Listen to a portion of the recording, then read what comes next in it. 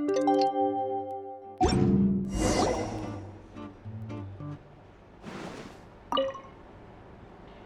back! Paimon's been working on the crossword puzzle in the newspaper. It's actually pretty fun. Oh, shoot! Paimon forgot the next word. Oh, she had it a moment ago. Think, Paimon, think.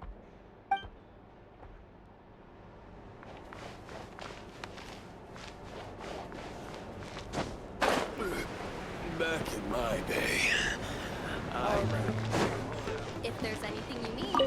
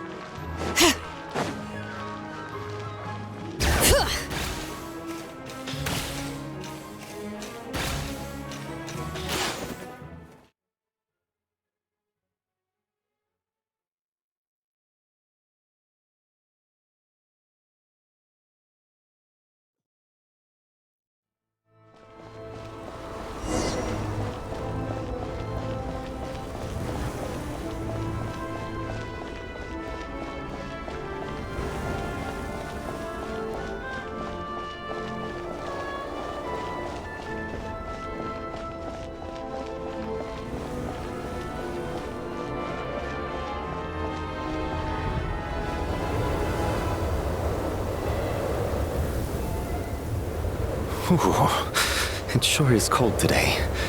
I wonder how much heavier the snow's gonna get. Here to see Odette? I just need to see your tickets for the preview. Perfect. Thank you. I'll hold on to your tickets. Come on in. It's freezing outside.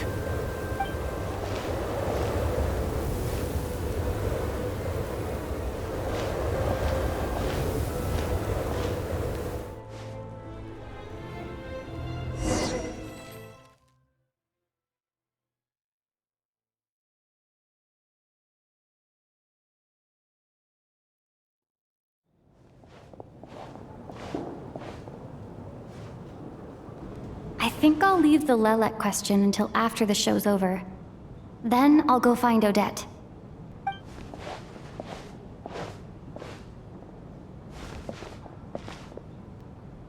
Child said he was originally going to come with Tonya, so I'm guessing Tonya's already here somewhere. Is there anyone here who looks like a Tonya? Let's see. It's a small audience. Makes sense for a preview. But wait, I do see some familiar faces. Mr. Chuganov's back again by the looks of it. Oh, and is that Mitya? And that Fatui officer, Valeri. Guess he must be playing cat and mouse with Mitya again.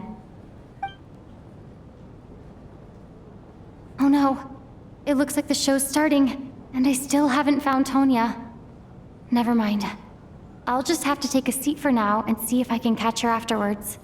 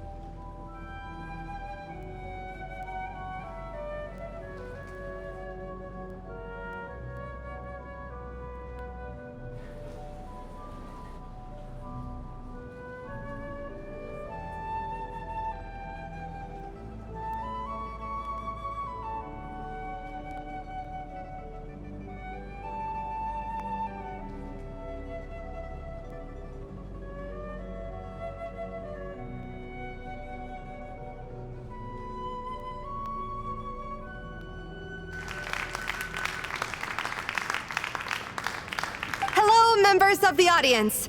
I'm a staff member here at the theater. Today's performance was a very special one for us, as it marks the first attempt in a long time to revive the classic Snezhnayan ballet, Spirit Seeker. To commemorate this occasion, we would love to take a group photo of the cast, crew, and audience members present today. Could I kindly ask the audience to please come up onto the stage?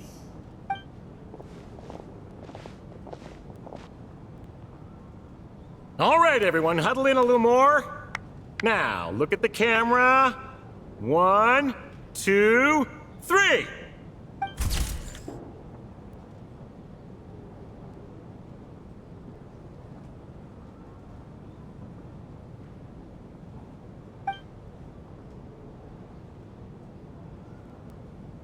Are you quite satisfied, Mr. Energy Scientist? I rather hope you don't have any other escape plans to add to my workload today. What are you talking about, Sarge? This was simply my way of inviting you to watch Miss Odette's new show with me. And wasn't the performance spectacular? In the future, I heartily encourage you to take a leaf out of my book. Find some soul-nourishing pastimes to enrich your time outside of work. It was indeed a fine performance, but I must correct you on one point. This is not time outside of work. These are working hours.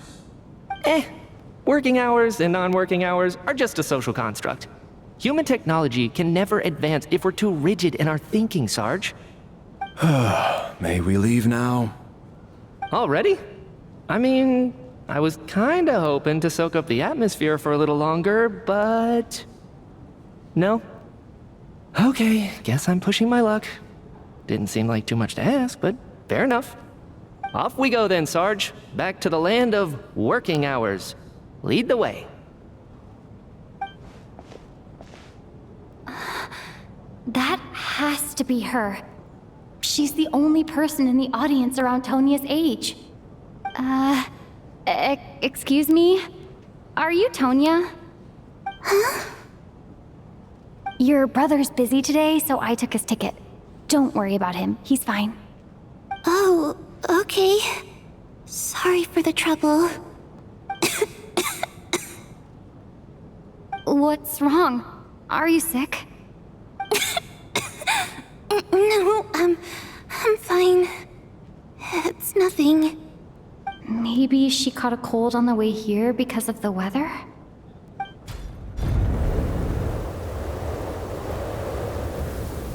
I haven't seen snow like this in a long, long time. It's most unusual. I know. It's completely white out there. You can barely see a thing. I've never seen such heavy snow in my life. Let's wait it out for now. You'd be lucky not to freeze to death in this weather, let alone find your way. Well, look at that. Maybe we shouldn't be in such a rush to get back after all. What do you think? Let's wait and see. Why do you need to take it so seriously? Fate has given us this wonderful chance to take a break. We owe it to ourselves to make the most of it. Come to think of it, there's a small inn not far from here that always keeps plenty of extra blankets on hand for guests. I know the route well. Shall I head over and borrow a few blankets? That way, anyone in a hurry can wrap up warm for the journey back. Just remember to return them next time you're over this way. Sir, there's really no need to go to all that trouble. Hey, it's no trouble at all. Wait here, I'll be right back. What a kind gentleman. Very good. My wife and daughter are waiting for me at home, so I shall be heading back as soon as I get my blanket. So... are you expecting us to go back to the Armory Palace wrapped in blankets too? Don't worry about that. I made arrangements in advance. Should I not return to the Armory Palace within 3.5 hours after Operation Showtime begins, an armed squad will be sent to collect us. They will escort us back. You are one of our key military personnel, so any weather-related risks must be eliminated. Operation Showtime? So, wait. Every single time you drag me back to work when I sneak out, it's a whole official operation? I gotta say, you've really turned this into quite a moral dilemma for me. It's snowing pretty hard out there. I think you should stay here for now. You seem a little under the weather. Sure. My brother might come pick me up in a bit anyway. Time to get to work. I should head backstage and find Odette. I need to look her in the eye and ask her about Lelek. Excuse me, are you looking for someone?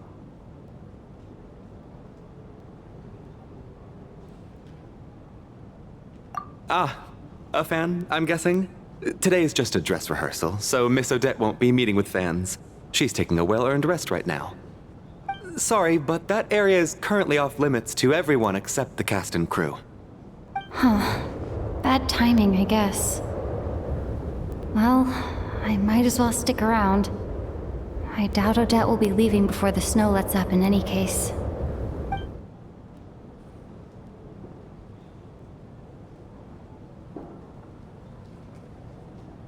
What happened to the gentleman who went to fetch the blankets?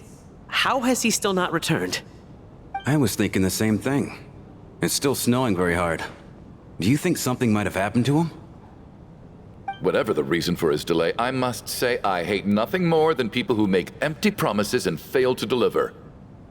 Well, I have to treat my employees like that on occasion, but that's different.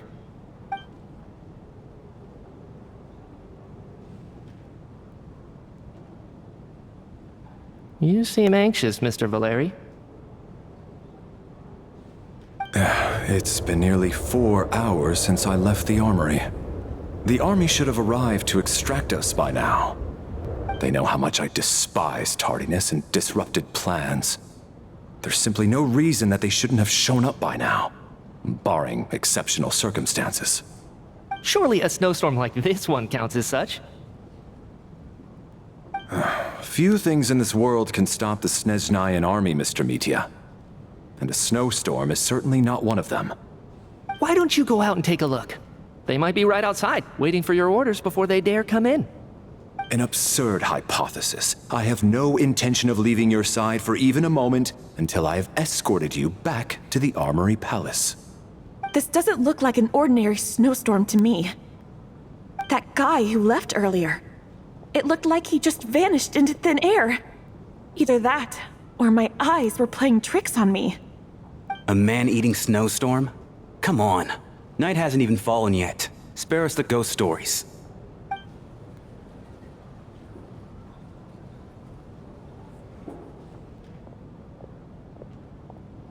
Traveler, didn't know you were coming today. How come you didn't say anything? What is it? Something the matter? Tell me, I can help. Whoa, that's quite a snowstorm out there. I've been working backstage this whole time, so I didn't even notice. No wonder the audience hasn't left yet. Huh. Is weather like this rare even in Snezhnaya? Yeah, snow like this. I'm sure I've seen it out in the wild before, but never in the city. Actually, I take that back. I don't think I've seen snow this bad even in the wild. This is something else. It's not normal. If even Alosha thinks snow like this isn't normal, could it have anything to do with that monster people have been talking about? We can't stay cooped up here forever. Someone needs to go out and take a look. No need. I have plenty of experience with snowstorms. Besides, I work here while you're an audience member. I should be the one to do it.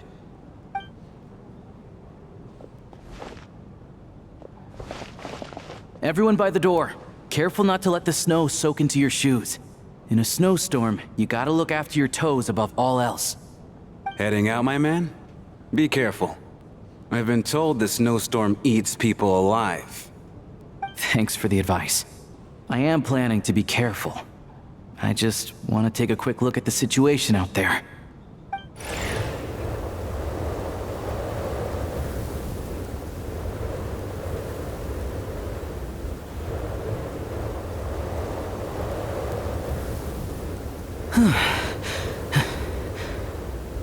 He's back! He's back! How was it? What's going on out there? Did you see any soldiers patrolling the area? Something about this storm isn't right.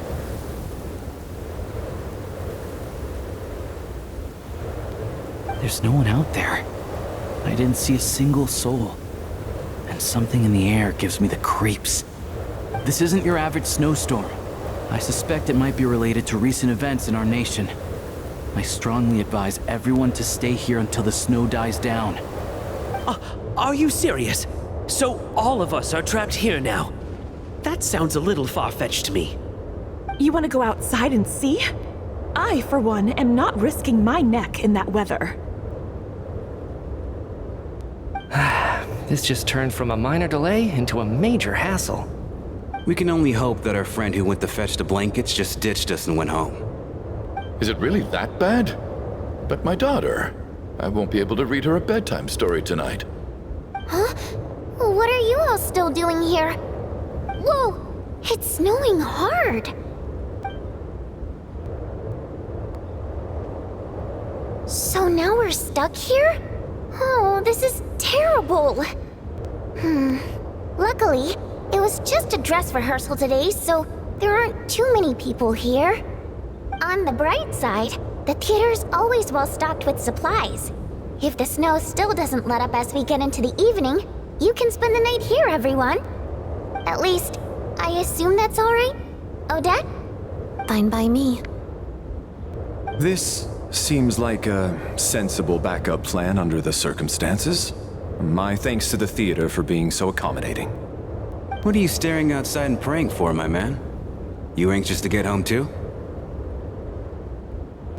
Oh, Your Majesty the Tsaritsa, I beg you, please do not let tonight's snowstorm stop. This is a golden opportunity to spend the night under the same roof as the two top stars in all of Snezhnaya. It's a once-in-a-lifetime experience. I think I've changed my mind. Sir, if you so much as look at us funny, you'll be seeing stars in a whole other way. Behave yourself, or you'll be begging for that blizzard. It's getting colder. We need to keep the indoor temperature up. Close the door and lock it tight. Let's head somewhere warmer.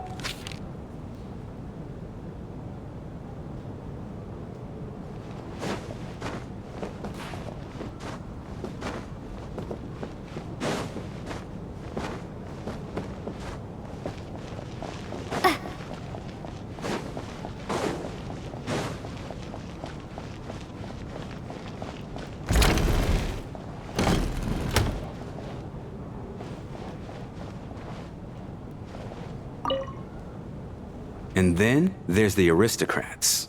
Easiest of all to deal with. You don't need to use any force whatsoever. All you have to do is show them the rope you plan to tie them up with. Do you know why? I don't. Do tell. Because nothing horrifies them more than the thought of a cheap, coarse rope leaving creases on their precious million Mora coat.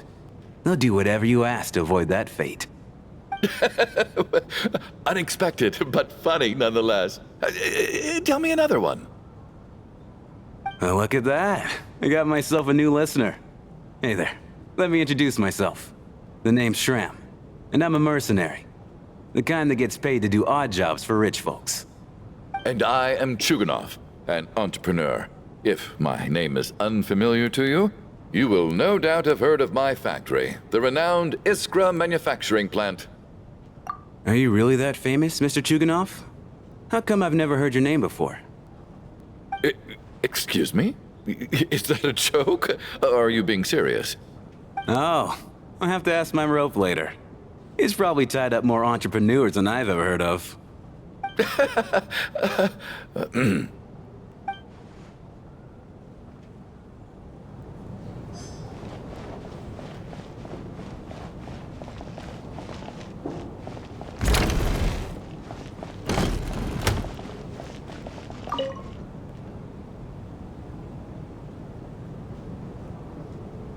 I don't think it's ever been this lively backstage before. I didn't know you were coming today.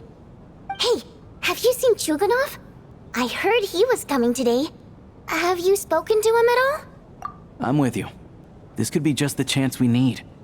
Yeah, I gotta figure out a way to coax some more intel out of him. I want to know why he suddenly changed his stance on Project Stuzha. What exactly happened before the most recent VII vote? For the Rokad, or just out of personal interest?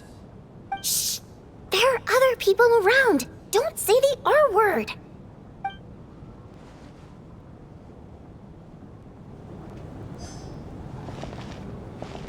This is highly irregular.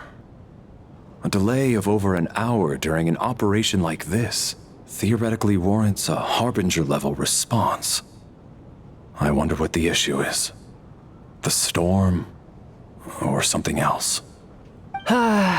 Sarge, the day you learn to let go and just enjoy moments like this is the day you'll finally understand the meaning of life. Ah, why, hello, ma'am. I believe you were the one sitting at a nearby table back at Podvorye restaurant. Any friend of the theater's star performers is a friend of mine. It's a pleasure to meet you.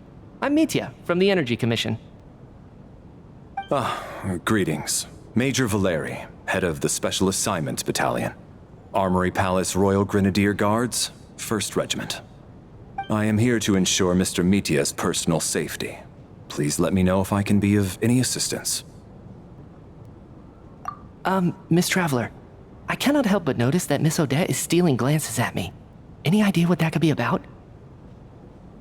I've racked my brains, but I can't think of anything I might have done to offend her. Perhaps she noticed me spacing out during her performance? So, Mr. Mitya, is your work related to Project Stuzha?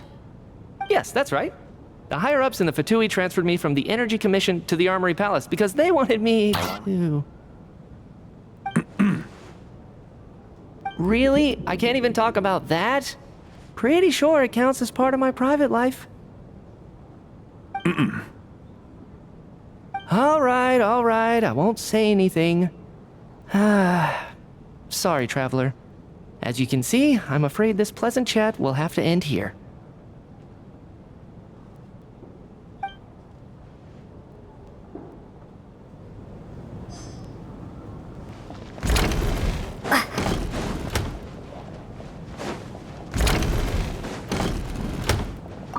How are you feeling, Tonya?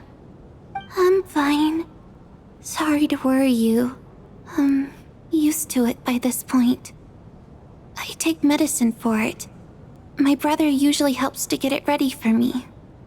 Child must take great care of his sister. He's never mentioned Tonya's illness, though. You know, I actually find this whole thing kind of exciting. Stuck in a strange place thanks to a snowstorm. Having to spend the night with a bunch of interesting characters.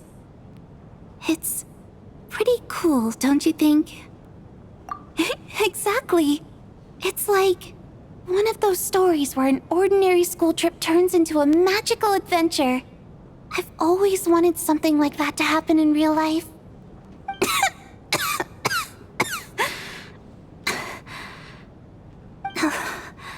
I'm fine, really. Just got a little overexcited. Look after yourself. Otherwise, your brother will come after me.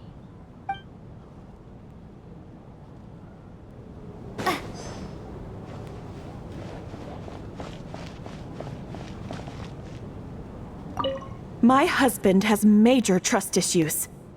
To him, I doubt even this snowstorm is a good enough excuse for me to stay out all night. That's the price of marrying into wealth. You'll get used to it. I'm not about to stop you if you want to leave, but don't drag me along. Hello? Can I help you?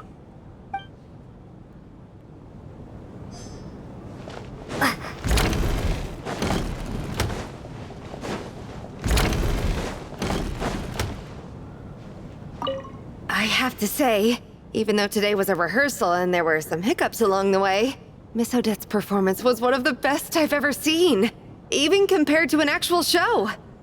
Oh, I couldn't agree more, especially considering the weight of the subject matter. It takes a truly seasoned professional to do justice to a theme like love and regret. Do you think we were coming on too strong? Odette's ignoring us again. What about you? What did you think of today's performance? Oh my, that's very flattering of you. Thank you. I'll make sure to save a ticket for you when the show's performance ready. This doesn't seem like the time or place to bring up the subject of Lilac. I need a chance to speak with her in private. So unfair. Talk about double standards. And now it looks like I've been spotted.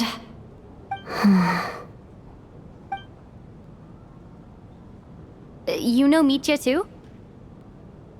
No, I don't. I just have a feeling that he might be dangerous.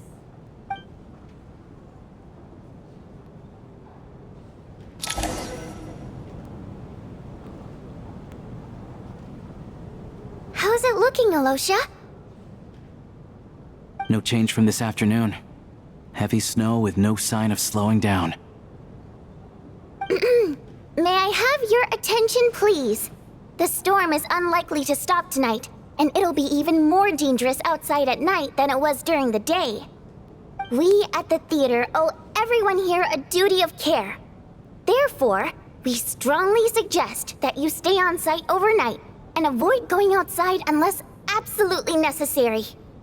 In a few short moments, we'll give you a tour of the theater's various quarters. You can choose to sleep in the VIP room, the office, or backstage. Or on the stage if you'd prefer. We won't mind. I'll pass on sleeping on the stage. What if the snow is stopped by tomorrow morning? The early birds in the audience might think we're part of some experimental new show. A drama about sleeping? That could be fun. Maybe we could come up with a title for the production. Not bad. Clear selling point at least. Could be a big hit. Anyone who doesn't wish to sleep on the stage, please follow me. I'll show you to the rooms.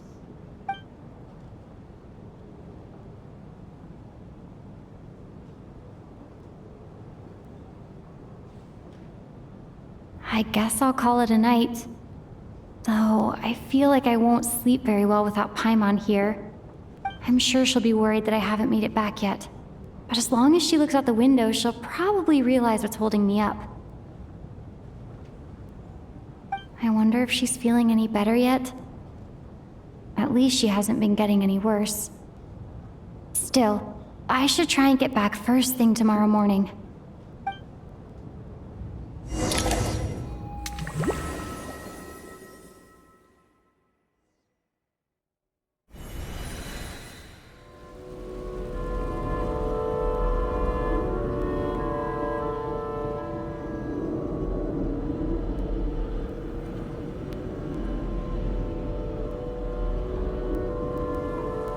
Ah, finally.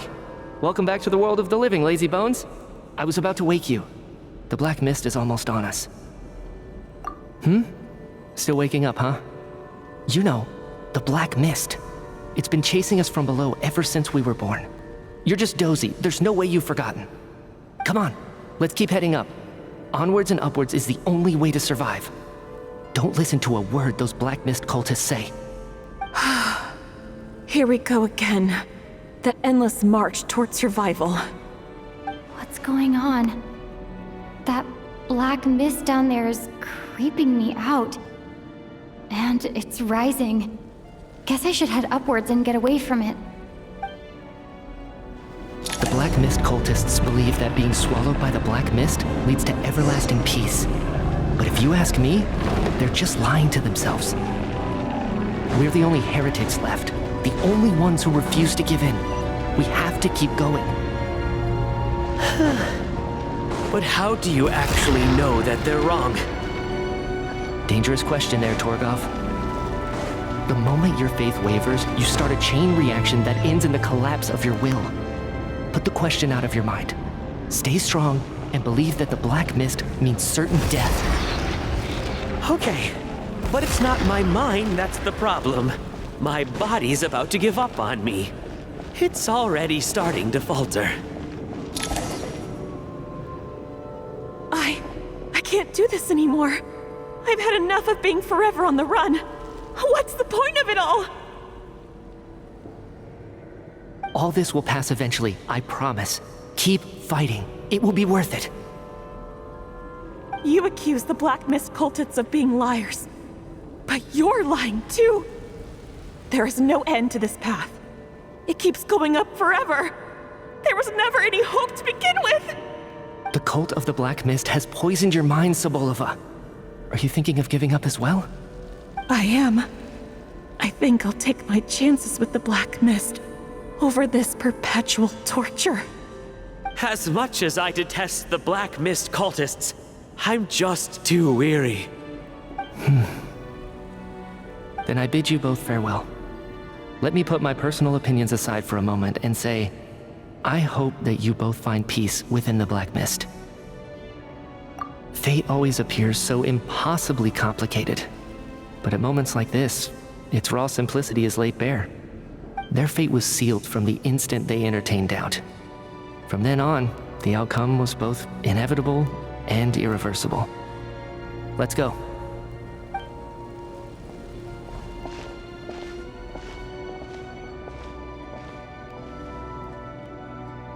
Torgov and Sobolova are gone. I never thought the day would come when even they would be swallowed by the Black Mist. It's just you and me now. Yes, it looks like it's satisfied. For now. This happens from time to time, but it won't be long before the Black Mist starts chasing survivors once again.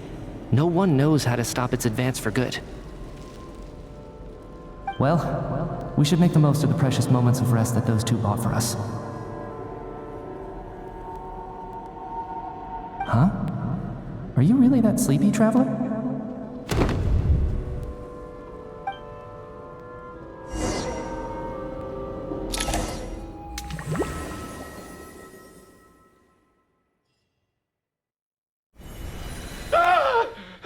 Help! Somebody, come quick! What is it, Yugonov? What's wrong? Huh? Is it morning already? What's all the commotion? Sounds like it's coming from next door. I should check and see what's going on.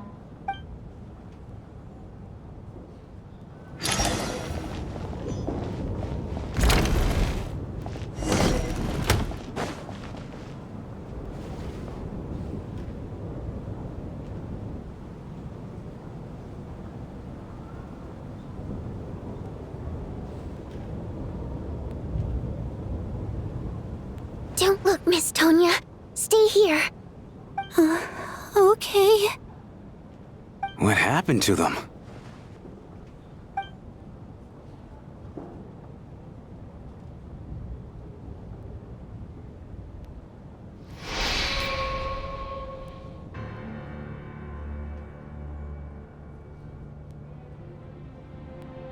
These two people have passed away. And the strange thing is that somehow I knew this was going to happen. I knew that they would be the ones to die. Have I seen this moment before? Or did I have some kind of premonition? I can't remember what it was. Let me take a look.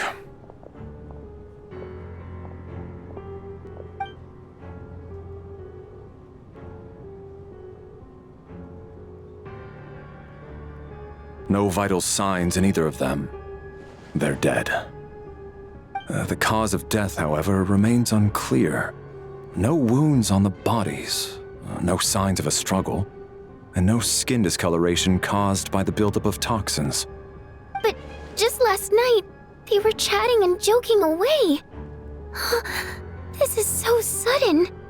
Could they have had pre-existing medical conditions? Even then, the odds of them both dying of sudden complications on the same night are extremely low. It's hard to believe that they died of natural causes, nor does this appear to be a suicide. Who was the first to discover the bodies? It was me. But these deaths have nothing to do with me, officer. I got up early because I wanted to see if the snow had stopped. Then I noticed that the door to this room was open, and it looked like there was a man and woman inside. I just went over to see what was going on. I had no idea they were... I can corroborate this. I was doing my morning exercises near the stage. When I saw Mr. Chuganov heading this way, I followed him. I can also confirm that I didn't see a single person approach that room before him. The snowstorm was raging all night, and it's still going now. There's no way someone could have come in from outside, correct? You mean an intruder? No, not possible. I slept by the door last night as a precaution. There's no way I wouldn't have noticed if anyone had tried to open it. Everyone, split into pairs and search the theater for anyone in hiding or any signs of suspicious activity. I'll follow up with a full search of my own shortly. Go, there is no time to waste.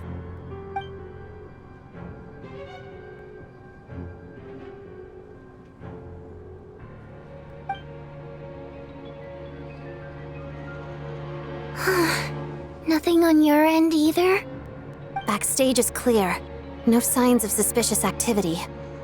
We checked the basement. Also clear. I don't think there's anywhere here that a living person could hide. Are we certain that the theater doesn't have a back door? Or any tunnel or passageway wide enough for a person to fit through? No, there's nothing like that. If people were sneaking in through some secret tunnel to avoid buying a ticket, we'd have sealed it off ages ago. I also checked the windows. All of them are locked from the inside, and there's no sign of anyone entering or leaving. It sounds like we can safely rule out the intruder theory. If anyone came in during the night in this weather, there'd be no way for them to avoid leaving footprints or water stains. This can only mean one thing. It's like one of those murder mysteries you see in novels and plays, isn't it? The ones where the killer is one of us. We can't quite jump to that conclusion just yet. Could he be right? It's hard to imagine something like that happening in real life. Set in a theater during a snowstorm, a murder takes place and the killer is among us. It's such a classic trope that it seems unbelievable. Looking at who the killer targeted and the clean entry and exit, it all adds up. I know what this is. It's obvious now that I think about it.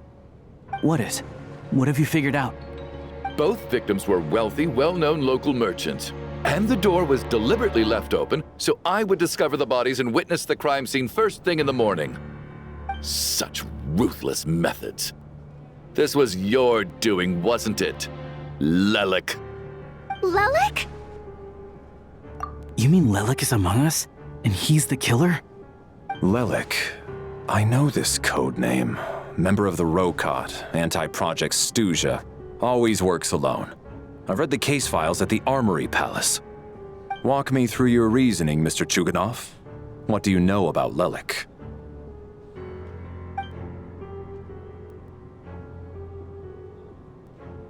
What now, huh? What now, Lelik? What more do you want from me? I already voted against Project Stuzha at the Snezhnaya Vecha. You snuck into my house the other day while I was asleep. Left a threatening letter. And I did all that you asked. But Project Stuzha cannot be so easily shaken. Not with the rooster in charge.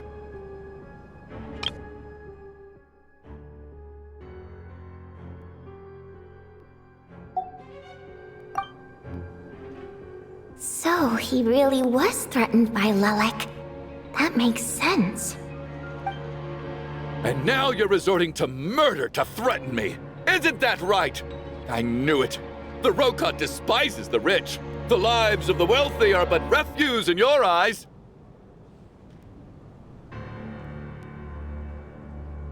Show yourself! Which one of you is Lelek, Tell me! I'll do whatever you want! Just stop playing these mind games!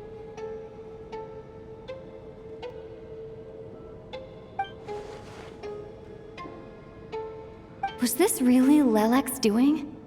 Would Odette really do something like this? If Odette really is Lelek, this seems out of character. But then again, how well do I really know her? I'm probably the only one here with a compelling theory about Lelek's true identity. But if I reveal it now, I'll be putting Odette in the line of fire. What should I do? I don't think it's likely that Lelek killed anyone. At least from the stories I've heard, he's never killed anyone before, and his name has never come up in connection with any murder cases. Besides, even if Lelek did want to threaten you, why resort to such an extreme and roundabout method? It's not his style at all. Vodianitsa doesn't know that Lelek might be Odette, but her assessment is pretty much identical to mine. Miss Vodianitsa, why do you suddenly feel the need to speak in Lelek's defense? Defense? Oh, no, it's just... I'm worried that we're jumping to conclusions here, so I wanted to share my point of view. Also, I don't think the Rokot is as bad as you're making it out to be. Well, if you think I'm so wrong, what's your theory then, Why don't you tell us who the killer is?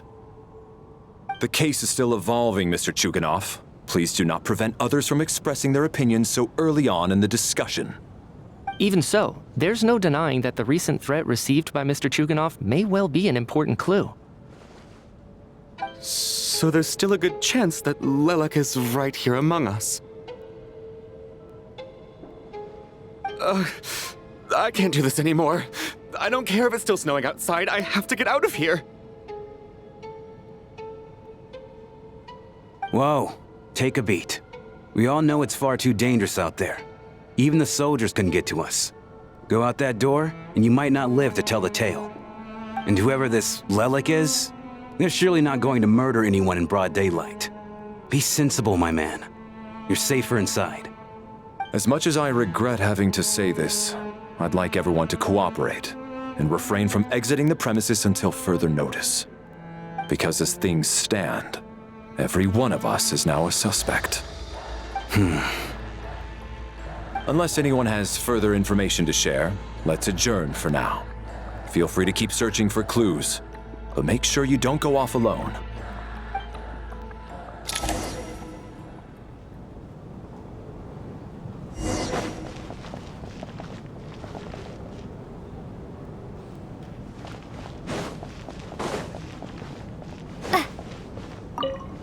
I still find it hard to believe there's a murderer among us. Just last night, I imagined we were like classmates out on a hiking trip. There's no guarantee that you can trust your classmates, especially not when you're locked up together. Why did they do this? Was it for money? Even then, they could have just kidnapped the people. They didn't have to die.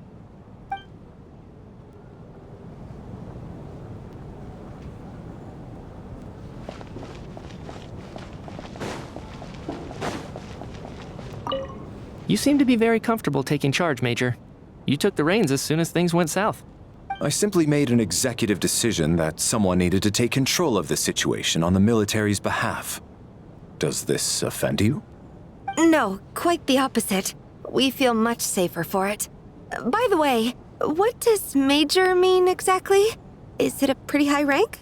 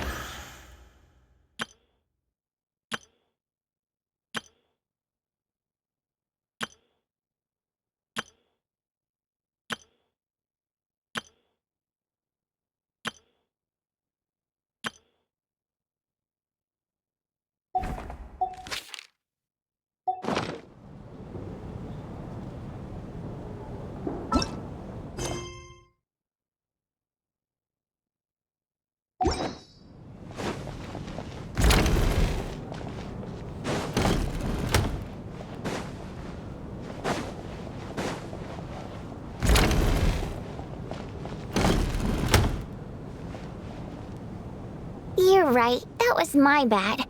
It was a knee-jerk reaction. I didn't think it through. Luckily, no one suspected my identity. Oh, phew. It's just you. I thought someone was eavesdropping. Since Vodianitsa and I were on the same page earlier, I think I should share my thoughts with the Rokot members first.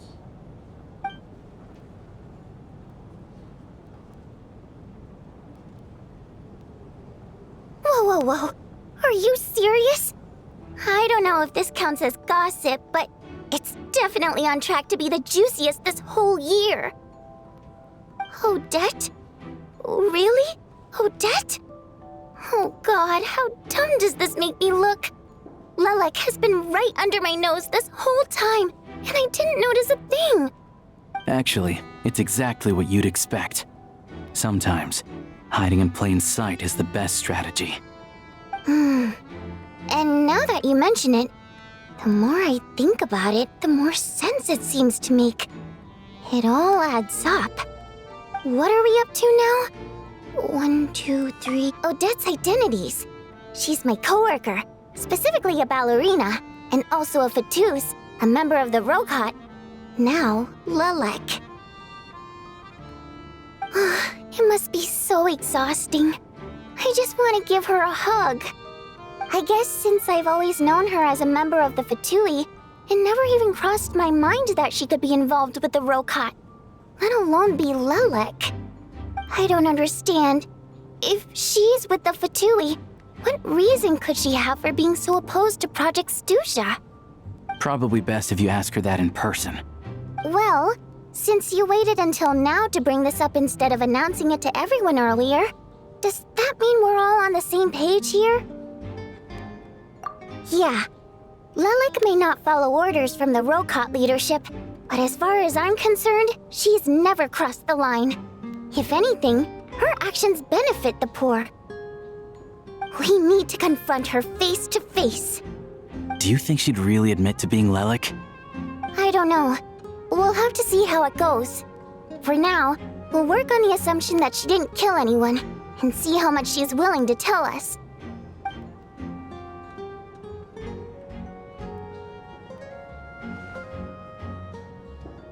Now's our chance.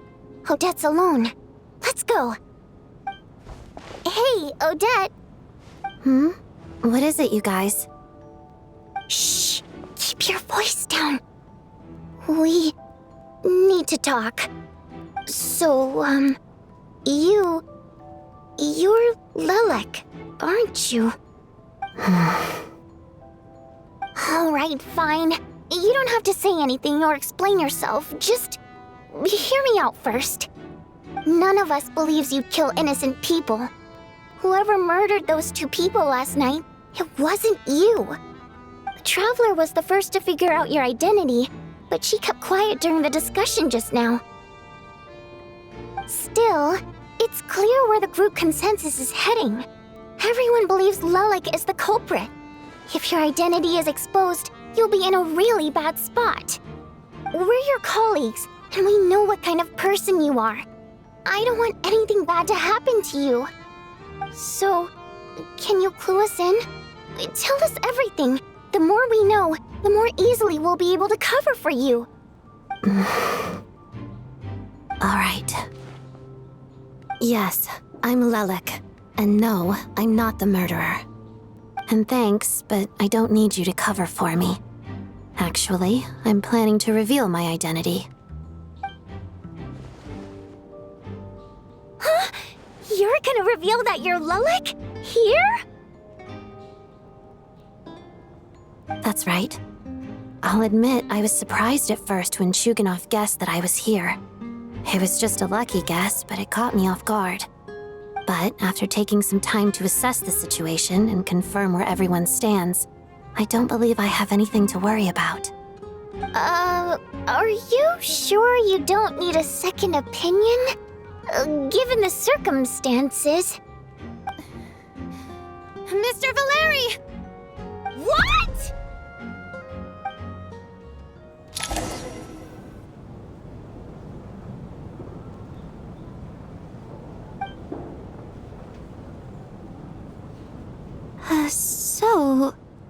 Odette is Lelik? I don't know what game you're playing, but you've got a lot of nerve. It's just one identity. So what if it's exposed? I can disappear and adopt a new identity anytime I please. I made my peace with this when I chose to become Lelik. But more importantly, I promise I am not the murderer, which means that someone else is. So, if anyone still insists that I did this, you'd best produce the evidence now. Otherwise, I suggest that you bite your tongue. Because if you really believe I killed 2 people without making a sound or leaving a trace, pointing fingers at me would surely only make you my next target. Is this really the truth, Miss Odette? That's confidence, all right. I believe you. A real no-nonsense attitude. I can see why Marionette said that she's on track to inherit the title of the Fair Lady. Are you seriously buying this? Hey, officer! She just admitted to being Lelik. Aren't you going to do something about this? I do have one question, Miss Odette. Why have you chosen this moment to come forward and reveal your identity? If I didn't say anything, everyone would be focusing all their efforts on finding Lelik. And that is exactly what the real culprit wants. I don't want to be the scapegoat who lets the murderer get away with this crime. Despite all the accusations, she made the smart choice. A remarkable display of rational thinking under pressure. Clearly, Odette's talent extends far beyond the art of dance. She thought so far ahead. Why do I always feel like I'm one step behind her in everything? You've convinced me. Dealing with the murder case remains the top priority right now. Let's put the name Lelik and all related incidents aside until further notice. Nevertheless, the group still considers you the prime suspect. I assume you have no quarrel with that, Miss Odette? I understand. You're welcome to keep an eye on me around the clock. I have no objections. Mr. Chuganov? For my wife and daughter's sake, I'll let you off the hook for now. But don't think you're forgiven for breaking into my house and threatening me. Just wait till we get out of here, Lelik. We'll settle the score then.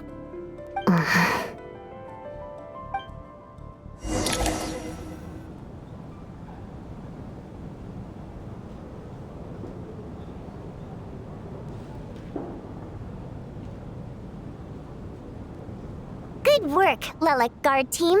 And Lelik too. Here, have some hot water. Turns out Valeri knew about my exploits, so now I've been told I have to guard Lelik with him. Shouldn't you be facing my way if you're guarding me? At the moment, it looks more like you're my bodyguards. If the true culprit is indeed still at large, as you have claimed, we must keep our guard up against them also. Don't worry, Tonya. We'll get through this. Once the snow stops, the officials will step in. The investigation will get easier, and then we'll be safe. But once the snow stops, won't everyone just leave? You're gonna miss us, huh?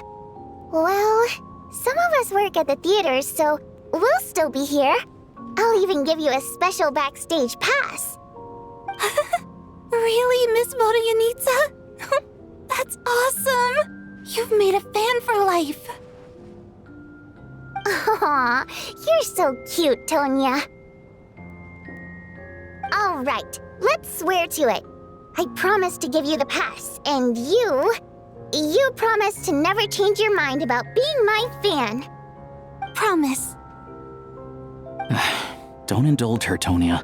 You don't have to swear an oath over things like that. You really do get carried away sometimes, don't you, Miss Vodyanitsa? Hey, mind your own business.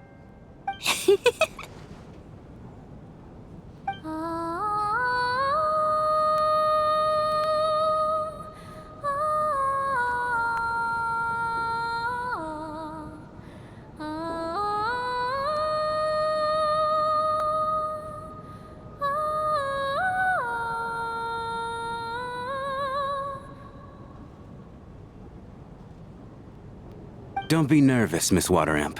Everyone's here. There's nothing to be afraid of. Excuse me? Do I look nervous? Don't be ridiculous. No. You sound nervous, lass. Oh. Wait, but how... Okay, plenty of people know that I'm a water imp, but still... How come you understand our primary mode of expression? Primary mode of expression. I've not come across that concept before. Do enlighten me, Vodyanica. Well, it's just...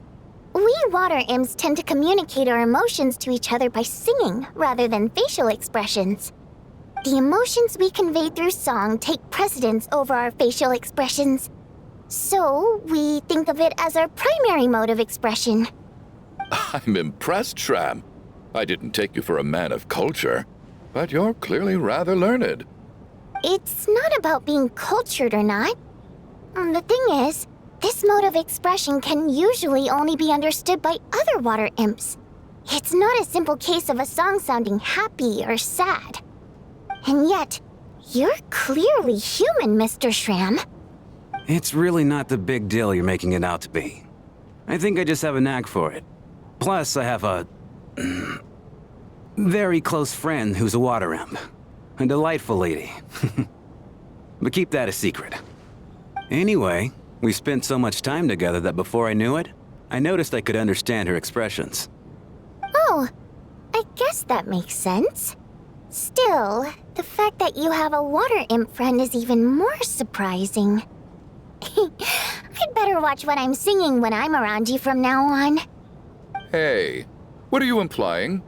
You're not secretly insulting the audience in your songs, are you? Heavens! Why would I do a thing like that?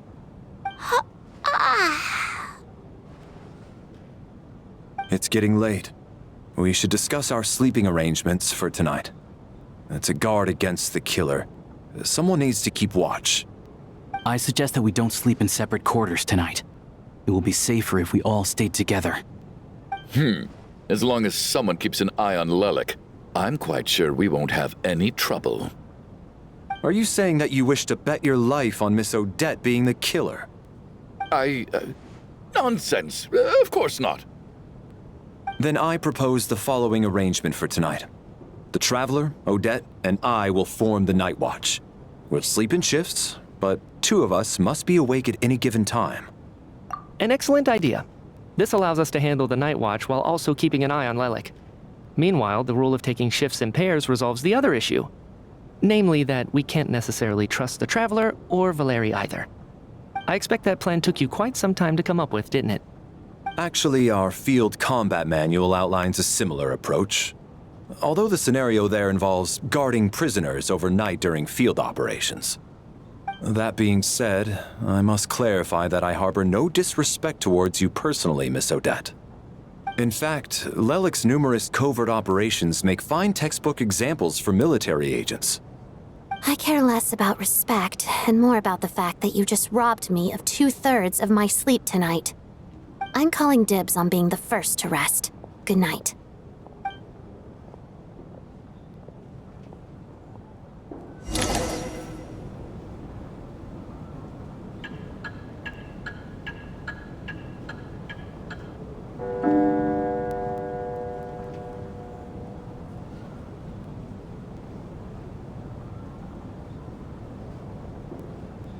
It's almost time.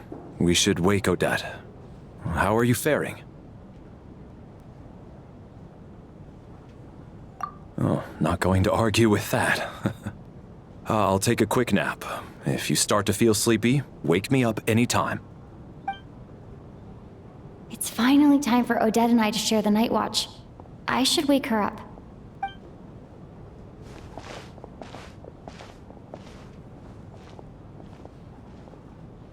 I came here to get information from her in the first place.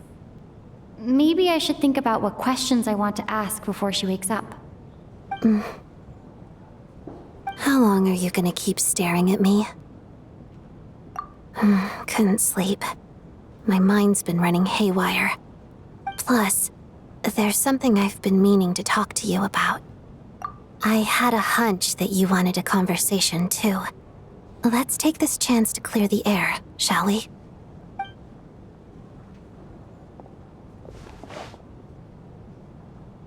I just had a simple question for you, really. It's, Rosaline. In her final moments, did she have any last words or anything? I see. Well, that was all. I have no other questions. No. She was utterly ruthless in pursuing her goals. That kind of person should be hard to miss. And yet, even though I never approved of her methods, and she was an abrasive person, the fact remains that I am indebted to her. Oh, she told you. I guess that makes sense. I think she and Rosaline were on pretty good terms. Yes. Rosaline wasn't the kind to gossip about this sort of thing. Not that it's any huge secret to me, though. When I was a child, I had to join the Fatui for the sake of my mother and me. I trained under Rosaline.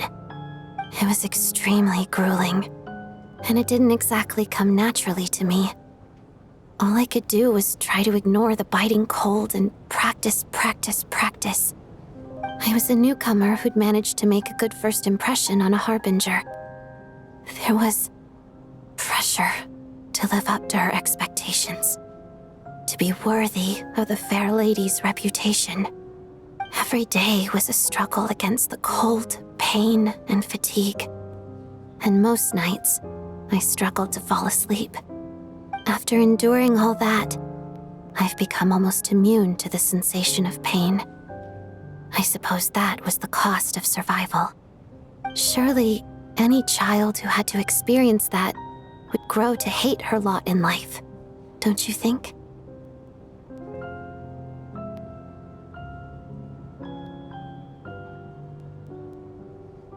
So, I put an equal amount of effort into my ballet. Because in my young mind, that was the only way to defy my fate.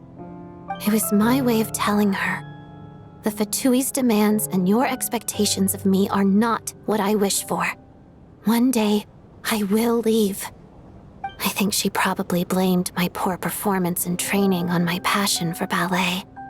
She knew my heart wasn't in it. One time, when I was secretly practicing a dance at night, she suddenly showed up. I knew she was there to catch me red-handed. I told her, "You don't deserve to watch the dance I learned from my mother." She looked stunned. I guess she was surprised that I lashed out first, before she had the chance. But strangely enough, on that occasion, she wasn't fierce with me like she was during training. Instead, she fell silent for a moment, and then left. After that, she never interfered with my dancing or asked me how it was going. She never came to watch me dance again either. Not even once.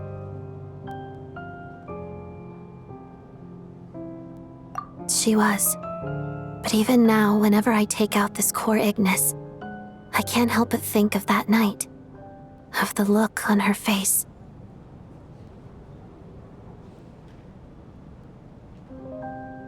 Sort of. Although gift might be too kind a term. This is her flame sealed within ice. A symbol of her favor, yes, but also our way of keeping an eye on people. She knew the location of every piece of core Ignis. If any recipient started acting suspiciously, she'd be on to them immediately. Trust her to make even a mark of approval feel suffocating. So, when news of Rosaline's death reached Snezhnaya, many people immediately crushed their core Ignis.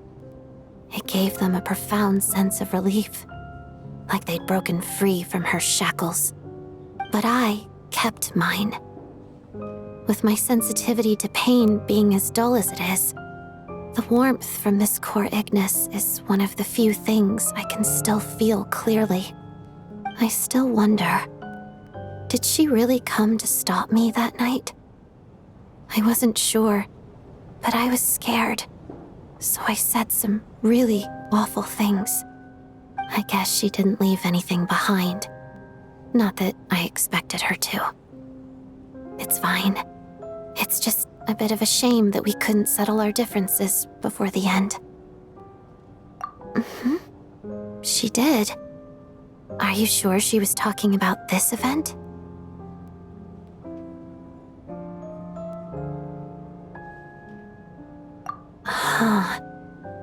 No, she didn't. I didn't even find out that she'd gone to Mondstadt until a while after she'd left. Wait, in that case... Okay, I will.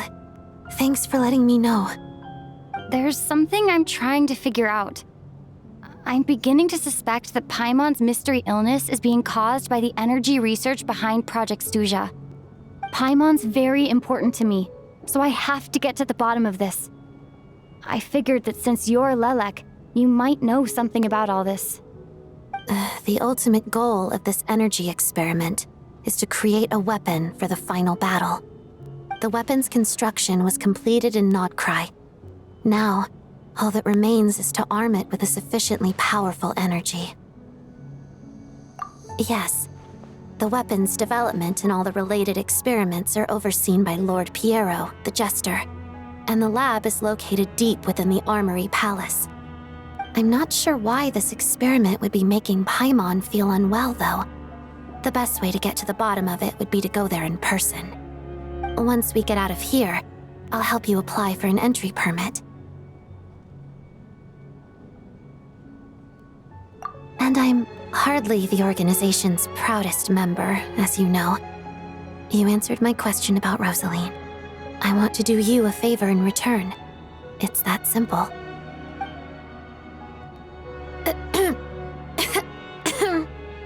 Huh? What's wrong? Are you not feeling well? You two seem to be hitting it off.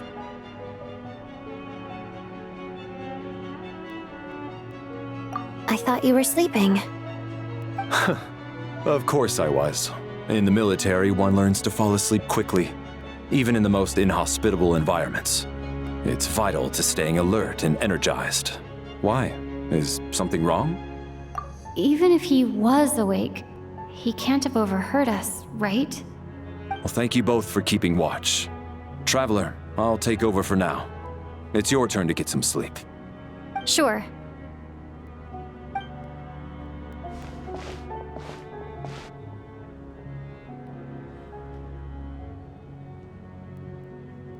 This is our second night here, but at least I found out a little more about Paimon's condition.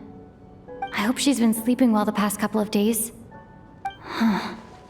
Why do I feel like I'm being watched? Seriously? Is this payback for when I stared at her earlier? But I thought she was asleep.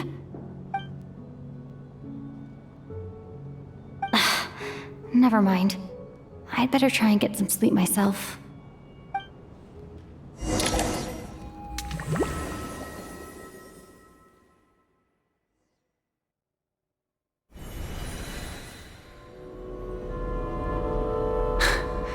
Hey, what are you spacing out for?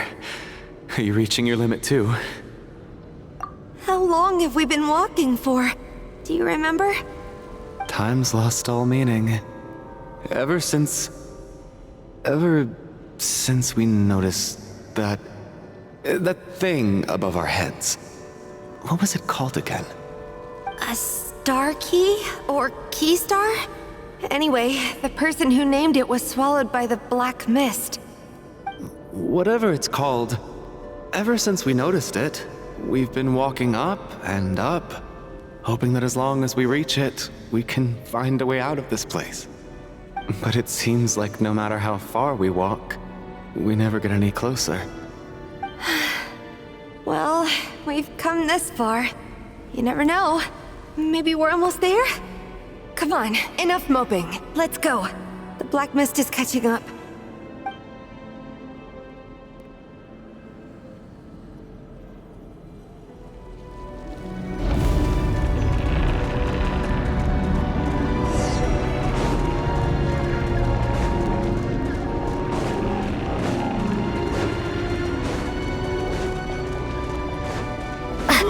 monsters! Watch out! Not again! I've lost count of how many times we run into them. Be careful.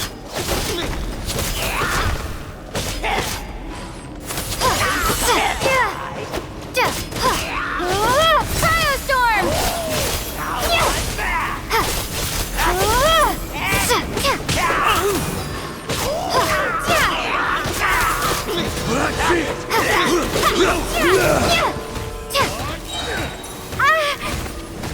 Fighting Frost! Encase! Shut up! Run fast.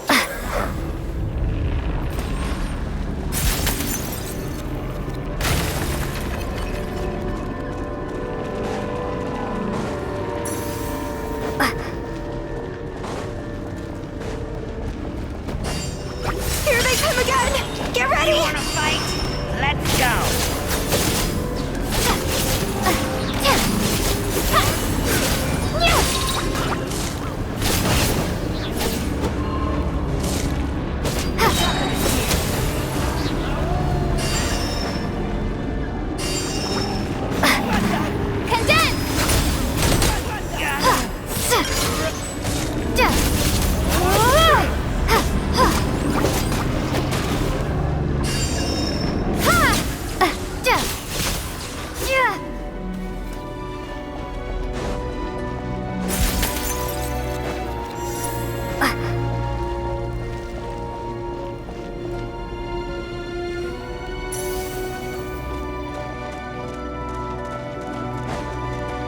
Monsters ahead of us.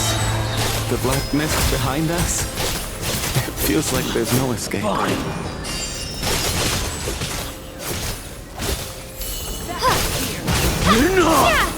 Shut up! Run faster.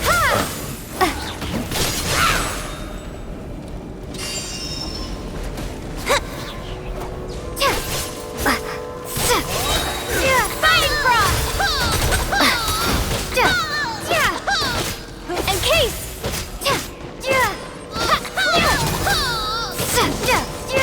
Learned!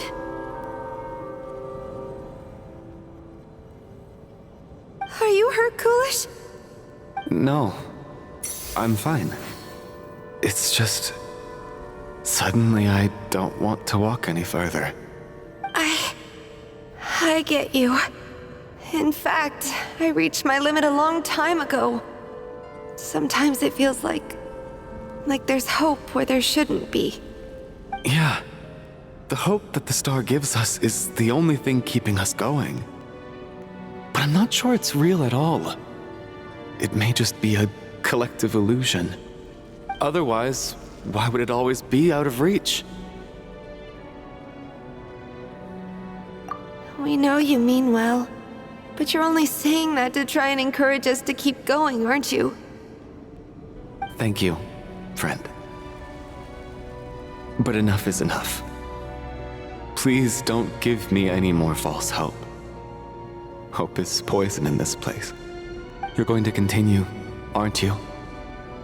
I admire that.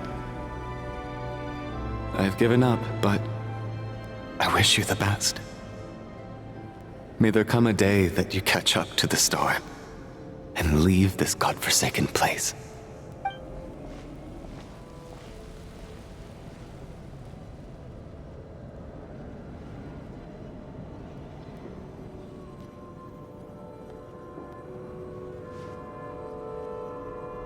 It's not an illusion. We really are getting closer to the star.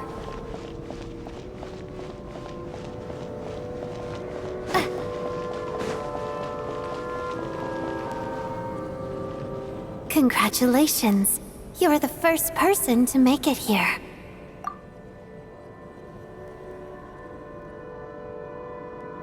I'm the star's envoy. The black mist has stopped rising. Its hunger is satisfied for now, having devoured your two companions. This is a good opportunity. I'll let you get some rest before we continue. What do you mean, leave? The star represents the starting point. It's the waypoint for the beginning. Congratulations on reaching the starting point. Once you are ready, we will head out and walk upwards. I will be right by your side the whole way.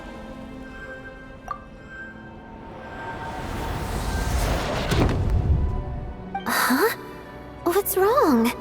Hey, don't give up before the journey's even begun.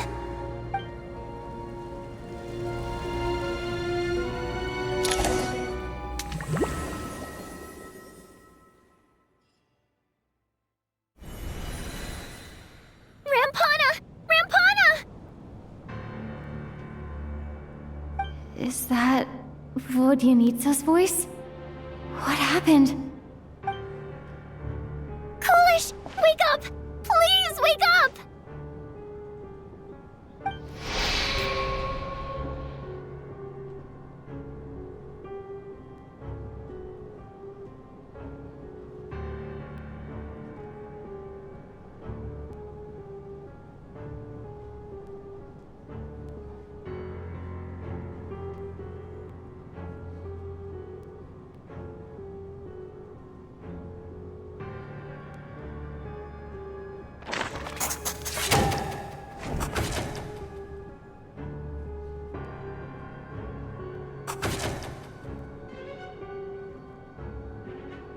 The situation is identical to that of the 2 casualties yesterday. We cannot ascertain the cause of death. At least there are some elements that we can rule out this time. They slept on the stage with everyone else, so I suppose the surrounding environment can't be a relevant variable. Rampana. Coolish. Weren't some of us keeping watch last night? 3 of us, in fact.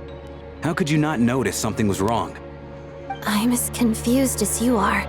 Certainly nothing unusual happened on my watch. Likewise, and from what I've observed so far, both Miss Odette and the Traveler can be trusted. To be honest, I didn't get a wink of sleep last night. I couldn't help but think I was the target, so I just laid there with my eyes closed. I heard the Traveler and Lelik chatting, but otherwise I don't recall hearing any commotion during the night. Me too. I didn't want to wake everyone up, so I was concentrating hard, trying not to cough. I hardly slept at all. If anything had happened, I'm sure I would have noticed. Then, what could possibly be causing this? Once was bad enough. I can't believe it happened again. I worked closely with Rampana and Coolish for so long. I never imagined that one day they'd... And on this stage of all places... Vodyanitsa. 4 victims in just 2 days, and we still don't have a single lead. I need to get to the bottom of this as soon as possible. And above all, keep Tonya safe. I'd never be able to look Child in the eye again otherwise. Still snowing? Yes, I just checked. Still no sign of anyone outside either. So we only have ourselves to rely on. If you ask me, this killer can clearly strike whenever they please. The Night Watch was a useless endeavor from the start. Lelik must be an expert in poisoning. Clearly she used some poison that can't be detected on the corpse. Here we go again. Listen, I was already thinking to myself last night, was Lelik's reason for revealing her identity the real story? Well, now I have my answer. It most certainly was not. She's been playing us for fools. You get off on this, don't you? Revealing your identity, only to carry on with your killing spree? That's a hideous thought. One that only a hideous mind like yours could dream up. How dare you? That's enough! Yesterday, you named Lelik as a suspect because the victims were both wealthy merchants. Lelik might have had a motive then, but today's victims were just ordinary people, not to mention that they were colleagues of Odette and mine. What reason would she have to murder them? Let me guess, just to scare you? Who knows? Maybe you don't know her as well as you think. I implore you all to ask yourselves, How many people are there really in this world that have what it takes to kill another person? Not many, I'd wager. Lelik is well known to be a ruthless operator, and now she has revealed her identity. How could it be any more obvious? Everything you've said so far is still just conjecture, which doesn't constitute a concrete lead. You need to back up your claims with some evidence. How can you defend her, officer? What did she say to you while you were on night watch? Maybe I shouldn't be so surprised. You military types are always colluding with criminals to target the rich.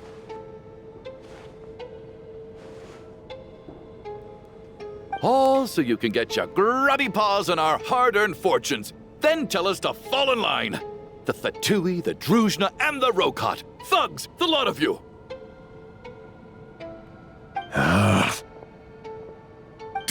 Don't you dare!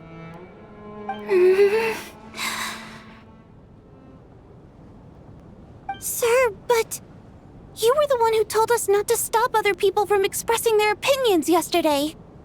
4 people have already died. Only yesterday I was chatting with Mr. Coolish. Then we woke up in the morning and he's...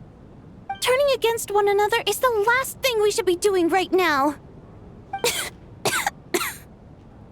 Little girl.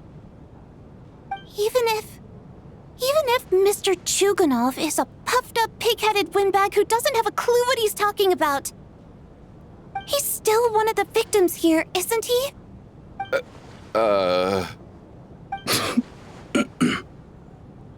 Quite. I had no intention of resorting to violence. But you're right, Miss Tonya. I ought not prevent him from speaking his mind. In any case, I believe Mr. Chuganov has calmed down a little now. We may resume our discussion. I don't think there's any need for that. What is there to discuss? Nothing about this situation is normal. Did you have an idea, Mitya? You're the brainiac here, right? Come on, clue us in. I've been mulling something over. All the leads we have so far concern things from outside the theater. Miss Odette's alter ego, the threats Mr. Chuganov received. But then there's the 2 double murder crime scenes themselves, which have given us absolutely nothing to go on whatsoever. That's highly unusual. Even with the most careful killers, there's always some evidence left behind. So what are you suggesting? I think this could be a supernatural event. It isn't characteristic of human-on-human homicide at all. Correct me if I'm wrong, but aren't you supposed to be a scientist? That doesn't sound like a conclusion someone like you is supposed to make. I got into scientific research because of my insatiable curiosity. But if the present situation defies all known scientific explanations, I don't mind shifting my curiosity toward the paranormal instead. Now that you mention it, I remember when I first came to the theater. I heard rumors about this place being haunted. Haunted? Yeah, I think I heard the same thing. But I mean, they're only rumors, right? We've worked here for years. Surely we would have noticed any spooky goings-on by now. Well, this has taken an unexpected turn. A haunted theater? If Paimon were here, she'd probably be hiding behind me in fear right now. Why don't we take this opportunity to look for clues again with a more open mind?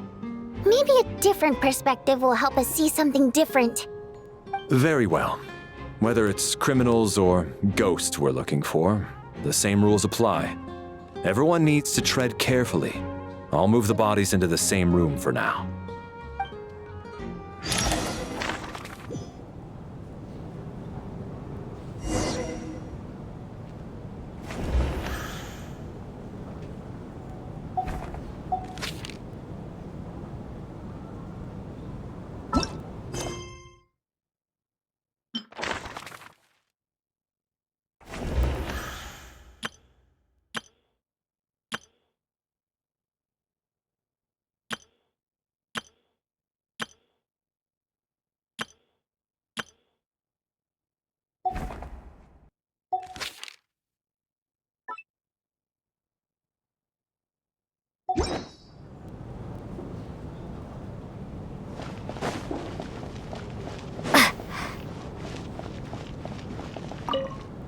need to think very hard about whether there's anything that ever needed hiding.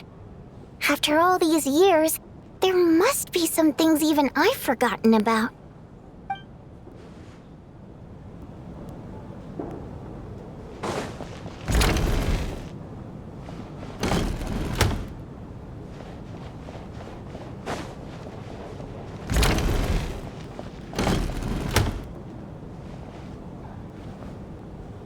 Valeri, come take a look at this. You too, Traveler. Some sort of notebook. What is it for? It's the on-duty logbook for the theater. Kulish was the main person to use it. He mostly used it to record any unusual incidents during a show, audience numbers, exit times, and so on. Yes, he'd always have this logbook with him when he checked tickets at the entrance. This should confirm a lot of key details about the recent show. So, you find anything unusual? Yes. The number of people. I've checked and double-checked, but the numbers just don't match what's recorded in the logbook. Apparently, we have an extra person among us. Are we certain that logbook is accurate?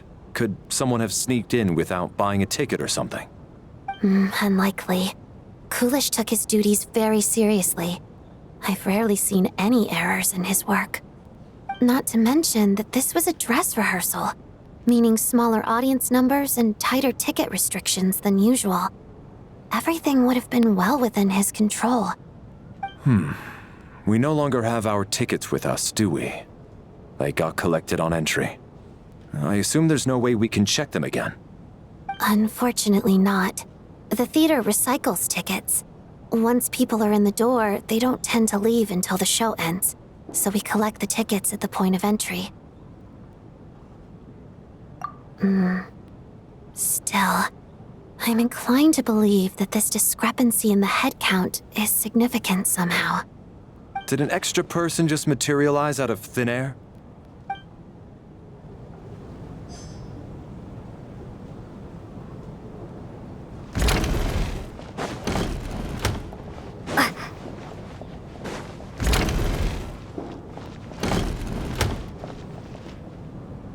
Tonya? Did you find anything? Not yet. Still looking. So... Are we supposed to be looking for something paranormal? I think I'd prefer teaming up with you than looking around on my own. This looks like somebody's notebook. Shall we read it together?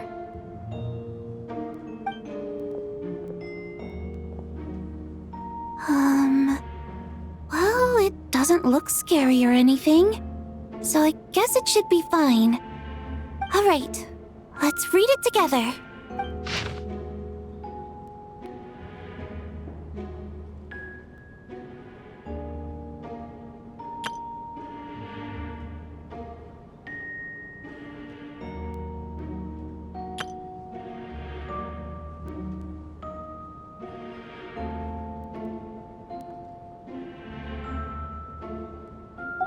Huh. This has to be Vodyanitsa's writing, surely. Maybe it's a little rude for us to peek at this. I feel like I just read someone's secret diary by accident. It sounds like she's writing this for her parents, right? I don't understand. Why put this stuff in a notebook instead of mailing it in a letter? Because her water imp parents belonged to the aristocracy, who were driven out of Snezhnaya by the TSARTISA long ago. And now they live somewhere new, where the postman can't get to.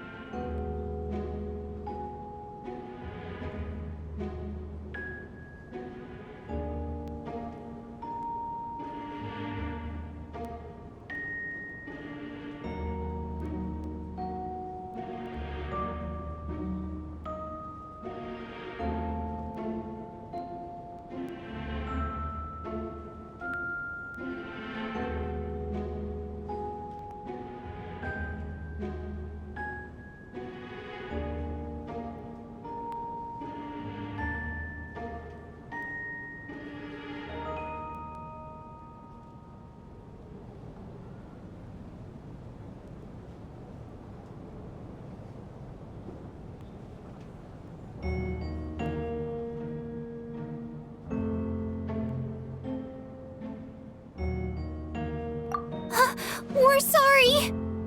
It's fine. My fault for not storing it properly. I can't leave things lying around and expect them to get ignored when everyone's scouring the place for clues. All right, give me my notebook back. I'll take over the investigation in this room.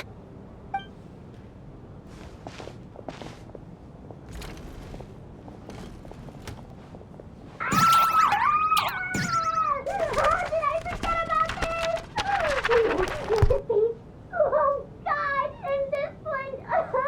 Oh my. Why am I so embarrassing?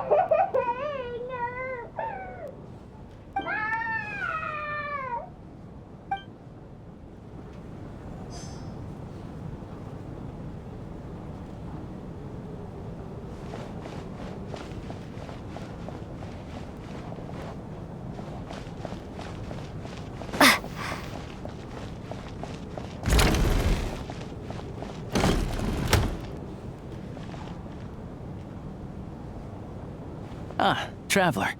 Since you're here, come take a look at this. Alosha found it. We're both curious to hear your perspective. It appears to be an investigation report. And the focus of the investigation was the rumors of haunting we heard about earlier.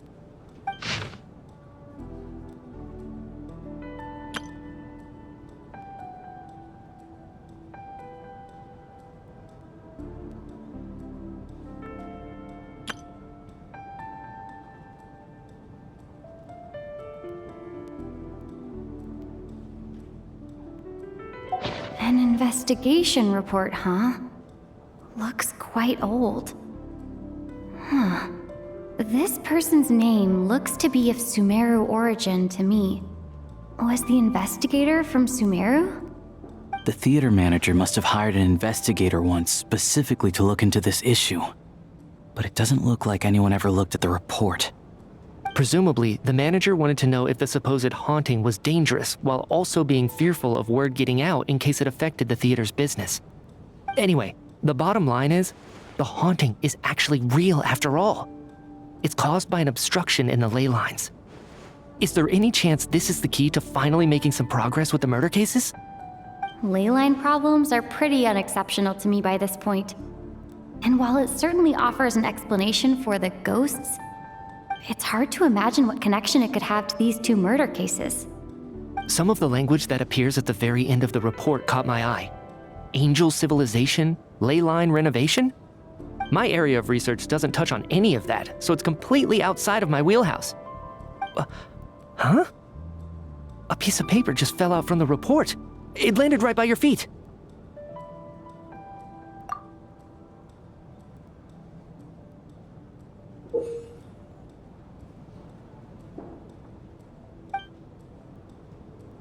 How unnerving.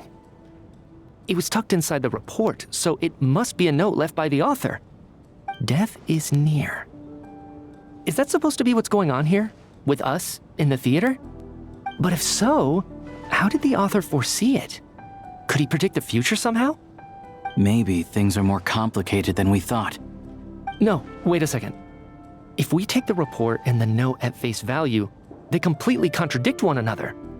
The report definitively concludes that the hauntings in the theater are harmless and cannot affect the real world. But the note seems to be warning of potential danger. The question is, what exactly does the note mean by death?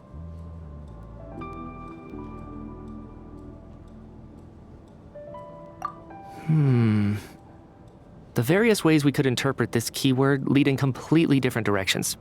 Let's pause our analysis here for now. I think we need more information.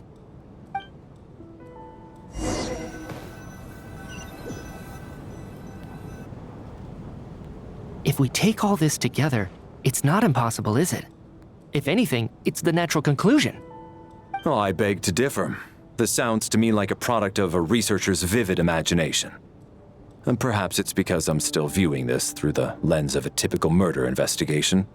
But still, I'm struggling to be persuaded by your theory. Does it really sound that far-fetched? All right, well, let's treat that as speculation for now. I do agree with what you've said, so let's go with your idea for now. Good. Okay, now that we finally have some meaningful leads, I think it's time to reconvene. Let's get the others.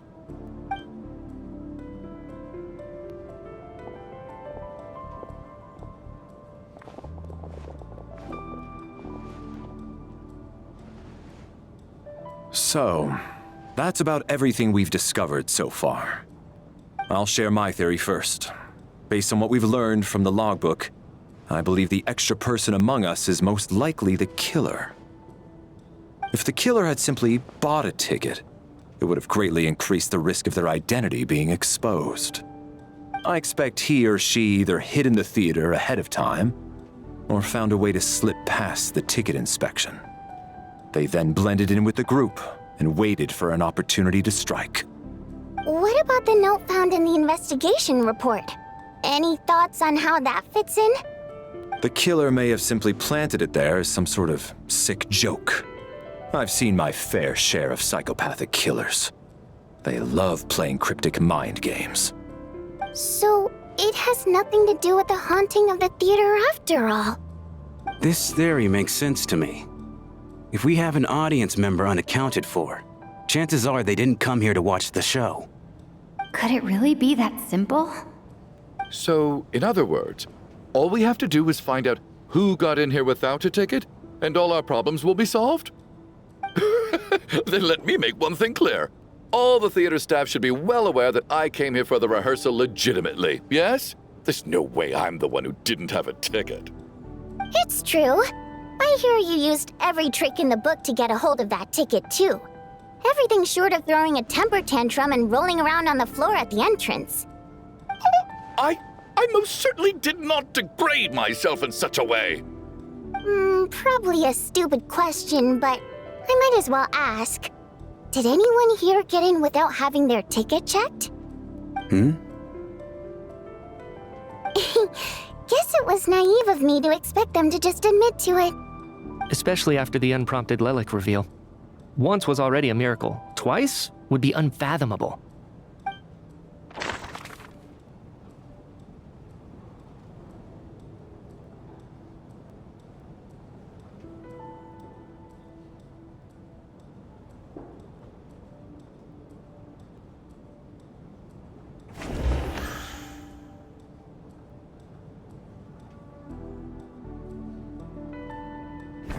As things stand, the audience head count doesn't add up. I guess we can rule out the theater staff members.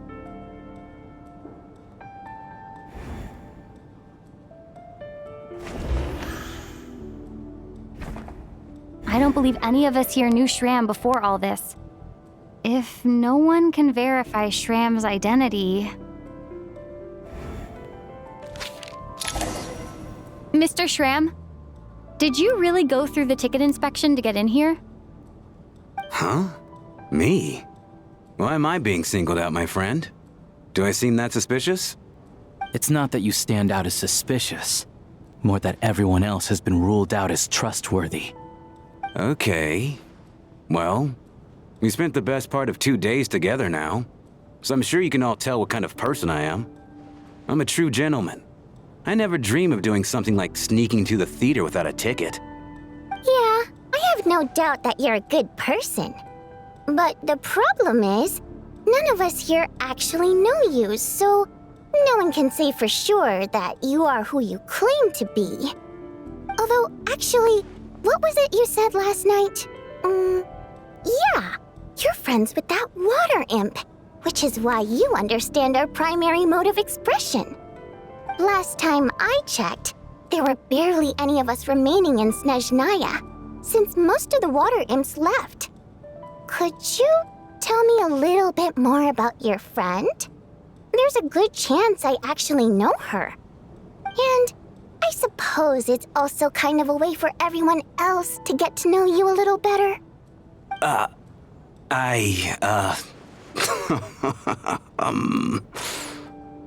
Good grief. Are you blushing? Pull yourself together, man. Stop giggling like a teenage boy. It's revolting. Hey, revolting is a little strong. All right, fine. I'll admit it. That water imp friend of mine, the truth is, we're dating. I was just a bodyguard hired by our family. But the stars must have aligned, because sparks began to fly between me and their daughter. Never in my wildest dreams did I think I'd get so lucky. We don't need details. Just get to the point. Okay. I'm just a little hesitant to reveal her name, that's all. You know how it is. These are delicate times. Even with me to protect her. If word gets out that she's dating a human, both the Fae and human factions will give her a hard time. Really? Wait, no. That can't be. Huh? Shram, what the devil are you talking about? Why is everyone looking at me like that? Surely you can understand where I'm coming from. Delicate times? Factions? Yes. You know, the Civil War. Last time I checked, the Fae and the humans were still at each other's throats. If I'm not mistaken, the last significant civil war in Snezhnayan history was over 400 years ago, when Her Majesty the TSARTISA had just taken the throne and was consolidating her reign. What do you mean, 400 years ago? What's going on here? Is Shram from the past? All right, Mr. Mitya, you win this round. As far-fetched as it is, it appears that your theory may be correct. I'm just as amazed as you are. I didn't even believe it myself, to be honest. Is someone going to explain what's going on here? From the look on your face, you figured it out too, haven't you, Traveler?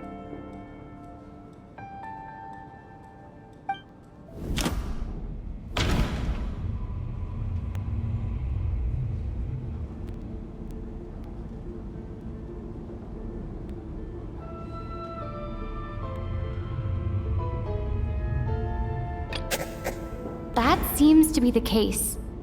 Shram's the extra person, but there's no way of learning his identity from this clue.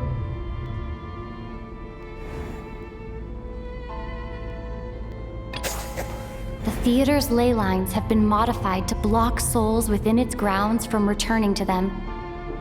Some souls can even wander this place forever.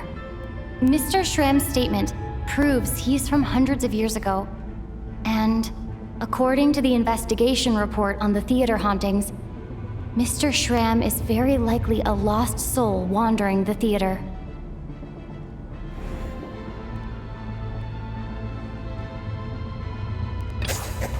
For some unknown reason, the soul that has been wandering the theater due to the ley line issues has joined our group and blended in. Yeah, that must be the immediate reason why the ticket count doesn't match the number of people present.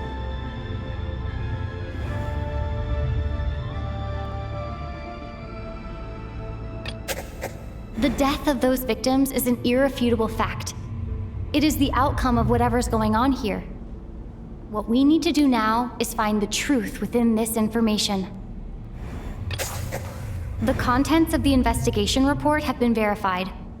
There are indeed ley line issues and wandering souls in the theater. Death likely symbolizes the deceased. Mr. Shram, for instance. Death is near. That must mean that there's a dead person in our midst. That's the truth, isn't it?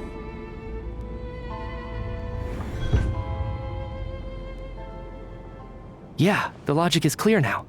The investigation report said that there would be souls stuck wandering around the theater because the ley lines were cut off. Mr. Shram must be one such soul who died in the theater a long time ago. In which case, that also makes him our extra person. So when the note said death is near, it must have been referring to death as in the deceased, people who died a long time ago. Someone who died a long time ago. In short, there's a dead person among us. The extra person we've been searching for is a ghost from the past. You mean I'm a ghost? No. Don't make jokes like that, my man. There must be some mistake. But even if I was dead, I know for a fact I didn't kill anyone these past 2 nights. Yeah, even if all that's true, The report also said the souls inside the theater can't affect reality, right? They're harmless. Then what if the problem isn't the souls at all, but the ley lines themselves? The ley lines have a powerful ability to attract and devour souls. Let's say that the ley lines are like a black hole, constantly seeking to engulf souls. But the souls that don't want to return are trying to avoid being sucked in. Huh. Why does this analogy sound so familiar? What happens when the black hole can't achieve its goal? I'm only speculating here, but what if it ended up swallowing innocent souls by mistake, or intentionally taking other souls to compensate? That could explain why we weren't able to determine a cause of death. If you're right, and their souls were devoured by the ley lines, it does make some sense. It does seem to explain a lot of the things we couldn't make sense of. Does that mean it's true? Except there's no concrete evidence. Mitya is relying on a lot of logical leaps. Still, it seems like the best explanation we have under the circumstances. All right, so how could Shram not know that he's dead? Seems a little unlikely that he hasn't noticed anything unusual even after several days interacting with us. On the contrary, it's perfectly normal for a soul to wander the theater for centuries without questioning their existence or reason for being there. It's simply what's natural for them.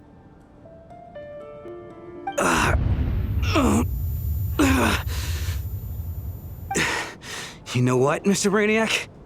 I think you might actually be right after all. I'm trying to remember and... even though my head feels like it's going to explode, I think... it's all coming back to me.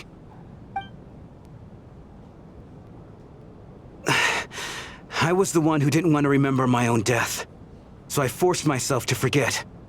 Well, I'm sure those are painful memories. My lady and I snuck out to go on a date one day. We bought tickets for the theater. It wasn't really my thing, but I was just happy to be together. All of a sudden, a group of people burst into the theater, shouting for all the water imps to get out, performers and audience members included. It was clear the conflict between humans and Fae had reached a boiling point. This time, the extremists were even coming after the water imps who had nothing to do with the war. I thought I could pull one over on them, so I took off my jacket, draped it over my lady, and tried to sneak out amid the chaos. But I got caught. They started shouting, calling me a traitor to humanity. But I was going to do whatever it took to buy our chance to escape, no matter how many people stood in my way. I had to, both as their bodyguard and out of love. It's all right, friend. You can stop there if you want. You don't need to dig all that up again. It's just... even now, I'm still struggling to accept the truth. How could I be dead? I'm sorry, everyone. If I'd known I was a dead man walking, I wouldn't have dragged you down with me. If I'm the cause of all this death, then punish me however you see fit. But, Mr. Shroom... No. I refuse to be a burden. I know what I have to do. You said I've been wandering the theater for centuries, right? I guess it's high time I got a breath of fresh air.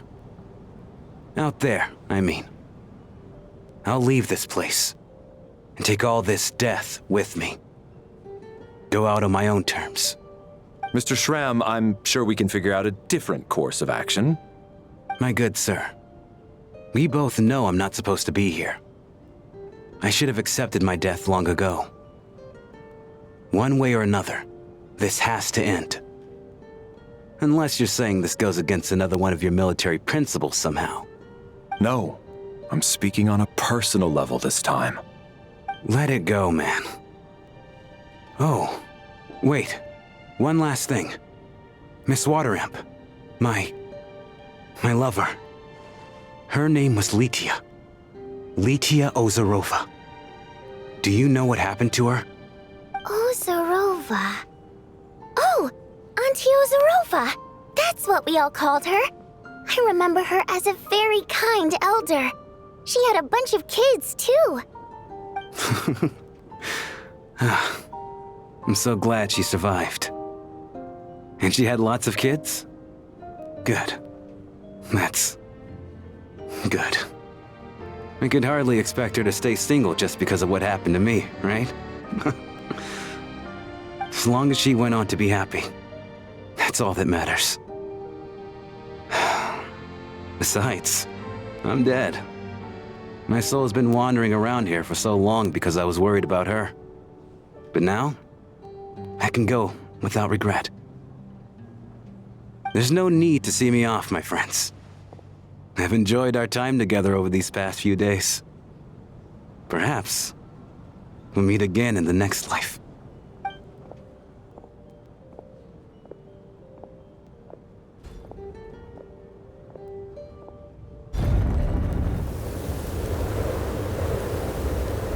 Take care, my man.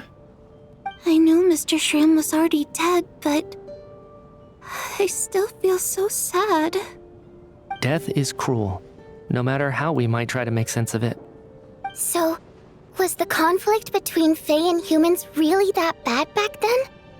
I was only little, so I don't remember much. It's terrible to think that so many innocent people had their lives turned upside down.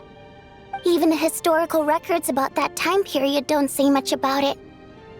All people know is that the TSARTISA founded the Fatui, drove out most of the Fae aristocracy without explanation, then used her terrifying power to suppress the humans. It seems to me like the TSARTISA chose to make herself the enemy. She downplayed the conflict, directing whatever animosity both sides had for each other at herself instead. That's also why, despite how brutal the conflict was at the time, there hasn't been much lingering tension between humans and Fae since. Things have been fairly harmonious for the past few centuries. So, the TSARTISA banished the Fae to protect the Fae living in the city? She offered herself up to be hated in exchange for peace. Maybe it's not quite as bad as it sounds. I don't think Her Majesty is too concerned if mortals hate her or not. And besides, there are very few who truly do. All this time, I had no idea. All right. If Mitia's theory is correct, then I think we can consider this matter settled. Let's all take a break.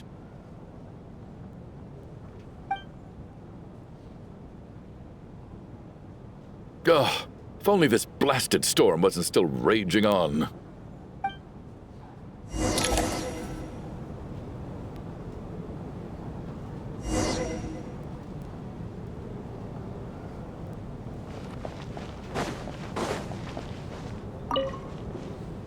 Even though Shram was already deceased, his decision to walk into the snowstorm was still a sacrifice, and a very brave one. This is one of the few times I don't feel at all happy to have my theory proven true.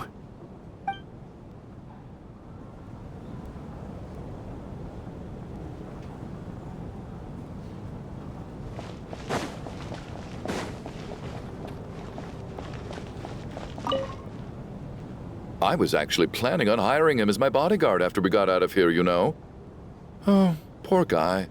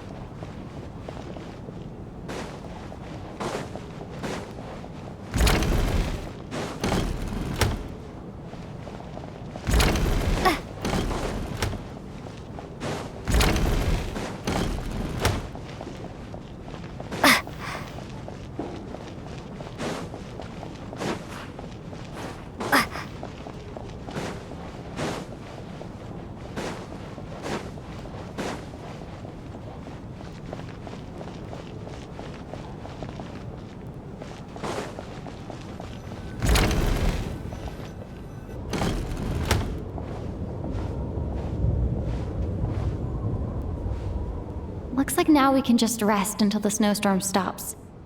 I still can't believe Shram turned out to be a ghost who'd been in the theater for hundreds of years. To think he was dead this whole time. What a strange turn of events.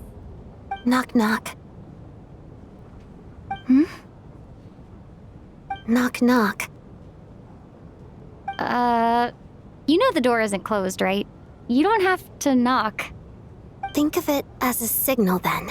When I'm entering someone else's room and I knock, I'm here as Odette. If I don't knock, it's Lelek. Thanks. So, why did you come to find me? Is there something I can help with? Vodyanitsa said you knew about my secret identity from the start. But when everyone was discussing who Lelek could be, you were worried that revealing what you knew would be unfair to me, so you kept it to yourself, right? Yes. I'm extremely grateful for that. It's nothing. I mean, you didn't hold what happened with Senora against me, so I should thank you for that as well. Actually, there's something else as well. I found myself in a situation similar to the one you were in when you helped conceal my identity. So I thought I'd come and ask you for advice. It's about Mitya. Before all of this, the last time I saw him, he was dead. As I'm sure you know, my goal as Lelek was to stop Project Stuzha. Well, when I found out the tech lead for the experiment behind Project Stuzha was Mitya, I immediately started planning to track him down and threaten him to back out. I often saw him around the theater, but I soon concluded that making my move there would risk exposing my identity. So I decided to infiltrate the Armory Palace and go directly to his lab. That way, the threat would be much more effective. Well, I suppose there was a bit of luck involved, but I am a Fatus, so I already had some familiarity with the building's layout. But when I finally made it to his lab, Mitya seemed to be dead. I checked his breathing and his pulse. He had no vital signs whatsoever. I'm certain of that. I thought maybe another anti-Project Stuzha activist had beaten me to it, and chosen a much more brutal method, so I made myself scarce. That's why you were so on guard around Mitya that first night here. Yes. When I saw him sitting in the audience during the performance, I could barely contain the shock. To me, it was a miracle. Somehow, he'd come back from the dead. But then, the murder started happening and things got so complicated that it wasn't really at the front of my mind. That is, until Mitya himself said there must be a dead person among us. Then I couldn't ignore it any longer. And yet, you thought that bringing it up right away would single Mitya out, just like when everyone was suspecting Lelek. Exactly. I thought there could be something I was missing. Besides, we soon figured out that Mr. Shram was a ghost, and we knew there was only one extra person, so we thought he had to be the one. But now it seems like there's another candidate. I understand why you kept it to yourself. There was so much information being thrown around during that discussion. Bringing up Mitya would have just introduced more confusion. So, what do you think we should do? Let me confirm one thing first. When was it that you found Mitya dead? Around a week ago, sometime in the afternoon. A week ago? That's earlier than I thought. I saw him just a few days ago at a restaurant. That definitely would have been after you found him dead. He seemed completely normal to me, chatting with Vodyanitsa, trying to avoid Valeri. So he was definitely alive on that day. Huh. Well, all I can say is I know what I saw. Here's a thought. The reason we even suspected a dead person could be among us was because of the problem with the theater's ley lines. But Mitya's death happened inside the Armory Palace. The ley line issue affecting the theater shouldn't reach that far. You're right. I I guess he doesn't fit the profile of the person we were searching for. I think the chances of it being him are very low. Surely he can't have died for real in the Armory Palace. Unless what? Unless he really did come back from the dead. You're right. Do you think we need to disclose this to the others? Huh, what's this? A private meet and greet? Where do I line up? That's not what's going on here. Well, I was just making the rounds. Thought I'd try to lighten the mood a bit. Vodyanitsa's handing out food if you're hungry.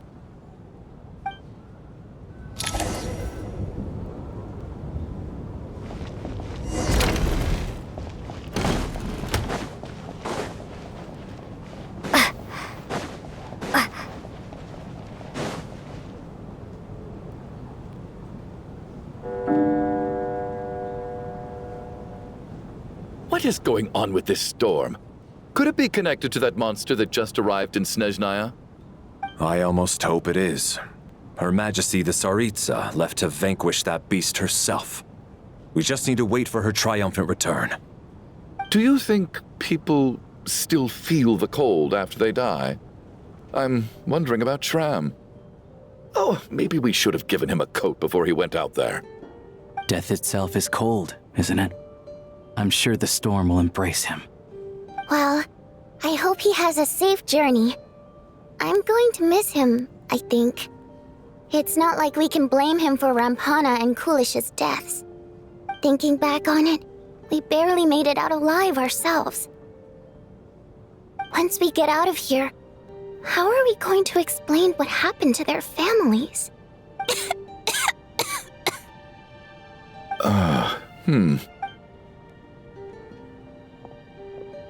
Are you okay? Here, take this. I've never used it.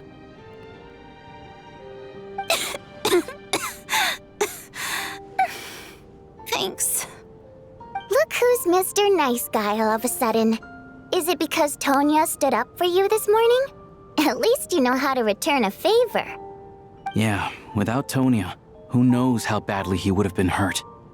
I told you already, I never intended to resort to violence. Duh, bunch of rascals. Little girl?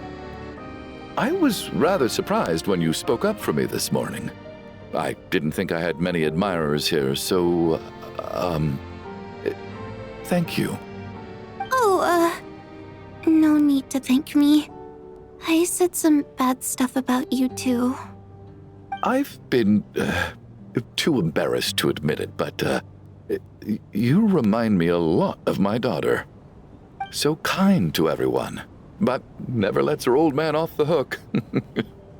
Unless my wife and I are having a fight, then she's always on my side. Especially when she was little. Every time I took her out...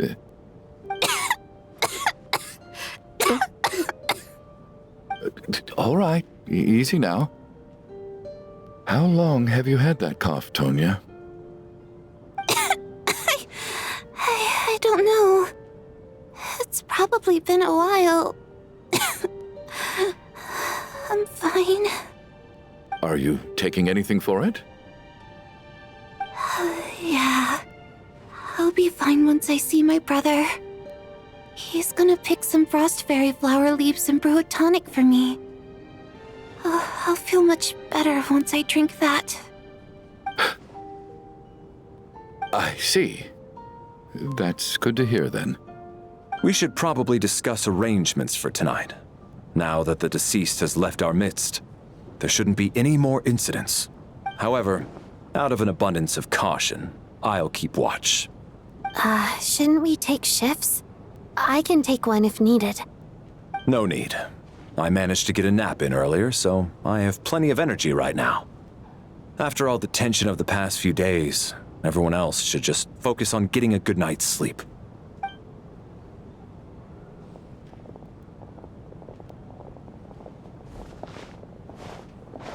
What a long day. This whole situation turned out to be way more complicated than I expected. But Valeri's right. I should just try to calm down and get some rest. The last thing I want is to give myself nightmares.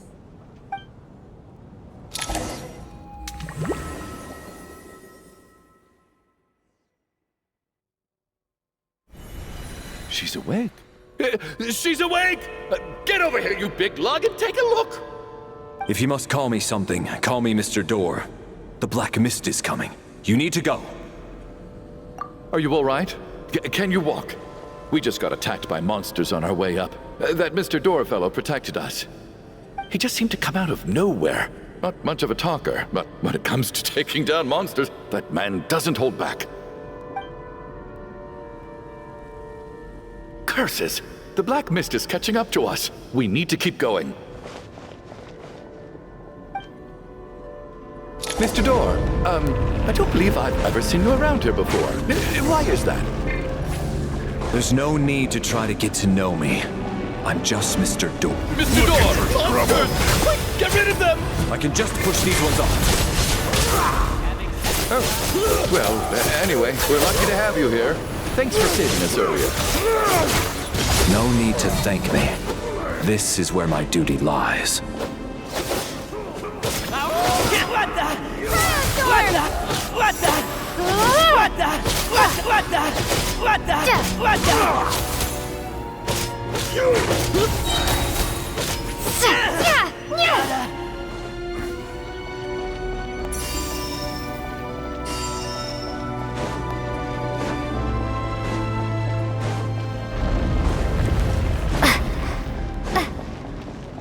So we're doing this the hard way.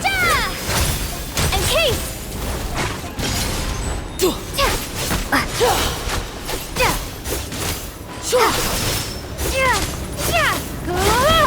You win this one.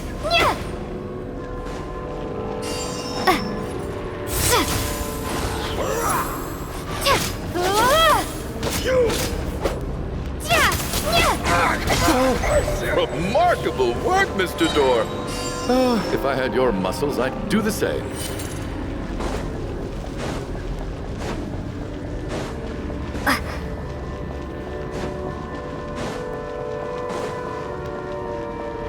Are none of these doors the one you're looking for? No. Fighting Frost!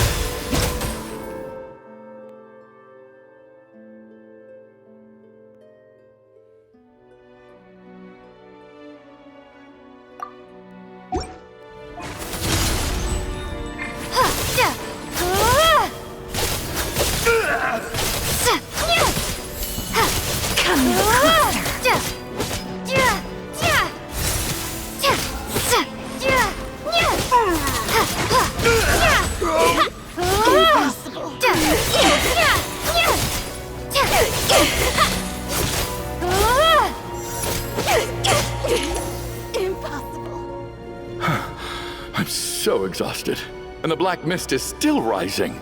Oh. Wait, look! There's more monsters down there! Are they coming from within the Black Mist? No, no! They're gaining on us! Quick, keep going, or they'll be at our heels any second!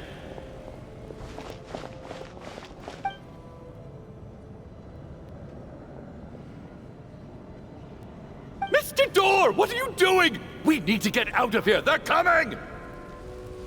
Found it. This is my door. What? You mean you're going to stay here? I am a door. This is where my duty lies. No! You saved us! We can't leave you behind! You must keep going. A door can only keep things out for so long. You must make haste. But... Oh, you're right. Let's go! We can't let Mr. Door's sacrifice be in vain!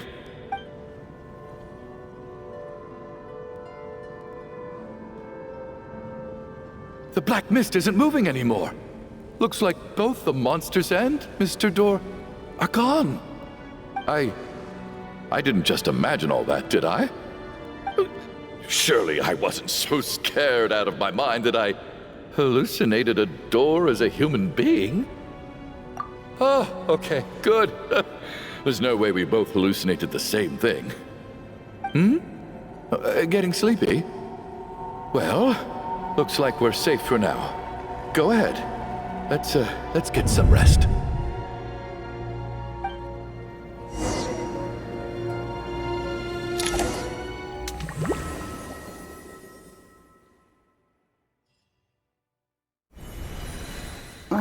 What time is it? Is it morning? I think I had a nightmare. Oh, I guess everyone's still asleep. These past 2 days have been exhausting. Valeri's keeping watch though, so he's probably the only one awake. Valeri?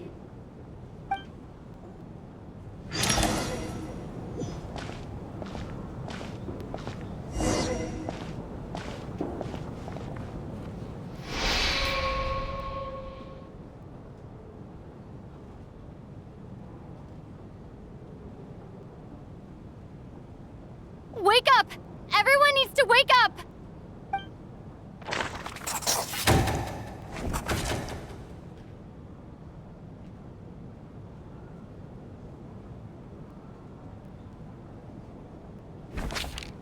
Just like the last 2 nights. No clear cause of death. I've been a real thorn in your side, haven't I, Mr. Valeri? Now you can rest in peace.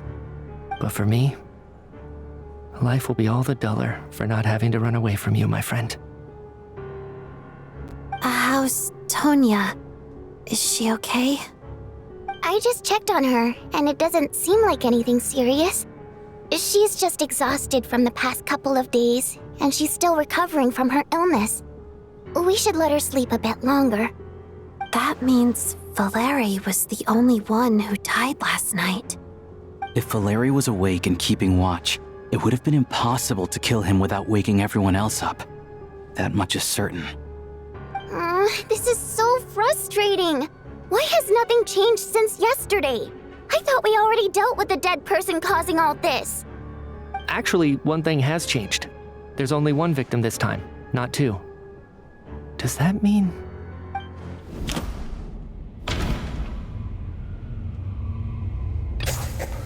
After the deceased Shram left, there was 1 less victim last night. That more or less tracks. It's a reasonable conclusion, considering the only variable that changed. Oh, the number of people who die each night is equivalent to the number of dead among us. That's your theory, right? Exactly. We identified Mr. Shram, and the night after he left, the death toll dropped from 2 to 1. By that logic, there must be 1 more dead person left among us. Another one? But there was only 1 person unaccounted for in the ticket checks, right? The head count should match up now. Having an extra person was definitely a cause for alarm, but being 1 person short isn't nearly as unusual. Someone could have left in the middle of the show, or made it out before the storm hit. 1 more dead person among us. If Mitya's theory is right, then what Odette told me seems a lot more relevant. It's just, at the time, we had no reason to think there was more than 1 dead person. If only we'd taken it more seriously as a possibility, maybe this could have been avoided. I'm sorry. This is my fault. I had information that could have been helpful, but I held back. I'm partly to blame as well. I was too quick to dismiss Odette's concerns. What is this about? What have you 2 been getting up to behind my back? Sounds like there's some big news you've been keeping from the rest of us. Well, we're all ears.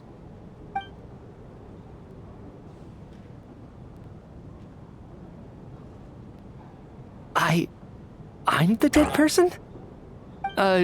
Wow, that's certainly news to me. Odette and I talked about it yesterday, but we thought it just wasn't possible, so we left it at that. Yeah, I don't blame you. If I'd been there, I probably would have reached the same conclusion. It just sounds too unbelievable. Let me just try and verify this. I just scoured my memories trying to think back to the afternoon Miss Odette mentioned. But I honestly have no recollection of dying. That's where I'm different than Mr. Schramm. Having seen Mr. Mitya a few days ago myself, I also find it hard to believe he could be the other dead person among us. Well, if it isn't Mitya, then who? Do we vote on it? If you don't mind me asking, Traveler, I believe you mentioned that you know Tonya's brother. Had you ever met her before all this? No, never. Wait, are you saying... Now just 1 minute. I know where this is going. You can't just randomly point a finger at anyone you want. You're in the hot seat, and all of a sudden you want to divert our suspicions onto somebody else? Trying to pick a fight, Mr. Chuganov? Whenever you open your mouth, all you do is attack people, and I've had enough of it. If you don't want to engage in a civil discussion, you can shut up. You little brat! Did Mitya ask about Tonya because he suspects her? I suppose I only identified her by age and nothing else. Could that mean... I'm just saying, you're going around casting suspicion on people for no reason. How could Tonya be dead? I can vouch for her if nothing else. I've seen her before. She's the sister of that Harbinger, isn't she? The one called Child. Oh, really? You're telling the truth? Since being here, I don't think I ever mentioned she was Child's sister specifically. Does Chuganov actually know her? If Chuganov can vouch for her, then it can't be Tonya either. In which case, it seems unlikely that there's another dead person among us at all.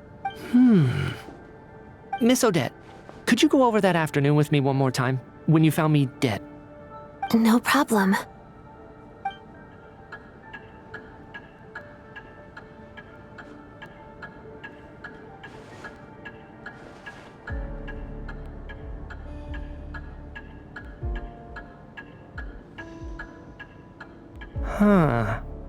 No matter how hard I try, I just can't remember anything about dying. But I do remember something else. Miss Vojanitsa, during our last meal together, I told you how some of the researchers were suffering from temporary memory loss. Do you remember that? Oh, yeah. You said it was hindering the progress of your experiments.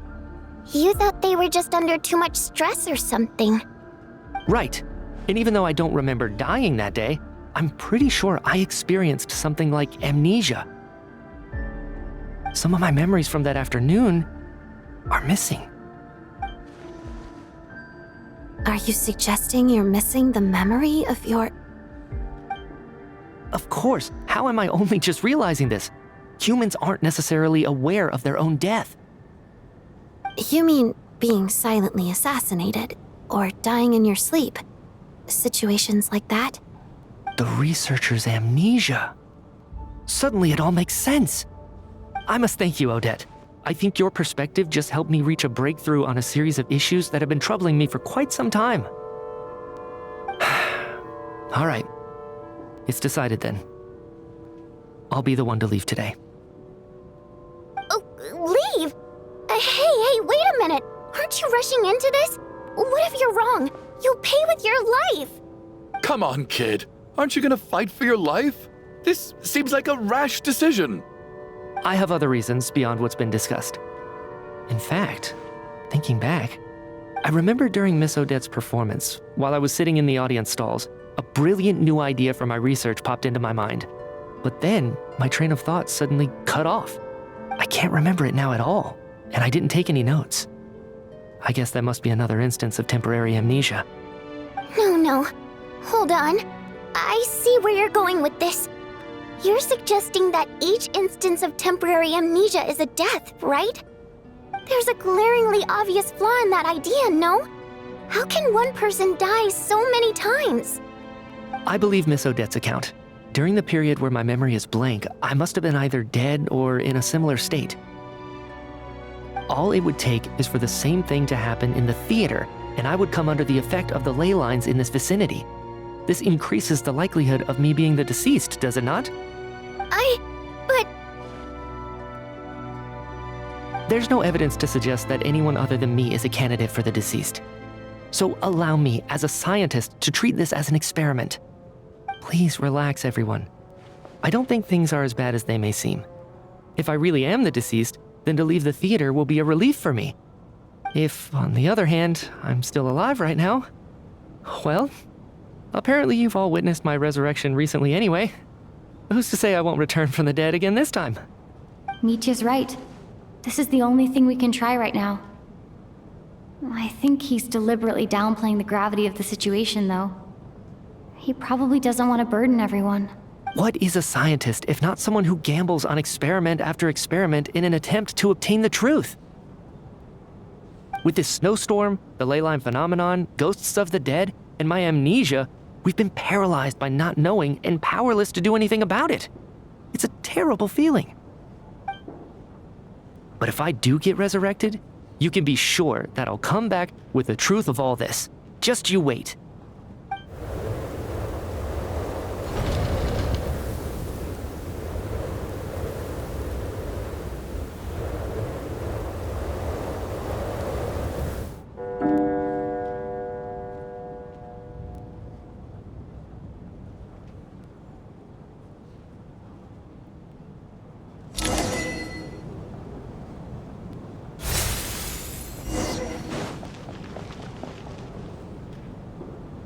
Poor Mr. Michia. I didn't even get to see him one last time. Maybe it's a good thing that you weren't there to see it. It was a hard thing to watch. I hate goodbyes.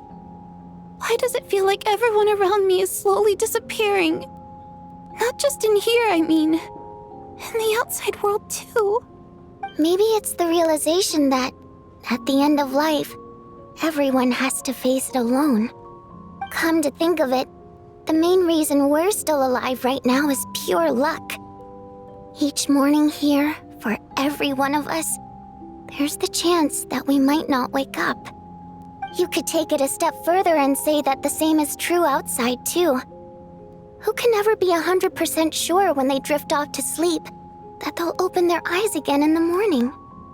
If I make it out of here, I'm going to cherish every moment that I'm awake and live without any regrets. Without regrets? I feel like a strange sense of anxiety has been quietly growing inside me over the last 2 days.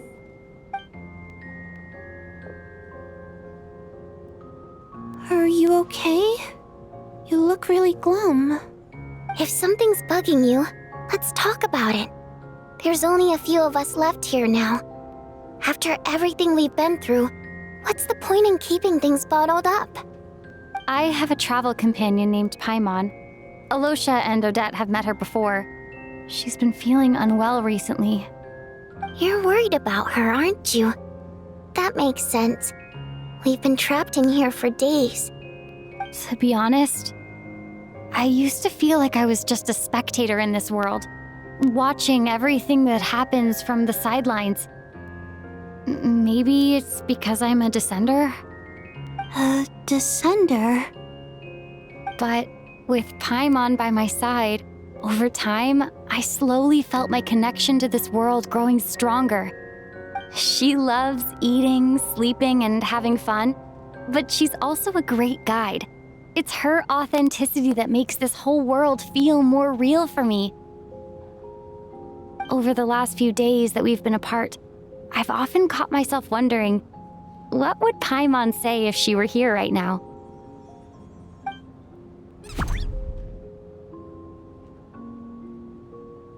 But by the time I snap out of it, the conversation has already moved on and I'm still in my own little world. I'm trying to overcome this sense of detachment, but I really miss Paimon. I guess, in a way, she means the whole world to me. I bet she misses you when you're not there as well. Maybe you're her entire world too. I don't know if this will make you feel any better, but back when the water imps left Snezhnaya in droves, I also felt like the whole world was suddenly empty. I could be surrounded by people all smiling and having fun, and still feel completely separate from it. So, I totally understand how you feel. Later on, I started to think, maybe accepting the fact that our loved ones won't always be with us is something that takes a lifetime. All we can do is cherish their companionship from moment to moment. So, once we get out of here, you better hurry back to our side as fast as you can. You can't let your story end in regret. That's the trope I hate the most. Thank you. That's exactly what I needed to hear. But Vodyanitsa, if you hate goodbyes too, why didn't you leave with your people? That's just the choice I made. I used to regret it, but I don't anymore. Like I said before, singing is a water imp's primary mode of expression. It's how we convey our emotions. Our songs have echoed through this theater for hundreds of years, each one a story pieced together through moments of joy and sorrow. But does a story exist without someone to read it? To me, the answer is no. So I made the choice to stay. That way, there would still be someone left to sing these songs and listen to their stories. Otherwise, they could have been lost forever. Could you teach me how to understand your people's songs sometime? I want to be able to truly hear them, like Mr. Shram. A fan after my own heart. Thank you, Tonya. How about I sing something for you, and you tell me what you hear? Okay, I'll do my best.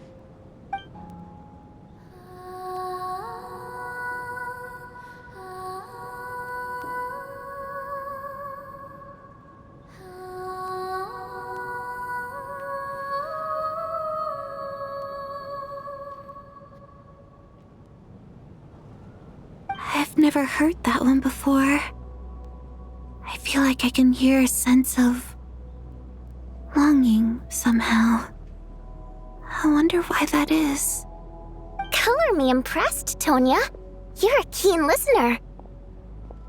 Most people can only tell if a song is happy or sad. I didn't think you'd be able to pick up on such specific details. So, what's the song about then? Come on, tell me. I've actually never performed this song in the theater before, because it has more of a ceremonial purpose for our people. It's not meant for the stage. It means something like, "May those we have lost watch over us, and follow this song back home in the night, so that we might be reunited once more."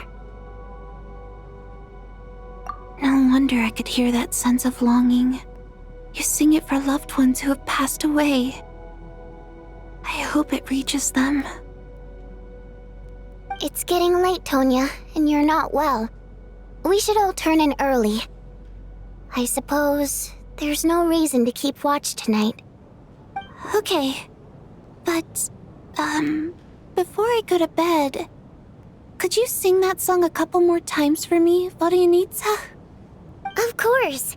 Anything for my #1 fan.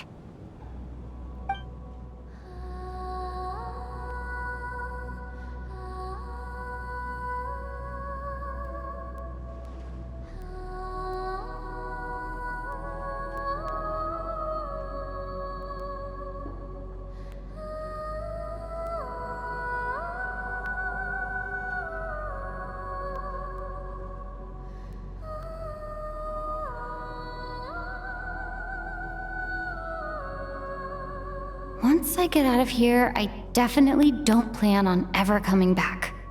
But I guess that means I'll never get to hear Vodyanitsa sing again. That's a sad thought. Before I fall asleep, I should cherish this moment of companionship while it lasts.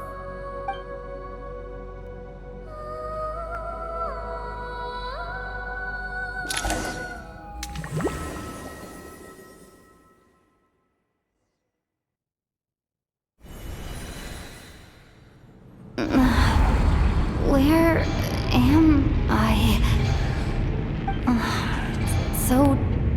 dark in here, and I feel kind of dizzy. Am I alone? Huh? What was that noise?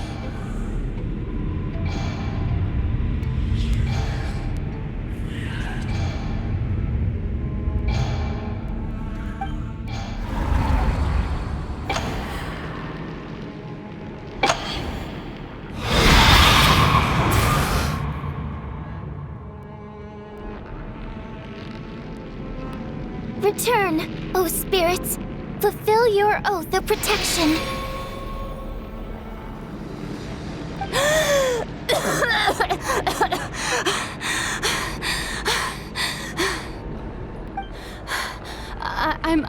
I'm alive?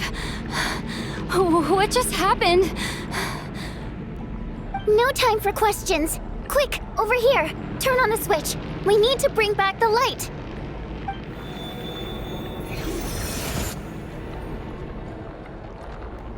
All right, we're safe. The spirit just now is called Night Prayer. The light subdues her, but she'll attack without a second thought in the dark. Sort of. I know it's hard, but you can't let this place go dark, or she'll kill you again. Yep. Luckily, I was here to resurrect you. Otherwise, that'd have been a real bummer. A bit more than a bummer, I'd say. Wait, so you have the ability to resurrect people? Sure I do. I'm your guardian spirit after all. I specialize in soul recall. Oh, it's nice to meet you, by the way. Thanks. It's nice to meet you too. All right, there's no time to waste. The black mist is already catching up. We need to avoid it at Night Prayer at all costs. Come on, let's go. We need to reach the next switch before the place gets too dark. If we bring the light back, Night Prayer won't be able to get to us. Sweet, sweet light! It's back! Now that's a sight for sore eyes.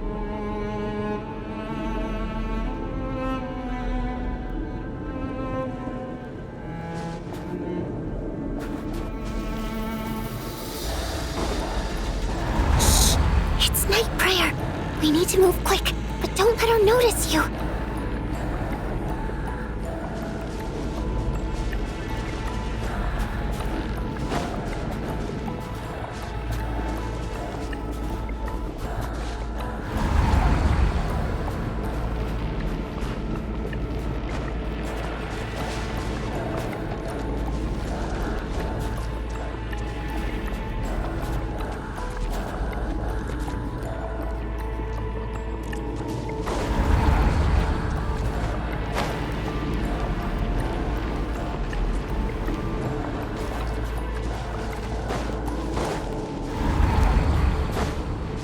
Look out!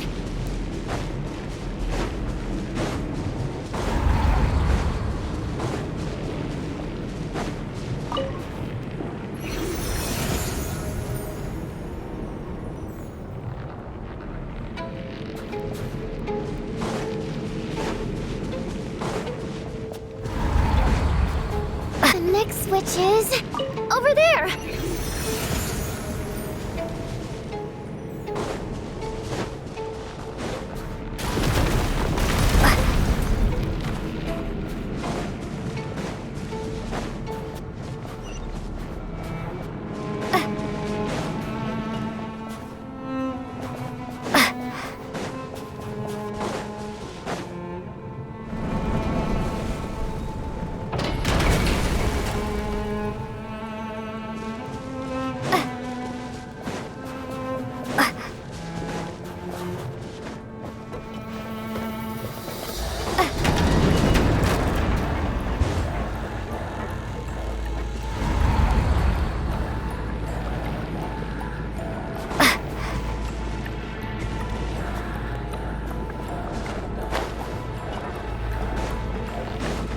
The switch is just up ahead.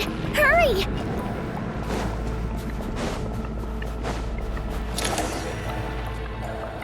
It's too dark. We're not gonna make it. Come on, faster!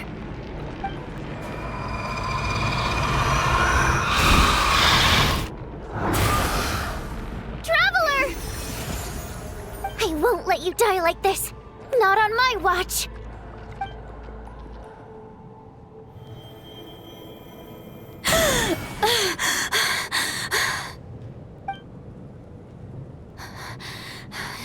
Even though it's not permanent,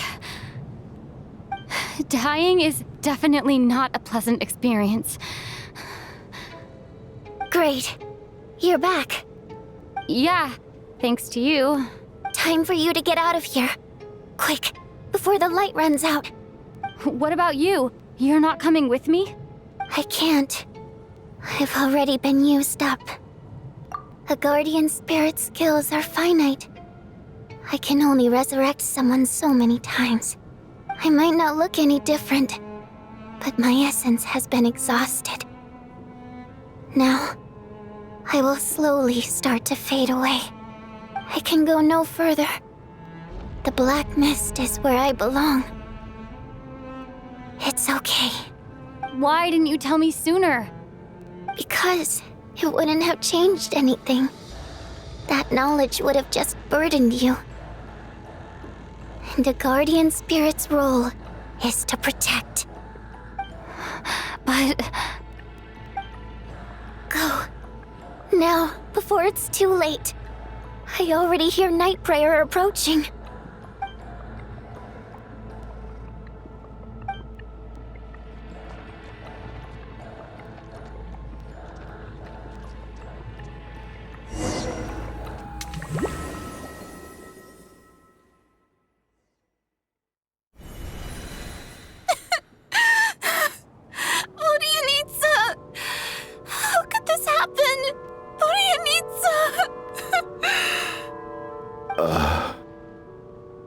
Well, I guess there's no need to inspect the body.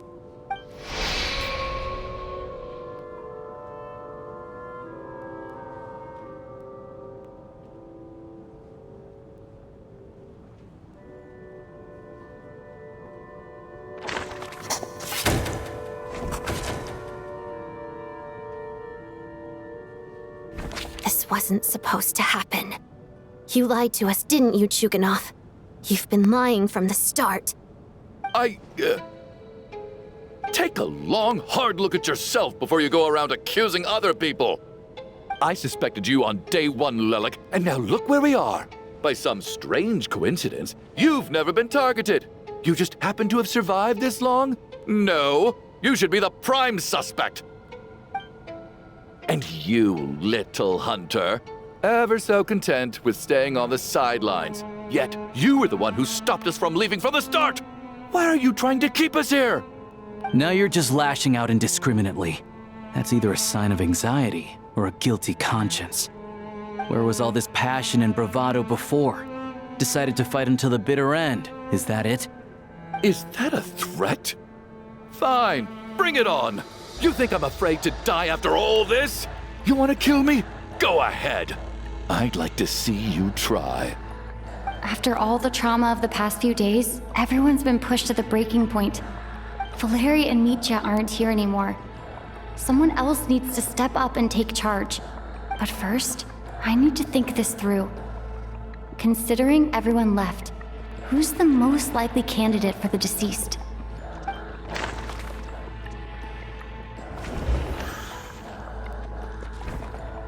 Of those who remain, the only person we've never met before is Tonya. People are easily misled by first impressions.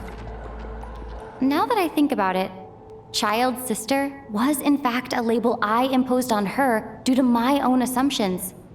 But Mr. Chuganov vouched for Tonya's identity yesterday, with basically no other possibilities left. Could it be...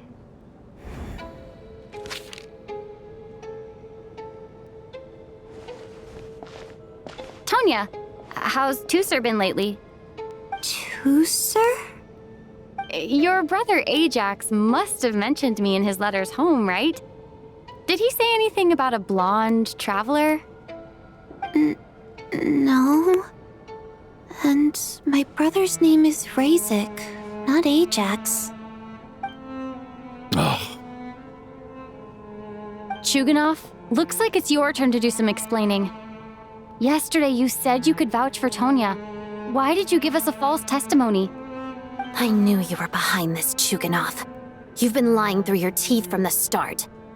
Everything about you is fake, down to the wife and daughter you're always talking about. Your entire family man persona is a charade, isn't it? That night, when I infiltrated your place as Lelik, I noticed you were home alone. Didn't think much of it at the time, just thought everyone else was out. But thinking back on it now, that doesn't seem very likely. My guess is, you live alone, don't you?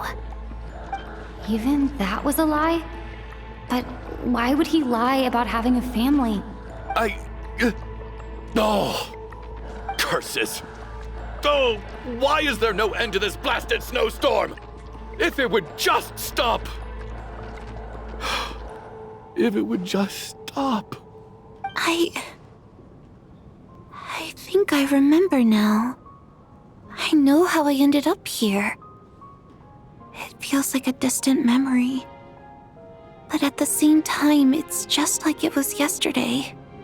The reason I'm always coughing is because I got sick with frostbite. The locals usually call it the snow cough. It's not a very common illness. It's partly genetic and partly caused by the cold climate, but it can be fatal. They sent me to the hospital as soon as they found out I had it, and I spent so long lying there in that hospital bed. After a while, I felt myself growing weaker and weaker. Nothing seemed to be working anymore. Neither the treatment that the doctors were giving me, nor the medicine my brother was brewing from frost fairy flower leaves. So one day, I told my brother that I wanted him to take me outside for once, so things could be like they used to, just for one day. I wanted to meet loads of friends, experience new things. He agreed. He snuck me out of the hospital, and we escaped. We got to the theater, bought tickets, and went inside. Oh, it was all so exciting. I remember the show very clearly. It was amazing. But I found myself getting sleepier and sleepier. Oh, Tonya. When I woke up, I couldn't find my brother anywhere, so I guessed he'd already left. But there's no way he'd leave me behind. So I decided to stay here and wait for him. At the time, I figured he'd probably gone to brew some more medicine for me. I was planning to chew him out for abandoning me when he got back. Tonya, it sounds like by then you'd already... Yeah, I know. I understand now. Dead, aren't I? This cough and the feeling weak, it's probably just my body's memory. After all of that, it turns out I can't blame my brother after all. I was the one who abandoned him. I'm sorry, everyone. I realized this much too late. It seems like death skewed my perception. And now I've dragged you all into this mess. Your name probably isn't even Tonya, is it? Didn't that ever strike you as odd over the last few days? Well, when I was little, my brother and I read a storybook, and Tonya is the name of one of the characters. When we escaped from the hospital, our family and the hospital security were looking everywhere for us. So when you first approached me and said my brother had sent you, and called me Tonya, I thought he must have chosen a fake name that only the two of us would know. Because he was afraid of getting caught. Now, it seems like that was just wishful thinking. At least your memory of death isn't painful. That is a small comfort. Now it's your turn, Chuganov. Talk to us. I believe no lie is ever told without a reason. You're right. I was lying. I happen to know that the Harbinger child and his sister Tonya managed to get tickets, so I lied to you and pretended I knew them. And yes, I was lying about my family too. The truth of the matter is, I lost them a long time ago. I just refused to accept reality. And now I've spent the second half of my life living a lie. I'm a joke. My daughter's name was Iskra. And before you ask, yes, Iskra, as in Iskra Manufacturing Plant. She also died from the snow cough. She was just 6 years old. If she were still alive today, she'd be around the same age as little Tonya here. After Iskra passed, my wife couldn't bear to face those memories either. So she chose to start a new life without me. One day when I came home from work and saw the empty room, I felt like I couldn't breathe. Subconsciously, I started to imagine that they were still there. I soon discovered that this was the only thing that made me feel any better, so I just embraced the delusion. Nothing more than a pathetic means of escapism, I know. But at least it's not a crime. So explain your false testimony then. The night before last, when I was chatting with Tonya, she mentioned that her brother would brew medicine for her from frost fairy flower leaves. Combined with her various symptoms, I suddenly understood everything, including the fact that she was deceased. The snow cough used to be an incurable illness. I would pick frost fairy flower leaves to brew medicine for Iskra too. It took hours and hours on the stove. But the year after my daughter passed away, the Jester of the Fatui announced that a cure for frost blight, also known as the snow cough, had finally been developed. It turned out that all previous treatments were completely ineffective. No better than random concoctions. That was the final straw for me. I just couldn't take it anymore. Just one more year. One more year, and everything would have been okay. So, more than anyone, I know full well that in this day and age, no one in their right mind would still be using frost flower leaves to brew medicine for the snow cough. Poor Miss Tonya, therefore, had to have been from an era when snow cough was still a terminal illness. So, you projected your daughter onto her? Even though you knew she was one of the dead? That doesn't make any sense. You knew she was already dead. What did you hope to achieve by protecting her? I just don't believe in your crackpot theories, nor do I approve of your actions. How can you just declare a living person dead and throw them out into that snowstorm? Nitia's gone. My good buddy Shram's gone. And now it's Tonya's turn, isn't it? The others I can make my peace with, but little Miss Tonya, here she is, standing right in front of us, alive and breathing, and fighting her own battles. Yet you're quite happy to say she's dead? I just want her to live. Once this snowstorm is over, the very moment it stops, I'm going to march out that door and find someone who can fetch the very best medicine for her snow cough. I'll be damned if I'm gonna let you cast her out into the snowstorm before I have the chance to cure her. Not again. Not this time. Not when the cure is right within our grasp. I'd never be able to forgive myself. Mr. Chuganov, stop. I can't let you do this. Tonya. By the sounds of it, you've known I was dead since the night before last, right? I really liked Mr. Valeri, Mr. Mitya, and Miss Vodyanitsa. And now they're all dead because of me. I'm not happy about that. The reality is, you've been trying to fight your own demons through me. But all you've really done is trap me inside your delusion along with you. No! Listen to me. I want to save you. I do! Oh, at this point, I'm quite sure that I'm dead. I don't need to be saved. The time I got to spend with all of you is more than enough for me. Despite all the bad things that kept happening, I got to meet so many interesting people and spend so many days and nights by your side. Since the day I escaped that hospital until now, this has been an adventure I never even dared to dream of. I'm very fond of you all. If it were only possible, I'd trade my soul to bring back the ones who died. If it meant things didn't have to end like this. And that's why I'm not fond of you at all, Mr. Chuganov. I'm sorry.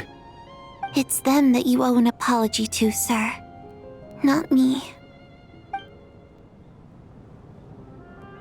Well then, I suppose this is it.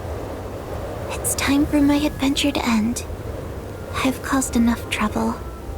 You're leaving already? It's still early. Don't you want to stay a little longer?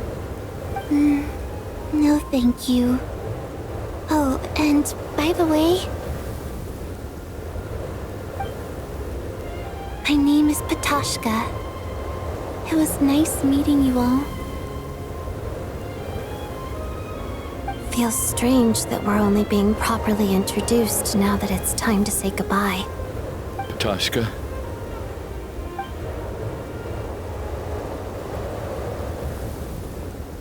What are you doing, Chuganov? Are you crazy? Let me leave. I can't keep lying to myself anymore. In your dreams. Don't think you're getting off that easy when you had a hand in the deaths of so many people. The Fatui have honed quite an array of enhanced interrogation techniques since they were founded. Once we're out of here, Lelik will personally give you a taste of every last one.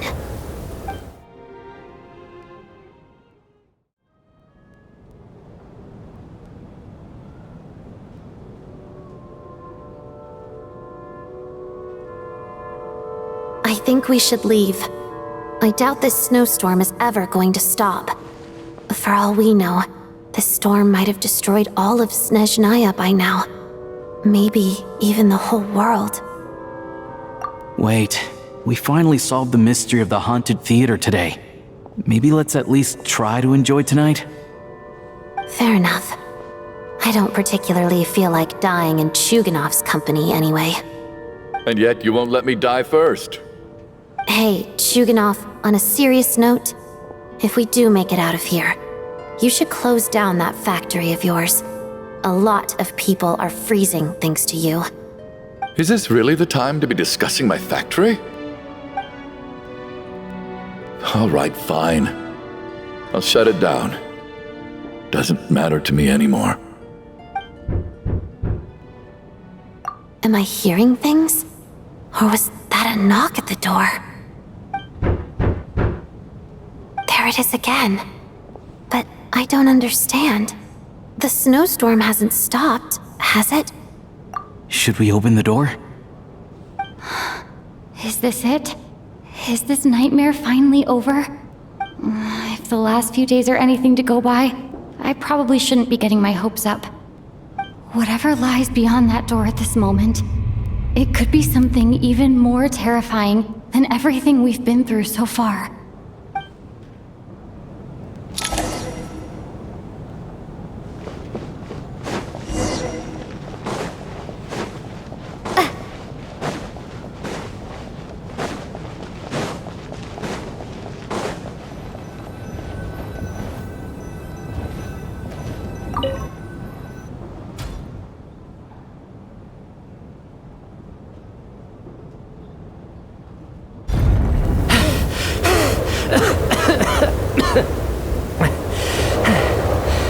Hey everyone, I'm back. How are you doing? Feeling any better? Much better, thanks. Whew, it is so good to have you guys here. I was a little worried that the theater would be empty by the time I got back. Let me see. Tonya and Vodyanitsa are missing, which means Vodyanitsa died last night. And then you discovered that Tonya was the other dead person. Am I right? Not Tonya. Pitashka. First, tell us how you made it back here. Given the conditions outside, no one should be able to return alive.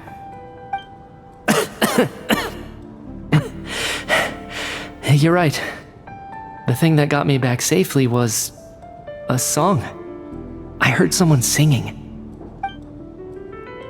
After walking into the snowstorm, my mind grew hazy. I don't know how long I walked through the storm before my mind completely slipped away. Then, suddenly, I heard the sound of singing. The voice instantly brought me back to my senses, and I regained consciousness.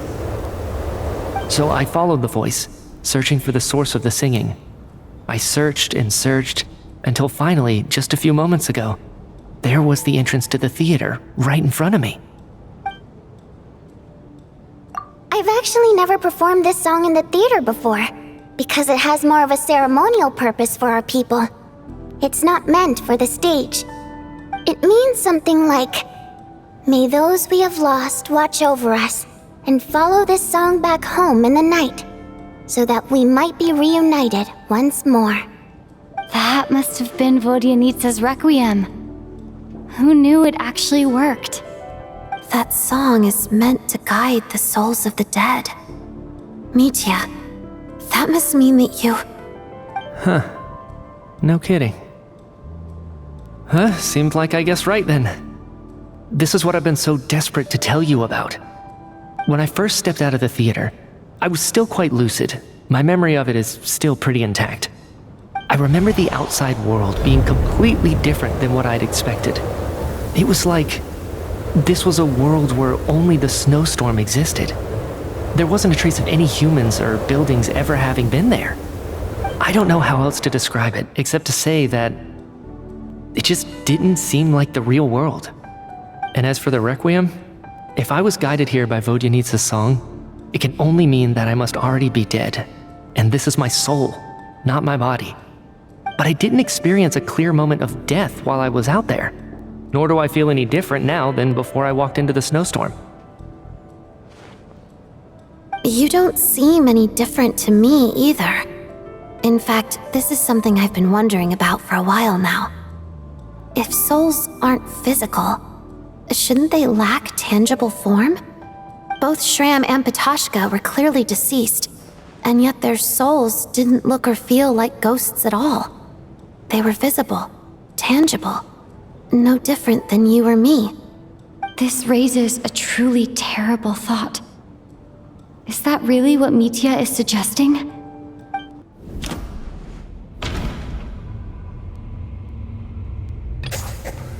Mitya's soul was summoned back by the Requiem, confirming that he is indeed already dead. And yet, he looks no different from us. Of course, if even the long deceased like Mr. Shram can blend in with us undetected, then maybe we've all been dead from the very start. And all of us are now souls wandering the theater.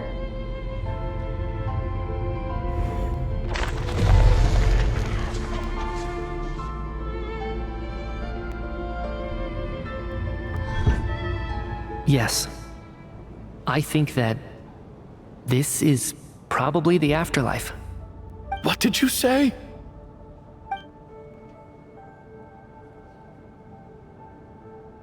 You heard me. We died in the theater. All of us did. But due to an obstruction in the theater's ley lines, our souls are trapped here, while an endless, infinite snowstorm rages outside. It's ironic, really. All that time, we were working so hard to figure out who the deceased among us were, when the truth was, we were all deceased. The only difference being some of us died more recently than others. Do you remember that note, "Death is near"? Seems like we misunderstood what it meant after all. Death was nearer than we wanted to think all along. The note simply meant that all of us were already dead.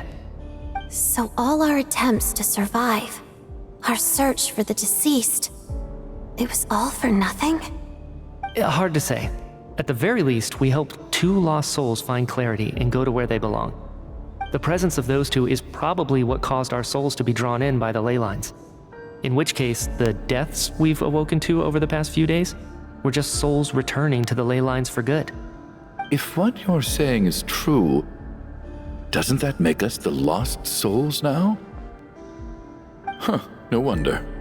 This afternoon, when I was moving Vodyanitsa's body, I noticed that the other bodies in the room hadn't decayed one bit after all these days. That's further proof that those aren't physical bodies at all, but merely our shells here in the afterlife. Am I really dead? This doesn't feel real to me at all. No, that's impossible. This cannot be how it all ends. I still find it hard to believe that all of us are dead. How exactly did we die in the real world? None of us have any memories of dying, right? Not even knowing how we died is preposterous. Good grief! Surely there has to be some reason. Exactly. It's hard to rest in peace when you don't even know how you died. It gave me lots to think about as I strode out into the snowstorm. I racked my brains trying to remember the cause of my death, the exact moment I died, the root of all of this, right up until my consciousness faded. Wait. Hold on. Right before I lost consciousness, I think I saw something. I can't remember. And I think I lost my notebook and pen. Mitya, your hand. Is that blood on your fingers? Huh? You're right. There's blood on the fingertips of my right hand. Looks like it's already dried. When did that happen? What the? I guess this was what I saw. I must have desperately drawn it in my own blood right before losing consciousness. What's wrong? Do you recognize the symbol? It's Renova, the ruler of death. Alosha, do you still remember that Snezhnayan folktale you told me about? It was about the Grim Reaper. When someone's about to die, he appears as an incarnation of someone familiar to guide their soul into the afterlife. And as soon as you recognize his face, your life is over. I heard a similar tale when I was little. You think the Grim Reaper in this story refers to the ruler of death you mentioned? That's right. In which case, death is near could also mean that the Grim Reaper is here, disguised in a familiar form. Death, the deceased, and the Grim Reaper? So it's a triple entendre. When I first saw this note, I thought it contradicted the investigation report. But now it seems like that was the whole intention. So the Grim Reaper deliberately misled us. Then, we started suspecting each other and searched for the deceased while they hid in plain sight. By that logic, the one person most likely to be the Grim Reaper incarnate is...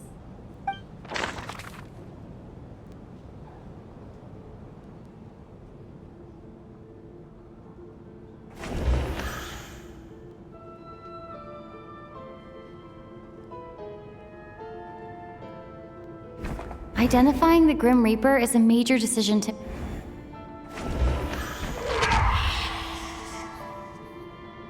No doubt about it. It's Alosha. Looking back at how everyone has acted over the past few days, Alosha is most likely the Grim Reaper lurking among us.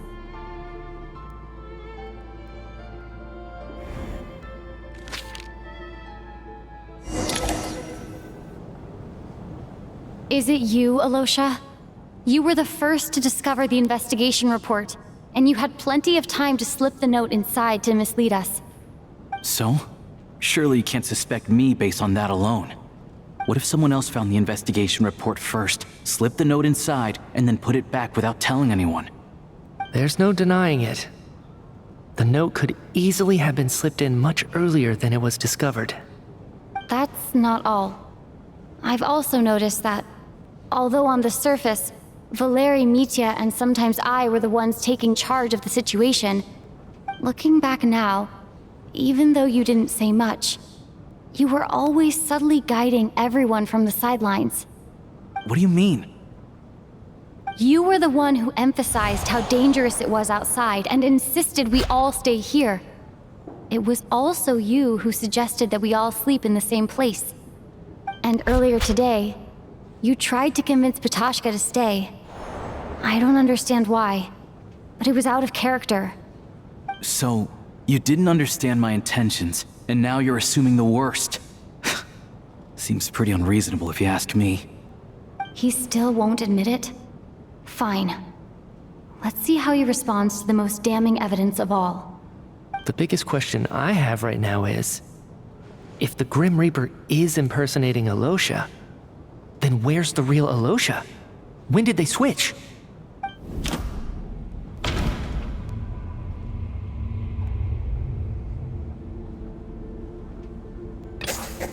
That's right. This was the moment. Right at the start, before any victims had even emerged, Alosha was switched with the Ruler of Death while everyone's guard was still down.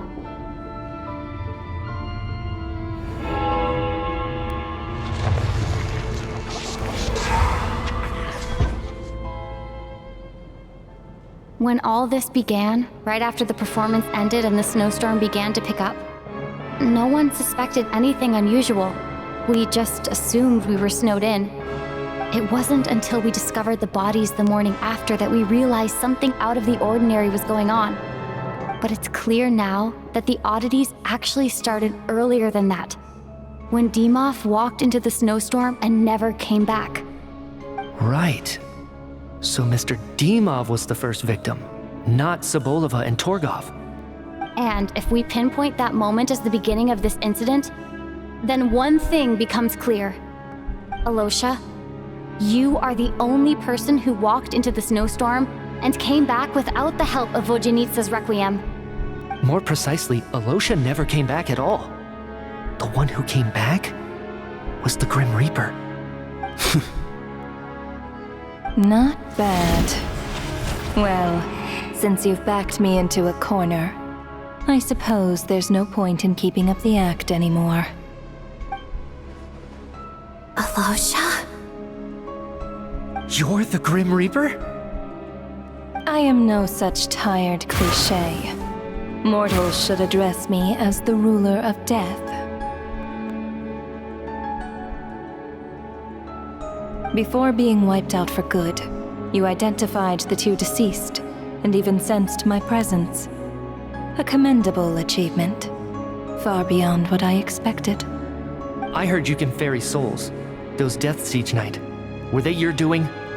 Your initial conclusion was correct. Due to the existence of the two deceased, the ley lines yearned to reclaim those long-lost souls. Every night they devoured an equal number of souls to fill the void. This required no intervention from me. Though, of course, ferrying souls is indeed my authority. Here, take a look.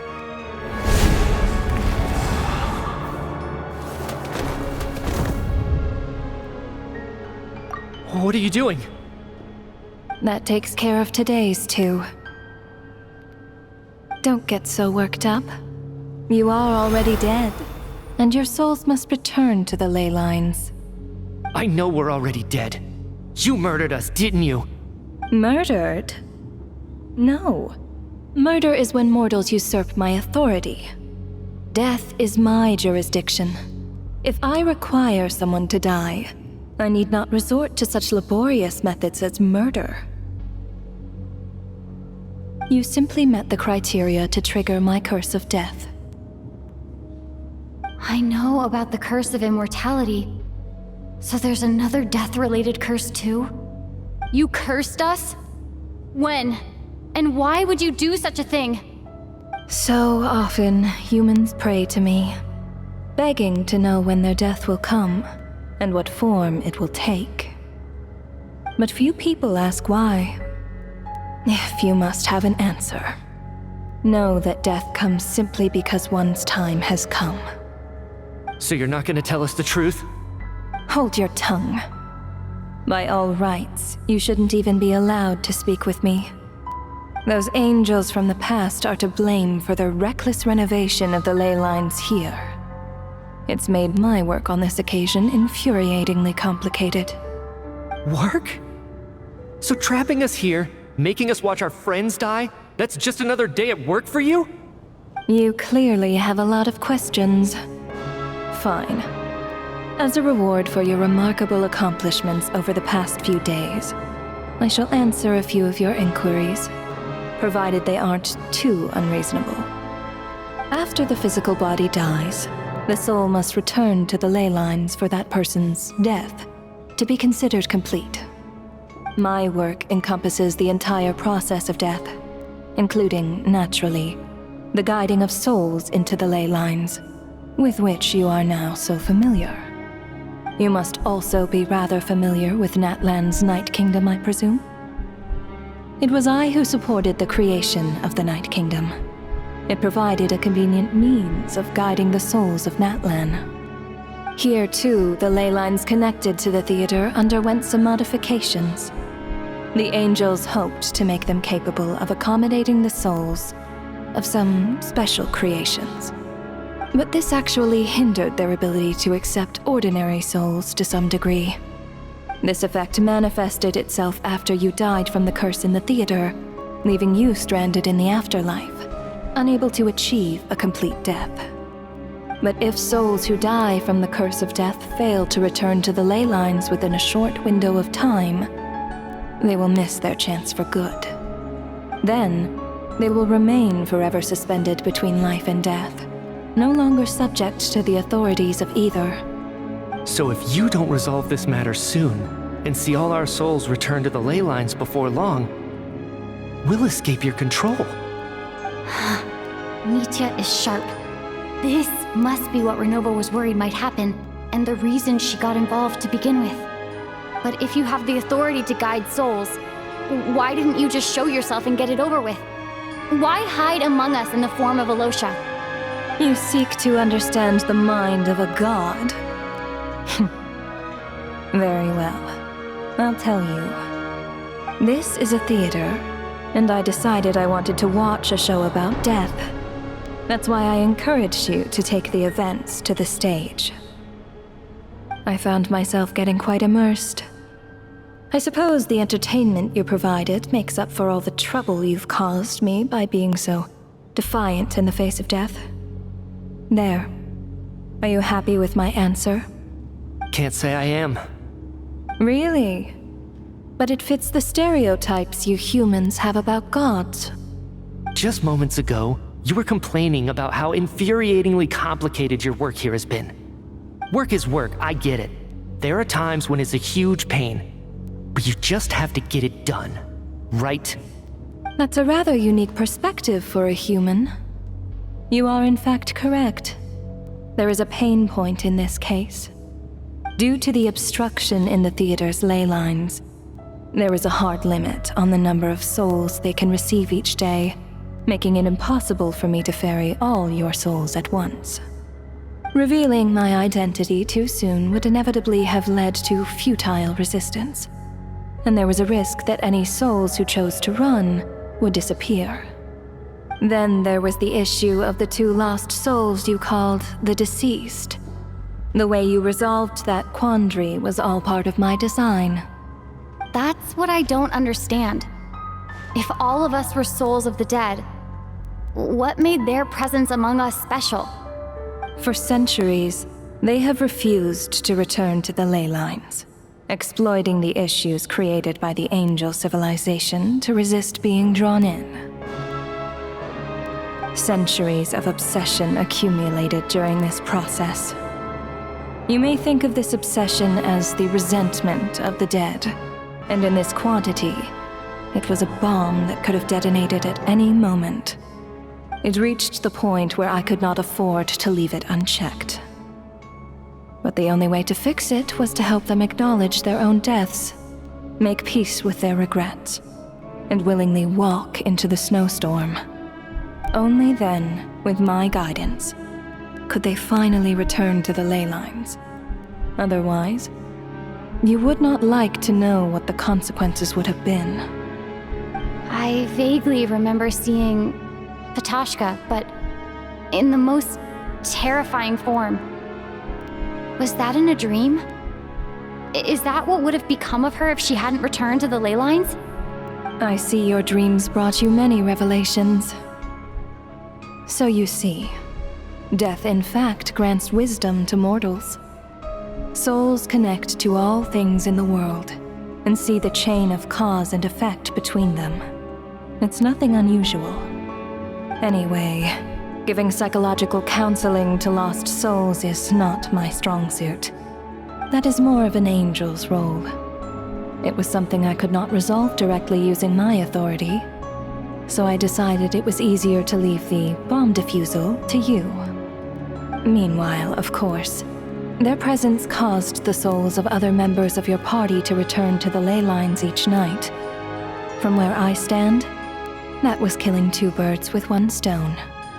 As both issues slowly resolved one another without me having to lift a finger, all I had to do was stay close by and keep the situation under control. Then use my authority to wrap things up at the end.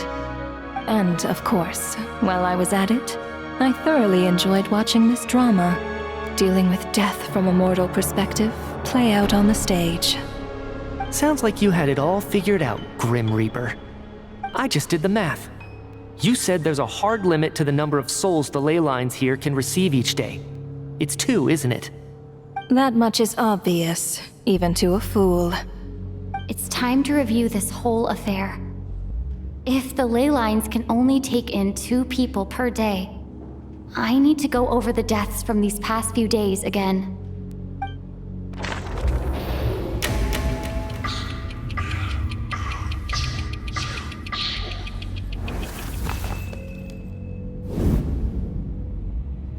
Looking back now, none of us had the faintest idea at the time. From the moment the staff member named Demoff walked into the snowstorm, the incident had already begun.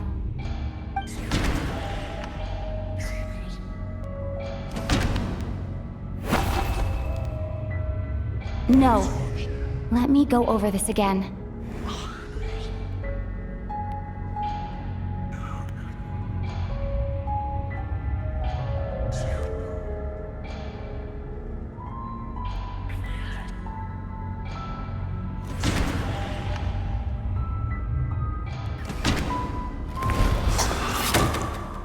Alosha was the second to walk into the snowstorm after Demoff to investigate. During this process, the ruler of death assumed his identity, making him one of the victims.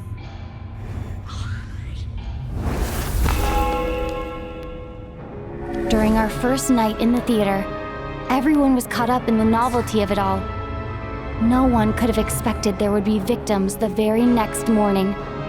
Despite all the confusion, and with the help of hindsight, we finally began to realize that something was amiss with the snowstorm.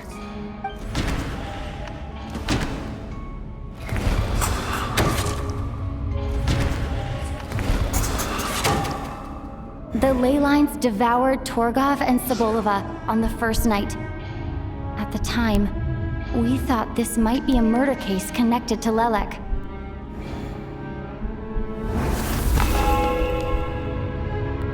Odette and I spoke a lot that night. 3 people were on watch, but in the morning, we discovered that someone had fallen victim all the same.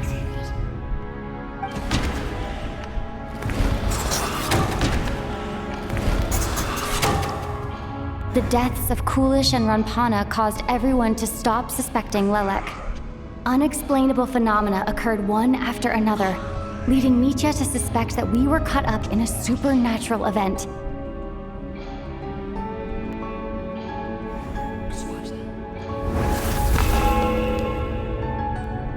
Later, we discovered that there seemed to be an extra person among us, and subsequently discovered the existence of the deceased.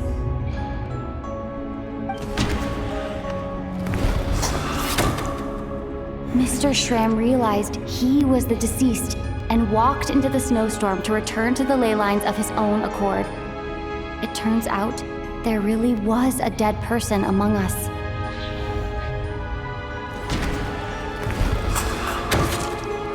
We thought it was all over, but Mr. Valeri's death was a rude awakening for everyone. Once again, the ley lines consumed him during the night. A lot happened today.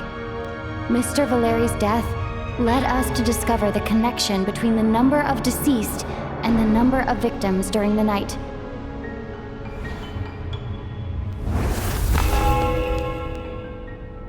The fact that there was more than one deceased seemed to bring us back to square one. Odette revealed some information she had been keeping to herself.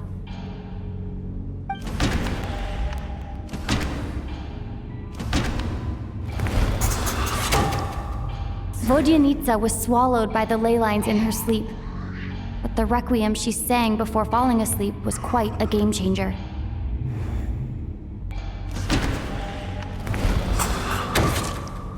As it happened, Patashka filled the void left by Mitya's return from the ley lines by walking into the snowstorm this morning.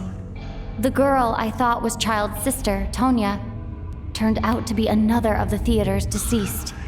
Come to think of it, Patashka was about to walk into the snowstorm at that time, and Renova, unaware that Mitya would return, was concerned that her soul would overflow from the ley lines. That's why she used Alosha's voice to try and persuade her to stay behind. Looking back, I suppose that was an early slip-up on her part.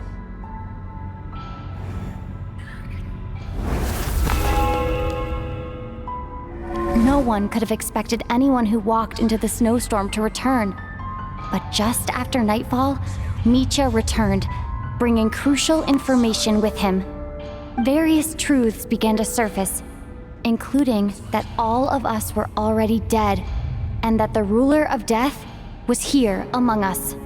Then, after revealing her true form, Renova callously claimed 2 souls.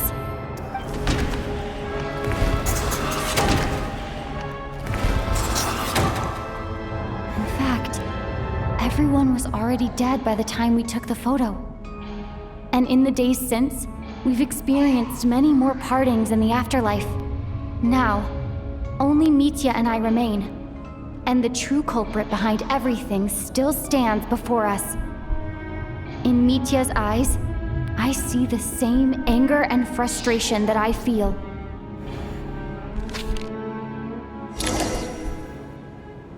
That covers everything. It's all clear now. Your work isn't finished here yet, is it? The Traveler and I are still standing here, safe and sound. The Water Imp's song threw things off a little, but it is of no consequence. The ley lines have already anchored your soul, and the first ray of light tomorrow morning will take you back. I, meanwhile, need to review my attitude towards the Water Imp race. So the reunion in the night that Vodyanitsa mentioned, I suppose that was never meant to be a permanent reunion. That just leaves you, Traveler.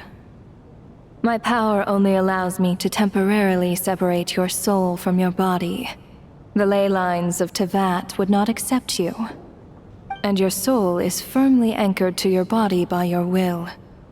For a descender like you, who is not bound by Teyvat's rules, your death can only be brought through the most violent of means, such as directly destroying either your body or soul. I have no interest in involving myself with Descenders, for now. Although, this may change if Asmodee remains missing, or you insist on interfering with our affairs. One last question then. All our struggles and sacrifices here, they were meaningless from the very beginning, weren't they?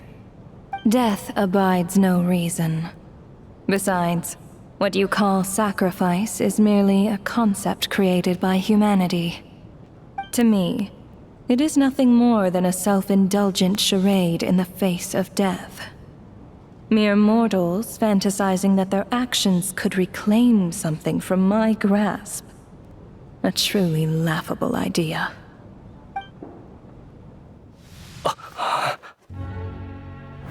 Grim Reaper, you really know how to get on my nerves. I'm not here to ingratiate myself with you.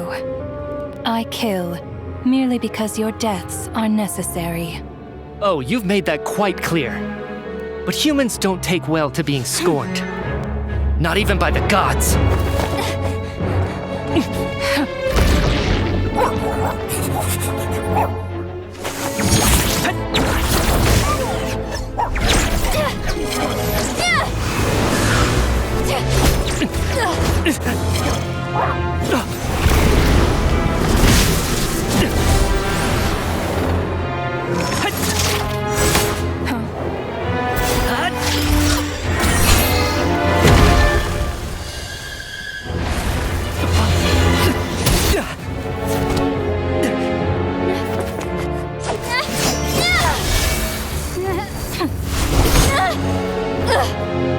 This is futile.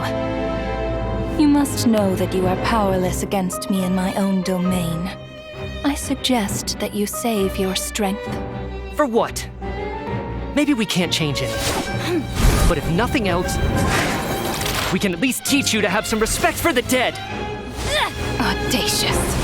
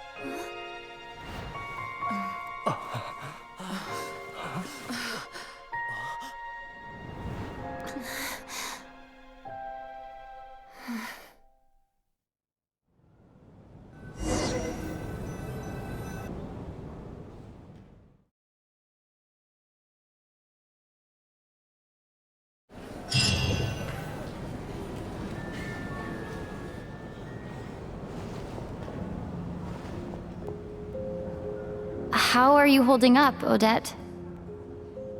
What happened to me? How much do you remember? What do you mean? Is the performance over? I can't seem to recall what happened. Has Odette already forgotten?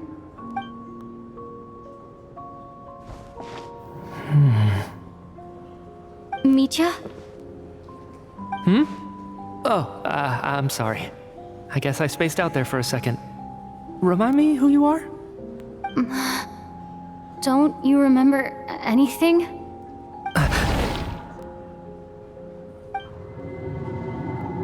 Yeah, I remember now, comrade.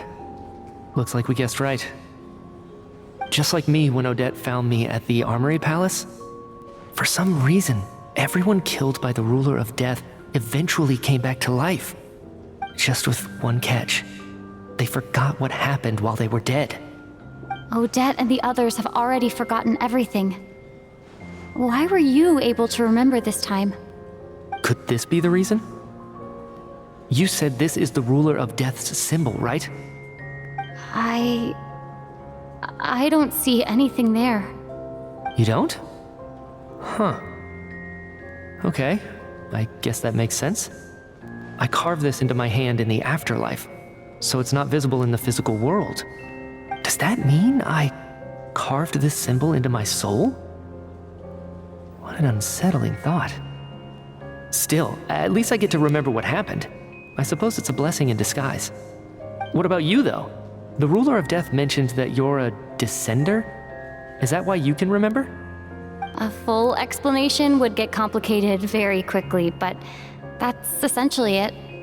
Well then, now that it's all over, let's figure out what we've learned.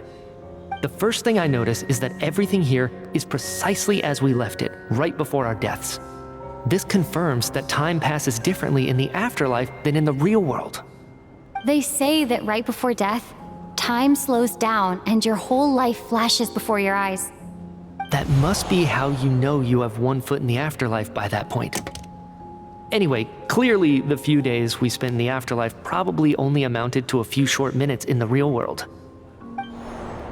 This also aligns with previous reports of widespread temporary memory loss among the Armory Palace personnel. Now it seems likely that those were all brief deaths caused by the Grim Reaper's so-called curse of death. To those unaware of the truth, dying and coming back to life must feel similar to a short bout of catatonia. This leaves me with a couple big questions. What are the conditions that trigger this so-called curse of death? And why are we resurrected after we die? If nothing else, I think it shows that killing us wasn't her ultimate goal. We still don't know her true reasons for subjecting us to death. Right. This time only got complicated because of the situation with the theater's ley lines. That's why she had to approach it differently. If the previous incidents of amnesia among the researchers are anything to go by, killing us is usually a pretty routine matter.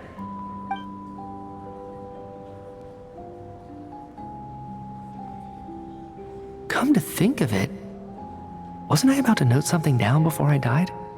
I can't remember what it was, but I think it was something related to my research project. Sorry, Traveler. I'll catch up with you again later. Right now, I have to make a trip back to the Armory Palace. Ma'am, if I may, no one of your description has ever shown up in my investigations into Mr. Mitia's friends. Yet, you two seem very familiar with each other. Could you perhaps tell me where he was in such a rush to get to? And, by the way, have we ever crossed paths? Forgive the presumptuousness, but I feel a vague and indescribable sense of familiarity about you. I can explain everything. Could you help me gather everyone in the theater in one place?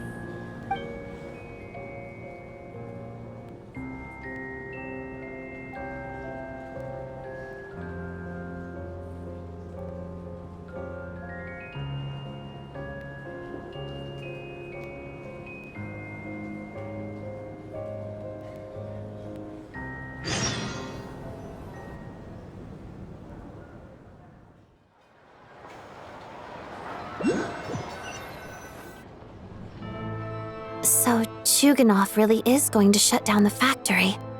I guess this theater incident actually did us some good after all.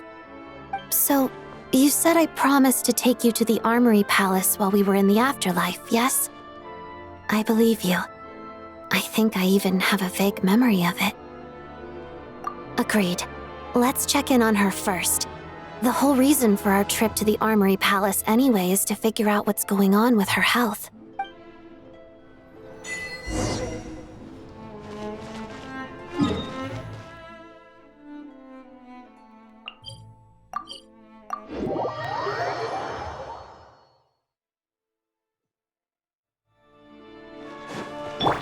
Bring it!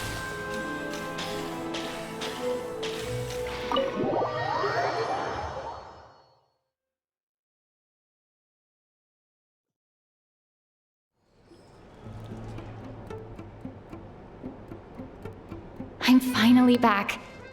Even though a long time has passed from my perspective, as far as Paimon's concerned, I probably just went out to watch a very short show.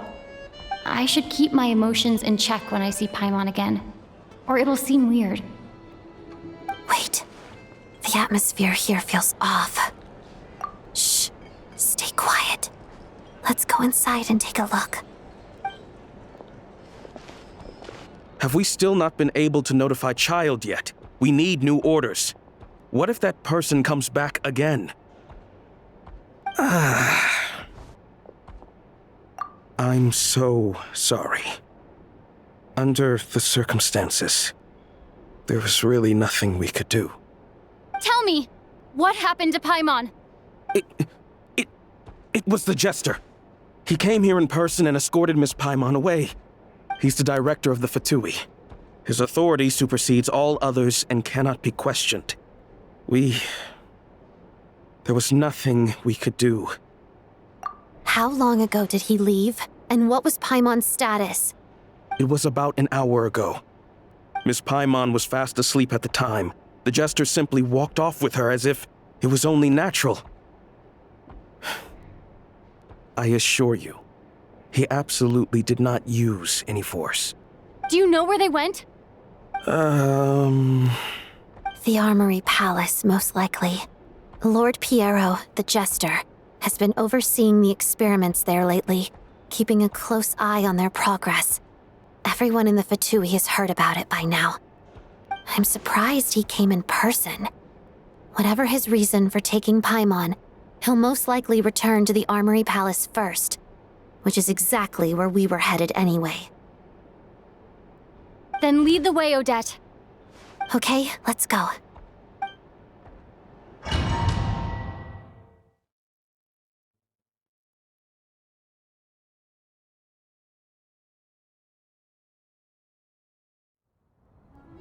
It's just up ahead. Quick, let's get inside. No, I'll go alone. You know I'm planning to force my way in. You're with the Fatui, so you should stay outside. I was hardly planning on taking you through the official channels anyway. I'm here to force my way in, just like you. I may be a Fatus, but I'm also Lelik, enemy of Project Stuzha. Paimon's safety is paramount right now. With me around, you'll have an extra pair of hands. There might be devices inside that are easier for an insider to deal with. If you say so. Let's go. There's no time to hesitate.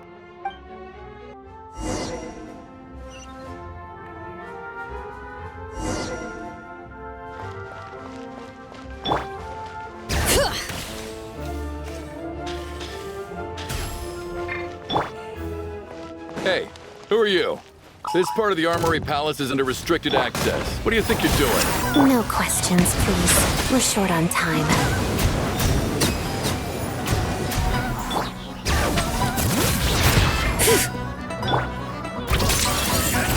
Mission over.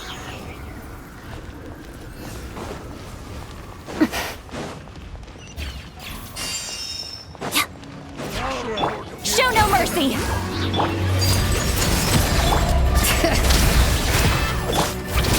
Hadada. Lots of the snowflakes.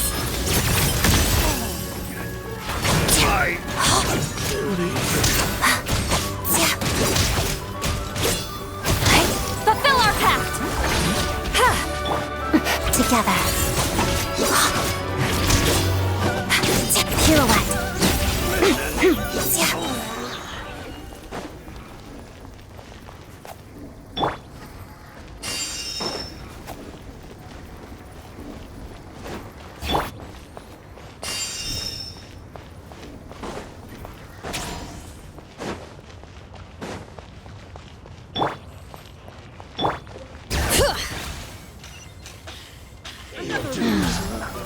Get to work! Let's begin. Hadada. Crystalline Adagio.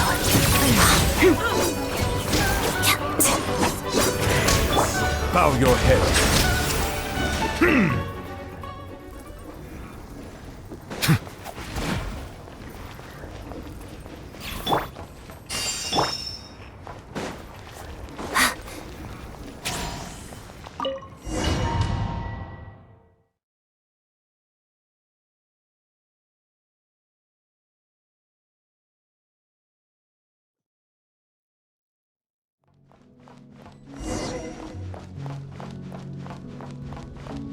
Do you have a pass?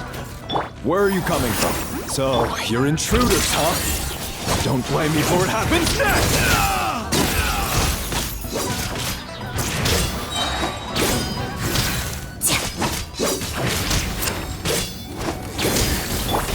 Settle down! Get to work! Run while you still can! That's not... Did it take too long?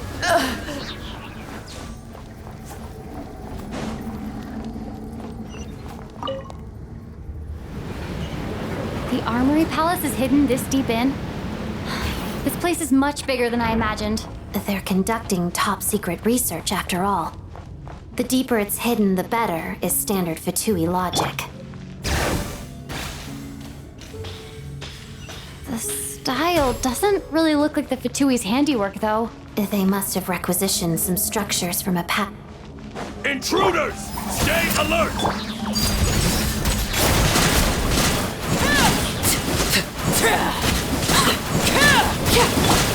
Let's begin.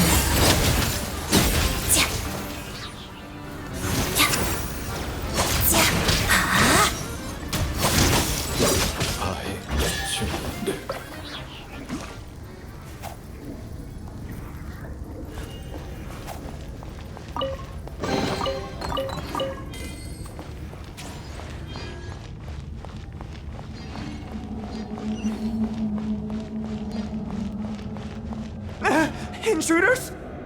Don't come any closer! Just what are you guys trying to do here? I shall fix your skull! Overruled! Pot of death. Mission!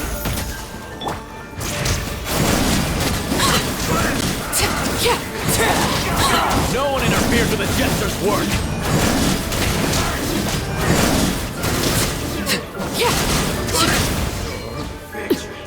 This is where you fall. Fix it.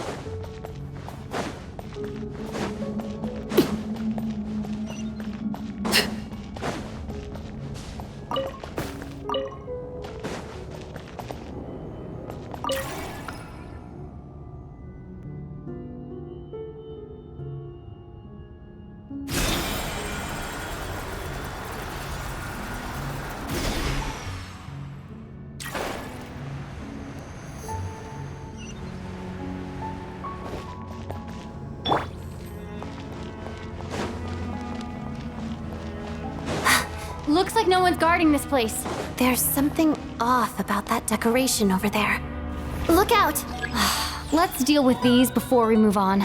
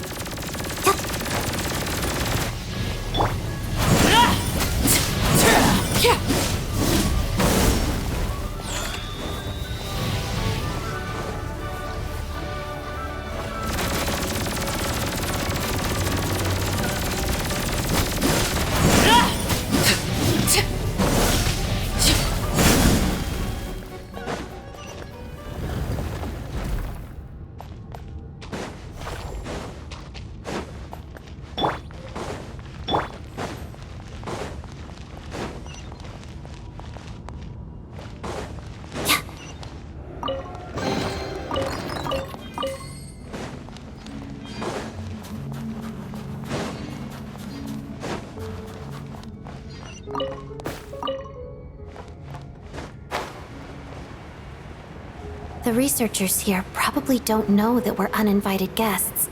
Let's try not to hurt them. What's the big star from the theater doing here? That's Miss Odette. She's a member of the Fatui. Tell me you didn't know that.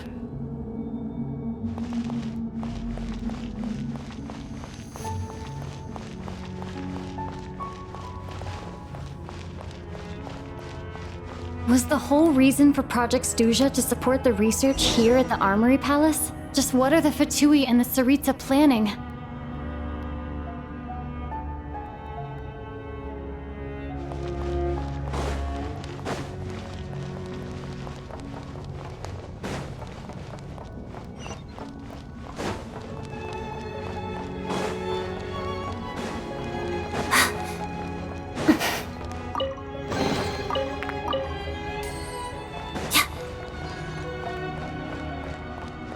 Whoa! Who are you? Never seen you around here before. Looks like there's no way through here. Maybe using the power of this prism could help?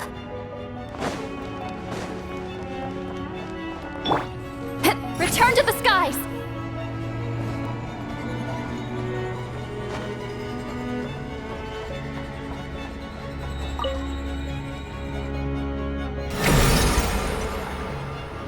I think I see some images. It's the prism's power at play, causing images of the past to reappear, albeit only as illusions. Paimon and the Jester? Is this another scene from the past? Yes. It looks quite old, though. I don't think it happened in the recent past.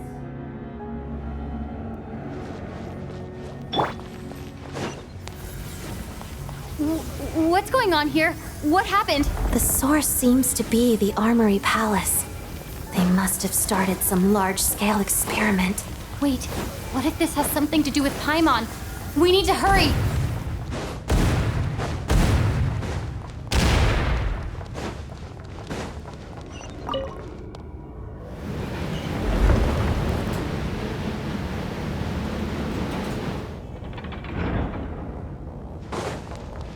We're almost there. The Armory Palace is just up ahead. Paimon, please be okay.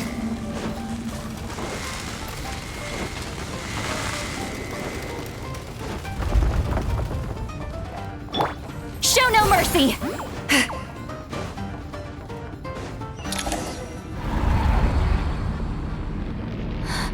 What's going on? Wait, I remember this feeling. It's the curse of death. No, not now. Why is the curse of death striking again already? Odette?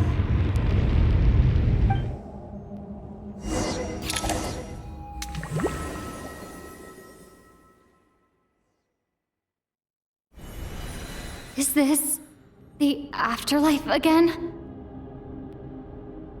I need to find a way back to reality.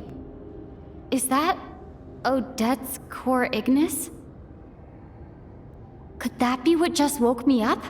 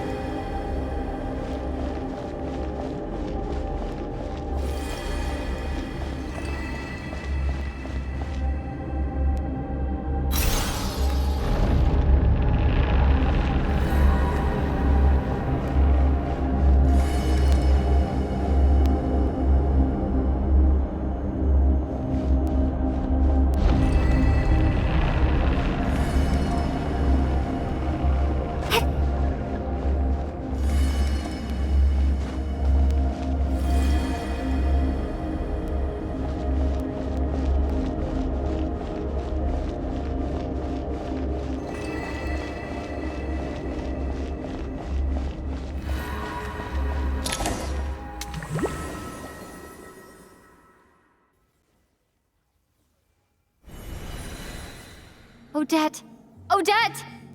No signs of life, but past experience says that she should be resurrected before too long. Right? Did Odette intentionally use her core Ignis to guide my soul? I feel like something similar happened in a dream I had before. Thank you, Odette.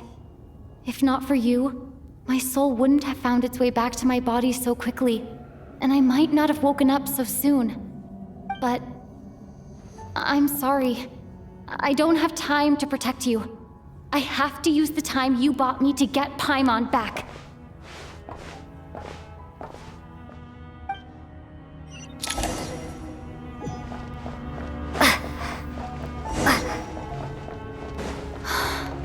Sure enough, everyone here has... Paimon! Paimon! No, wait. Paimon probably didn't escape Renova's curse either. She won't be able to respond to me right now. I'll have to find her myself.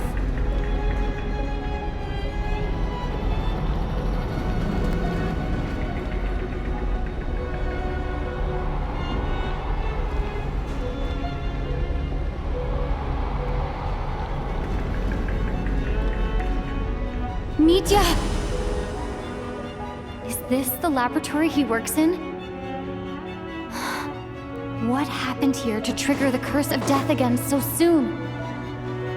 I'll have to ask him when he wakes up. Finding Paimon has to take priority now.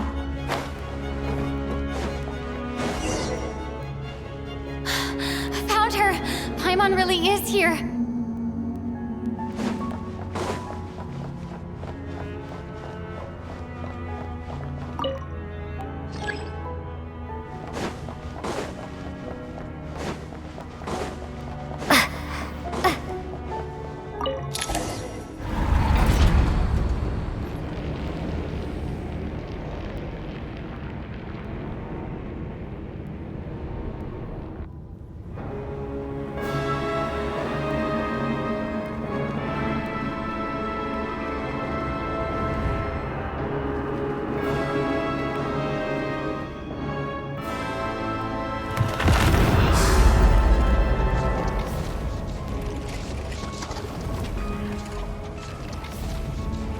You don't learn, do you? You've already been involved in one mass death, and now you show up at the scene of another. This might have passed for a coincidence the first time, but a second time? Am I to assume you are intentionally interfering in Snezhnaya's affairs?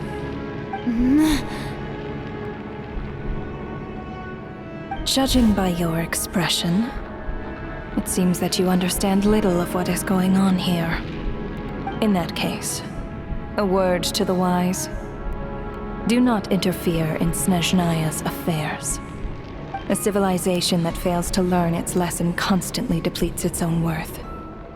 It will one day lose any reason for its existence. And as a descender, you are perfectly suited to be the lifeline to which a dying civilization might desperately cling.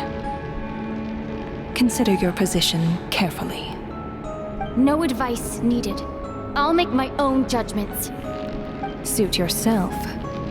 When the day of reckoning arrives, not even a descender can hope to escape unscathed. The time for resurrection fast approaches.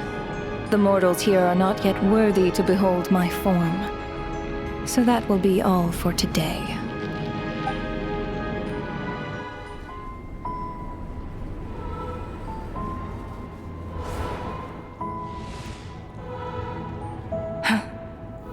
That thing is coming with me.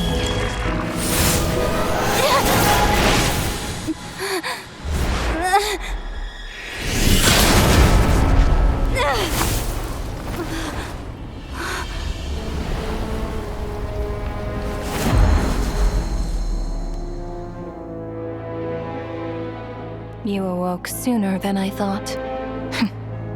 The curse of immortality is stubborn, unable to enter the ley lines, yet not content to remain a spirit.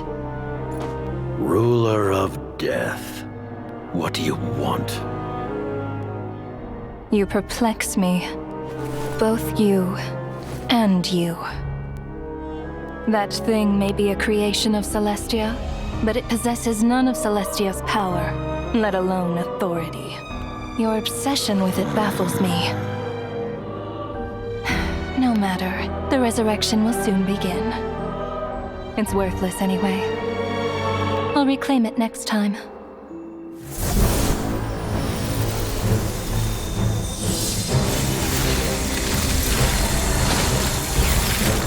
Hey, who says there'll be a next time?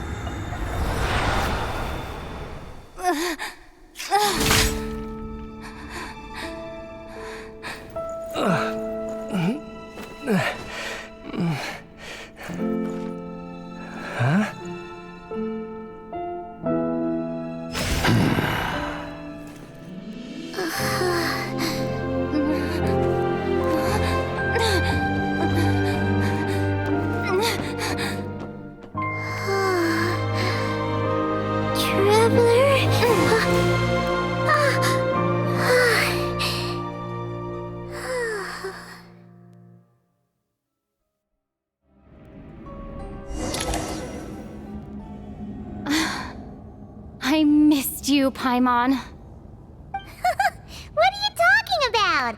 We haven't even been apart for that long, have we? It was... different this time. You seem to be in pretty good shape. Yeah, Paimon's back in tip-top condition. It's the weirdest thing. Paimon fell asleep earlier, and when she woke up, she found herself here. The Jester and that guy talking to him used some kind of energy on Paimon, and she could kind of feel it canceling out that other thing that was making her feel unwell. So, Mitya helped too? Apologies for leaving in such a hurry at the theater earlier. I was in a rush to verify some theories. Rest assured that your companion is perfectly safe. We reversed the effects that the experimental energy had on her. The Jester specifically instructed me to do so. I suppose this is our first official meeting, Traveler. I could not let Paimon suffer in her condition for a moment longer, and so I simply took her without explanation. I hope you do not mind. But why would a big shot like you care about what happens to Paimon? As I said when you first arrived in Snezhnaya, we once spent some time together in the distant past. Oh yeah, you did mention that. And Paimon did think you seemed strangely familiar the first time we met. I'm afraid the reminiscing will have to wait. Mitya, let us continue with the report. What conclusions, if any, did you reach from conducting the final experiment of our energy research ahead of schedule? The good news is, my hypothesis regarding the Ruler of Death has been verified. As for the bad news, I recommend we suspend the experiments and Project Mistelton until further notice. Currently, we have no means with which to make a breakthrough. I say this purely as a scientist, guided by reason alone. I will trust your judgment. We shall put the project on hold until the Ruler of Death has been eliminated. Wait, what are you guys talking about? You want to get rid of Renova? Like, how? By killing her? by whatever means necessary, so long as it removes the threat she poses to us. Until then, everything we do will be in vain. After what just happened, I've ascertained Renova's goal, or rather, the trigger condition for the Curse of Death. Okay, let's hear it.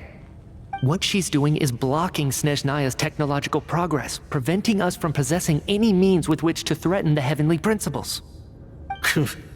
Just like the little lapdog she is. So, any ideas, research, or experiments that lead to technological progress can trigger the curse. Just now, for instance, I was set to launch a final phase energy experiment ahead of schedule.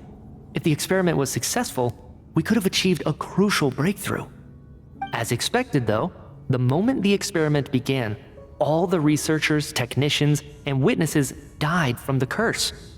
All that effort, not to mention the energy and materials we relied on Project Stuzha to gather for us, went to waste. In the end, nothing was gained. Does that mean something similar happened when we were at the theater? That's right. During the performance, I thought of an important breakthrough regarding the experiment, and wound up dragging everyone into this. So the nature of the curse seems to be something like, when moments of technological progress occur, all life in the vicinity is taken away. What a violent method! Of course, that meant the curse was normally limited to the Armory Palace. Since outsiders are forbidden from entering, this mass death phenomenon went unnoticed. Until Odette came along. I believe she was the first witness. The Curse of Death was triggered just before she infiltrated the Armory Palace that day. But you mentioned something about a final stage experiment. Doesn't that mean you've actually made some progress? That's right. Even with the gods locking certain key components out of reach, humanity can still advance technology in incremental steps accumulated over time. But, as I'm sure Renova anticipated, even incremental progress has its limits, a point where the truth you're seeking must be put to the test in an experiment. You mean, the experiment you were just about to do? Yes, we were at a critical juncture, a moment where the quantitative was about to translate into fundamental qualitative change. With this single experiment, we could have brought everything we've worked for to fruition. But now, after already being forced to fumble around in the dark all this time, it feels like we've truly hit an impenetrable wall. As long as Renova's Curse of Death persists, we won't be able to advance the experiment or obtain any results. And with Project Stuzha having been in effect all this time, at our nation's current strength, repeated trial and error is simply unsustainable. Only by eliminating Renova first will it be possible to continue advancing our plans. But she's the ruler of death! She can just kill whoever she wants, right? That's gotta be the scariest power ever! Is it even possible to beat her? We'll see. But one thing's for sure. She definitely can't just do whatever she wants. The best proof of that is me, standing here, very much alive. You're saying... Wouldn't it be easier to just kill all of us researchers for good? Why resurrect us over and over again? Why let us advance our technology to this point? So, you're saying even the ruler of death has limitations we don't know about? Exactly. And I think that's where the key to our breakthrough lies. Regardless, the ruler of death has always been an obstacle we must overcome. Indeed, we must face life, death, time, and space. After all, our goal is the heavenly principles. The Fatui want to challenge the heavenly principles? For a long time, I've had a vague suspicion the Fatui and the Tsaritsa were targeting the heavenly principles. But hearing the Jester admit it is still a shock. No wonder that Tsaritsa's goal has always been kept a secret from the people. What kind of road will that lead Snezhnaya down? In that case... Lord Jester, I would like to request some leave.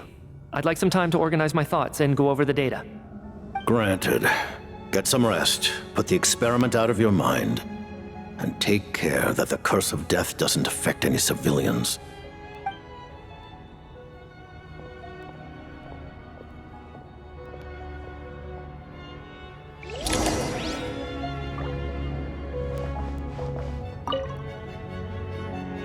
While there is yet time, allow me to offer you my hospitality, honored guest of Snezhnaya.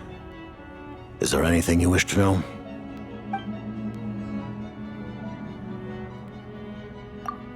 I remember hearing the term Mistelton from Columbina. Yeah! Paimon wanted to ask about that when the name came up just now. What is it?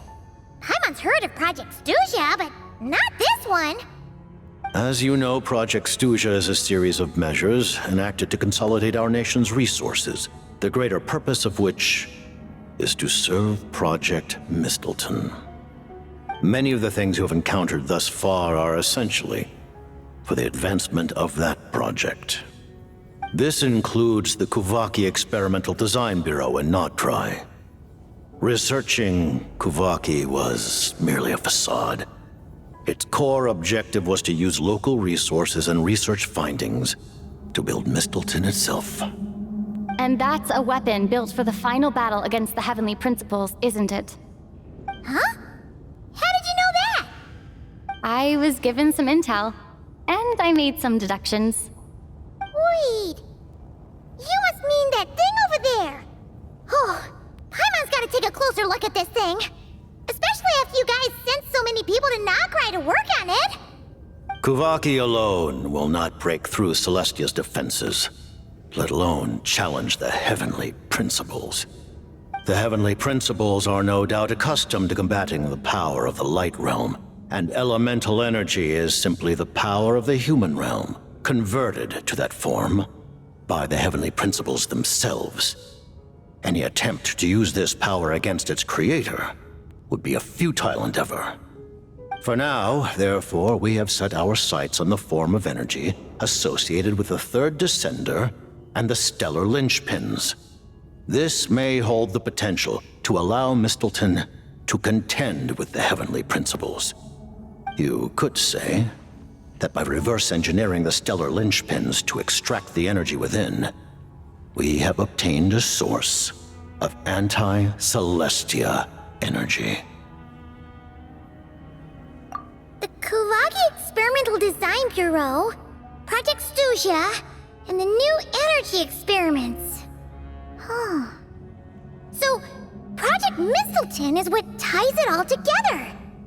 And it looks like your plan is almost complete.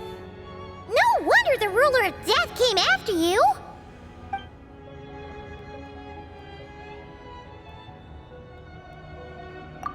Her Majesty the Tsaritsa has embarked upon an expedition to vanquish a monster. Were it not for this, I imagine she would have been delighted to grant you an audience. Seems like the powers that be in Snezhnaya don't intend to hold my past conflicts with the Fatui against me. The Harbingers have been granted significant autonomy in retrieving the Gnosis. But by the same token, they do not completely represent Snezhnaya's official stance. You read my mind. Speaking of the Gnosis, Paimon's been dying to ask this question since forever. Why exactly does the Tsaritsa want to collect them? Is it something to do with the fight against the Heavenly Principles? The Gnosis will undoubtedly serve as a key bargaining chip when she confronts the Heavenly Principles. Beyond that, you had best ask the Tsaritsa herself. I am not sure if this information is mine to disclose. What do you mean, not sure? Don't you make the rules? You're the highest-ranking Harbinger! Ugh, never mind. Taking on the Heavenly Principles is something most people wouldn't even entertain in their wildest fantasies. Why is the Tsaritsa so fixated on this? In Teyvat today, civilization is nothing but an illusion. Something whose very existence can be negated at any moment. Our civilization may very well be destroyed in the struggle, but as things stand, the Heavenly Principles could choose to negate our existence on a passing whim. And we must not sit back and accept that fate. Only by changing the state of affairs, only by overthrowing the Heavenly Principles, can our civilization truly be said to have taken root. Otherwise, the fate of the people of Conria and Hyperborea is a cycle doomed to repeat itself. Accepting potential destruction in return for getting to control your own fate. Furthermore, perhaps this is still somewhat difficult for you to understand. Are you aware that all the rules of this world are made up of curses? Huh? All of them? Paimon knows about the curse of death you mentioned, and the curse of immortality that you and Dainsleif have. Then, the birth of the Hilly Churls, the rules of Natlan's Ode of Resurrection, those are curses too? Farina's long life seems to stem from a curse placed on her by Focalor as well. Yes. Even a god's love for humanity is a curse the heavenly principles inflicted upon the gods. What? The Tsaritsa has always had ample reason to hate the heavenly principles. If she can seize their authority, she will reconstruct the entire world, and when that time comes, humanity will be completely liberated from curses and lies. Look forward to it. It will be a world beyond your imagination. Though the ordinary people of Snezhnaya may not understand these details, in this frigid land locked in a ceaseless struggle against the environment, in this nation to which the gods have never shown favor, we all believe that standing in solidarity with the Tsaritsa in our shared struggle will surely usher in a new and better world.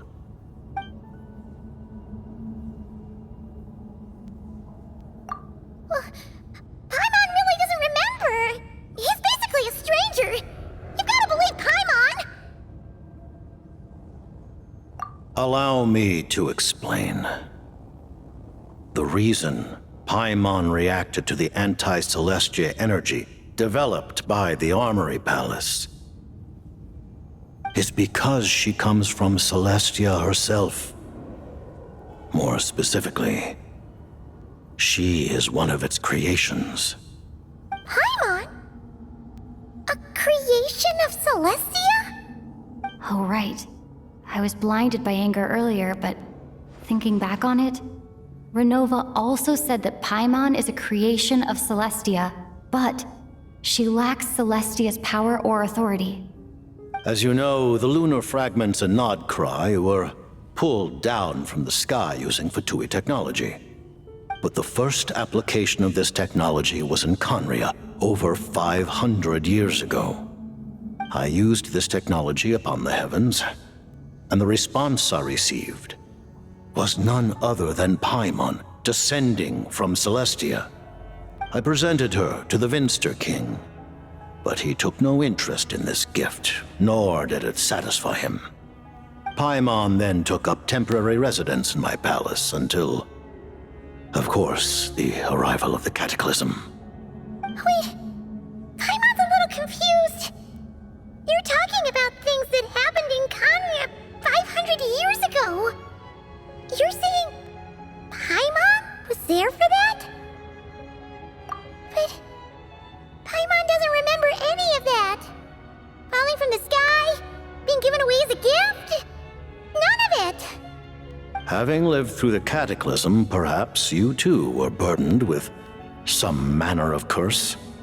Although, losing your memories would indeed be the smallest price I've ever seen paid. But it's not just her memory from Conria. Paimon doesn't even know how she spent the last 500 years.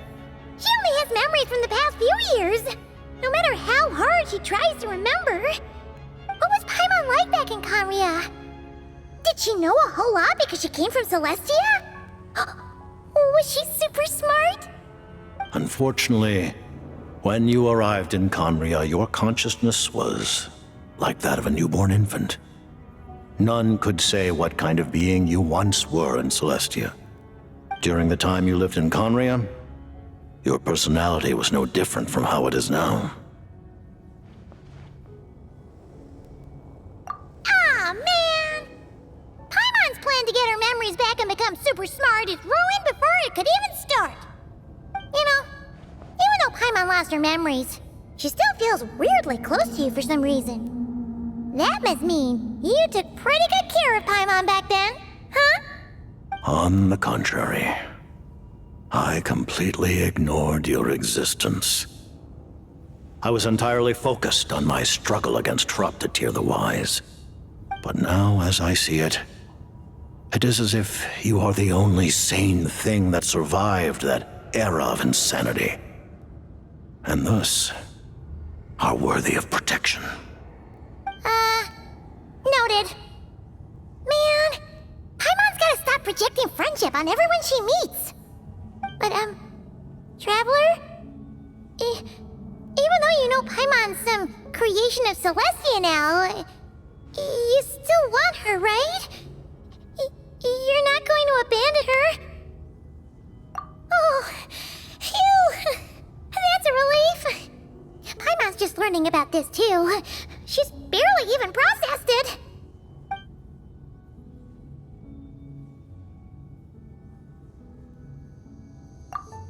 Thank you for telling me so much. I'm a bit surprised, honestly. I didn't expect you to be quite so transparent with me. Given the circumstances, the Fatui need not hide anything from our allies. Allies?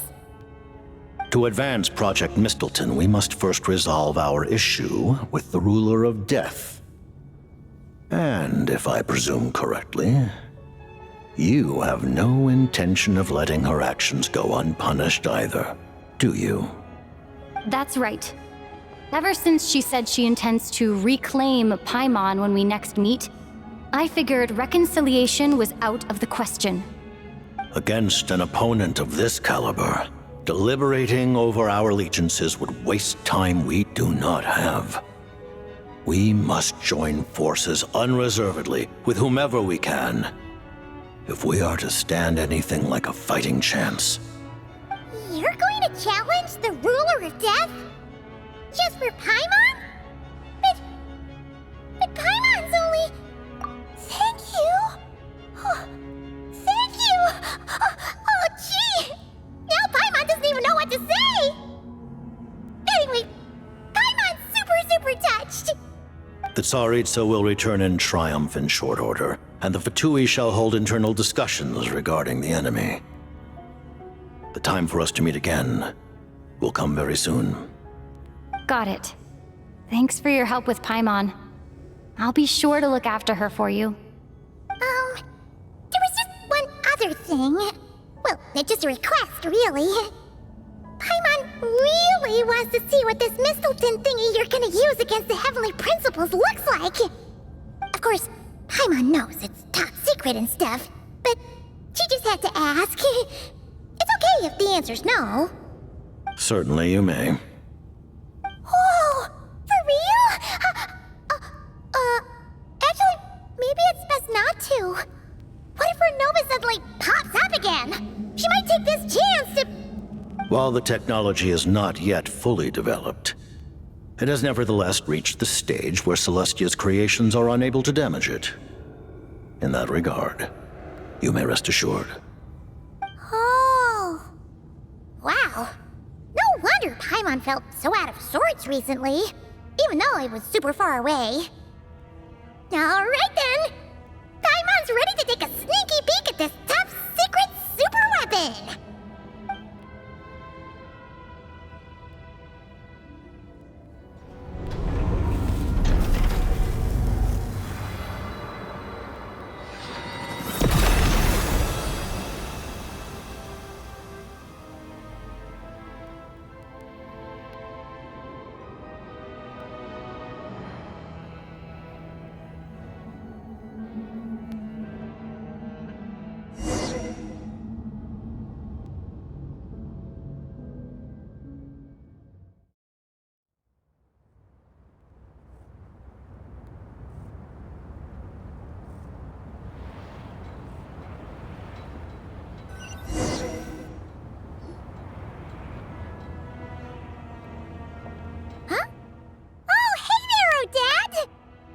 Paimon? You're okay. Thank goodness. You look well. Have you recovered? Long story short, yep, Paimon's all better. What are you doing here? Were you waiting for us? That's right. When I woke up, I wanted to go in after you, but the guards had woken up as well. It would have been tough to take them on alone, and there was no easy way to sneak past them. So I returned the way I came and waited for you here. It was thanks to you that my soul found its way back to my body so quickly. Thank you. Huh. That actually worked? Nice. I just figured I'd try my luck when that ominous feeling struck me. Really, you should be thanking this thing instead. Anyway, now that things here are all taken care of, I have other things I should get back to.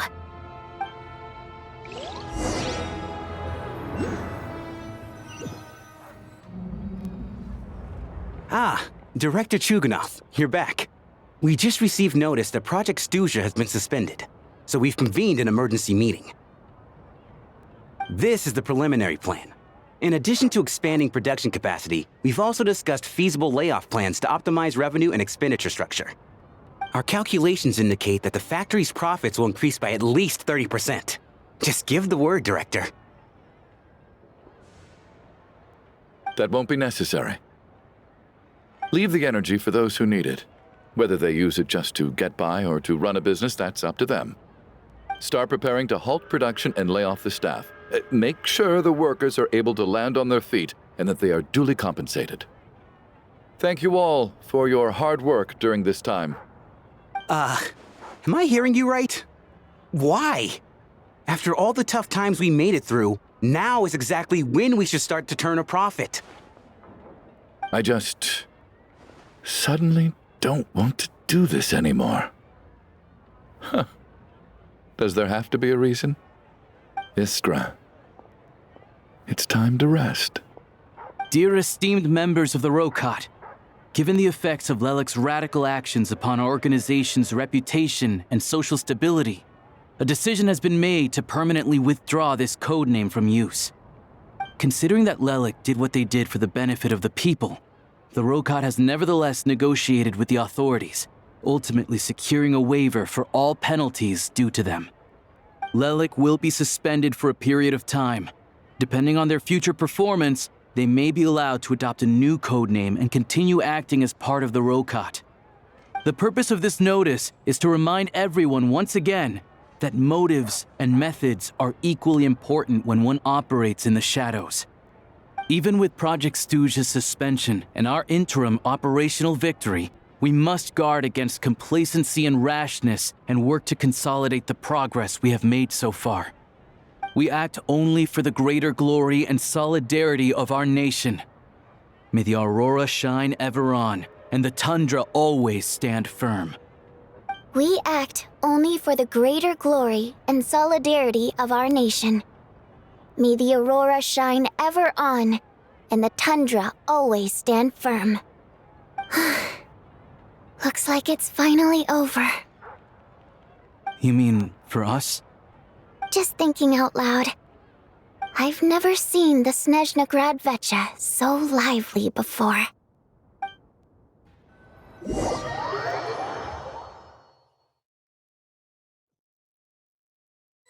I never once thought I'd come here. But I understand everything now, Rosaline.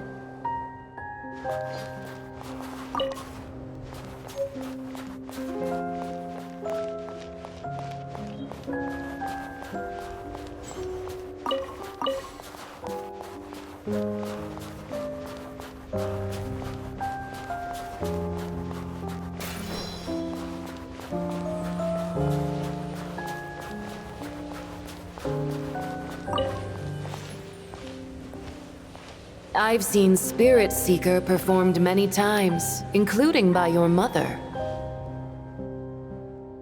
Why do you bring that up all of a sudden? Even though the choreography is always identical, every dancer finds a way to make it her own.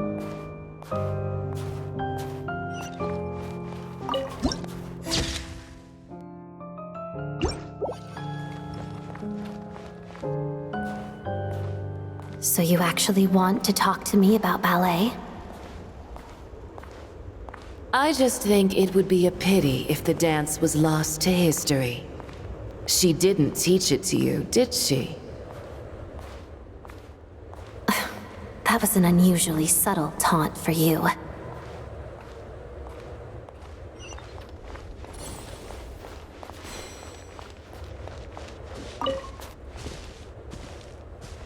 We embraced one another on the snow-swept plains, melting the ruthlessness of time. But when our bodies, in pieces, are cast to the winds, what of our love will remain behind?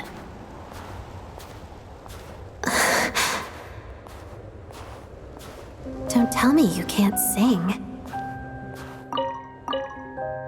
Shush.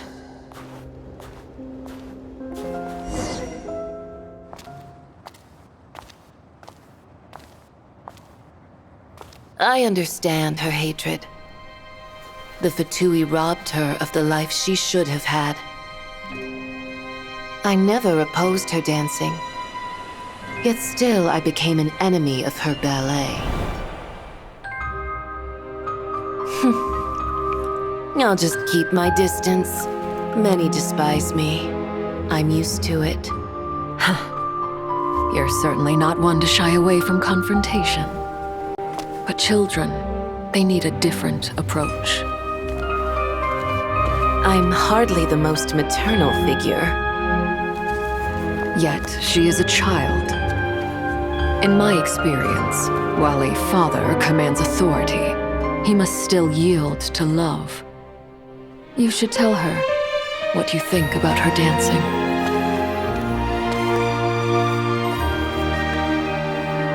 Odette will soon take the stage at the Korolievsky Theater. This could be your chance. Geonosis secured. It went smoothly. I'll be there. Have them send me an invitation.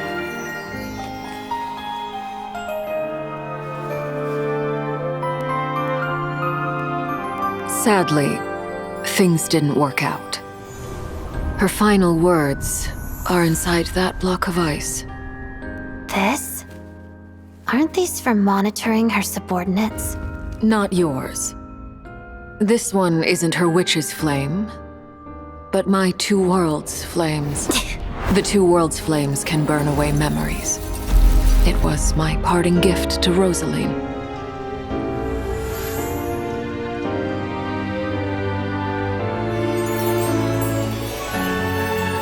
If all goes to plan, she and I will both live to see the TSARTISA succeed.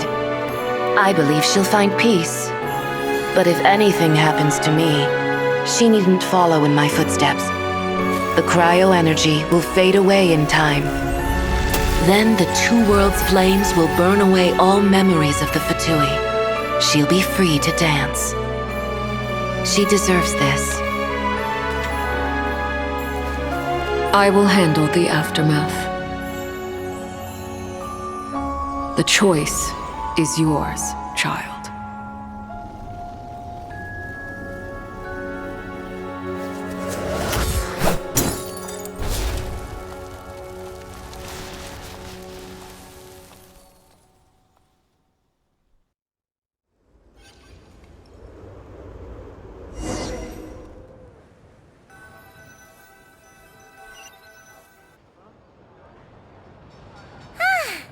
Fresh air at last! Paimon's head isn't spinning anymore, and the fever's all gone. Paimon's finally free to fly again! Oh, it's nice to finally know where Paimon came from, too. It did make Paimon a little nervous at first, but it's such a relief now. Like, who cares if Paimon's a creation of Celestia? She's probably not anyone that important. Probably just the fairy of food and fun or something. And like you said, this doesn't have to change anything between us. You're not gonna just... Hey, hurry up! Why are you walking so slowly? You've spent the last few days lying in bed and stuffing your face. I didn't think you'd be able to fly this fast. Says who? They don't call her White Floaty for nothing. Paimon originally wanted to check out the bookstores in Snezhnaya, but she's more in the mood for flying around right now, so let's save that for later. Wait, they've got light novels from VII Publishing House here too. Huh? And this is Paimon's favorite mystery story from Fontaine! Wow! They got a sequel! The local Snezhnaya books look pretty interesting too, but also kinda heavy. Not the easiest things to look around. I thought you were in the mood for flying around. Paimon can read while she flies. Hey! Look at these two dolls! Which do you like better?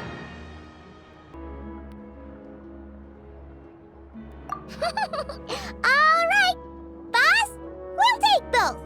Paimon will have the other one. Oh, I thought we were only getting one. All right, fine, I'll pay. There you are. Thanks for visiting. Paimon will grab this and then... Huh? Huh? Huh?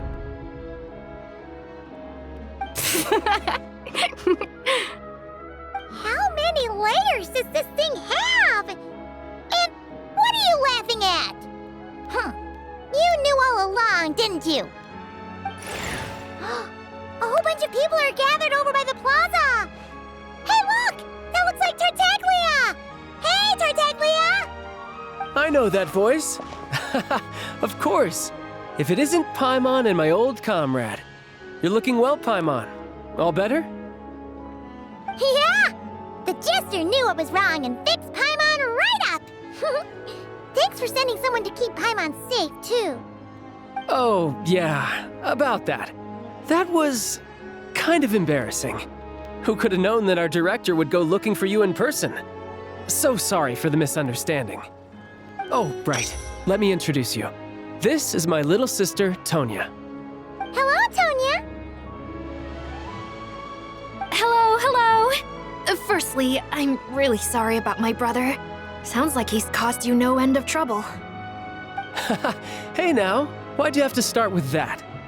Not that it isn't true, of course. So she's the real Tonya. She said you two didn't manage to meet up at the theater.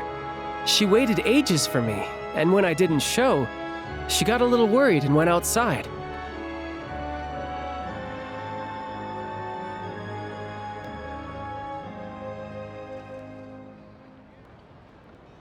I know, right? He didn't bother to say a word to me. I searched up and down the city for him, and he only told me about it when I finally caught him at the gates of Glupov. I've been rushed off my feet lately, so I didn't get the chance to go home. I just figured the Traveler would fill you in when she got there. Well, the snow was bad, and you're never late. So I was really worried about you. How was I supposed to know that you'd stood me up? I'm sorry, Tonya. I really am. I'll make it up to you somehow. Just... please don't tell Mom and Dad. Although the mix-up led to a series of misunderstandings, it's probably for the best that the real Tonya didn't get caught up in that mess. Besides, it's obvious that Tartaglia isn't usually one to break a promise. He only gave his ticket to me because he had to look into Lelek. No, it's fine. It just meant I didn't get to see the show in the end. By the way, what did you think? You were one of the first people to see it, you know? I would say... the best is yet to come. Huh? What kind of review is that? Hey,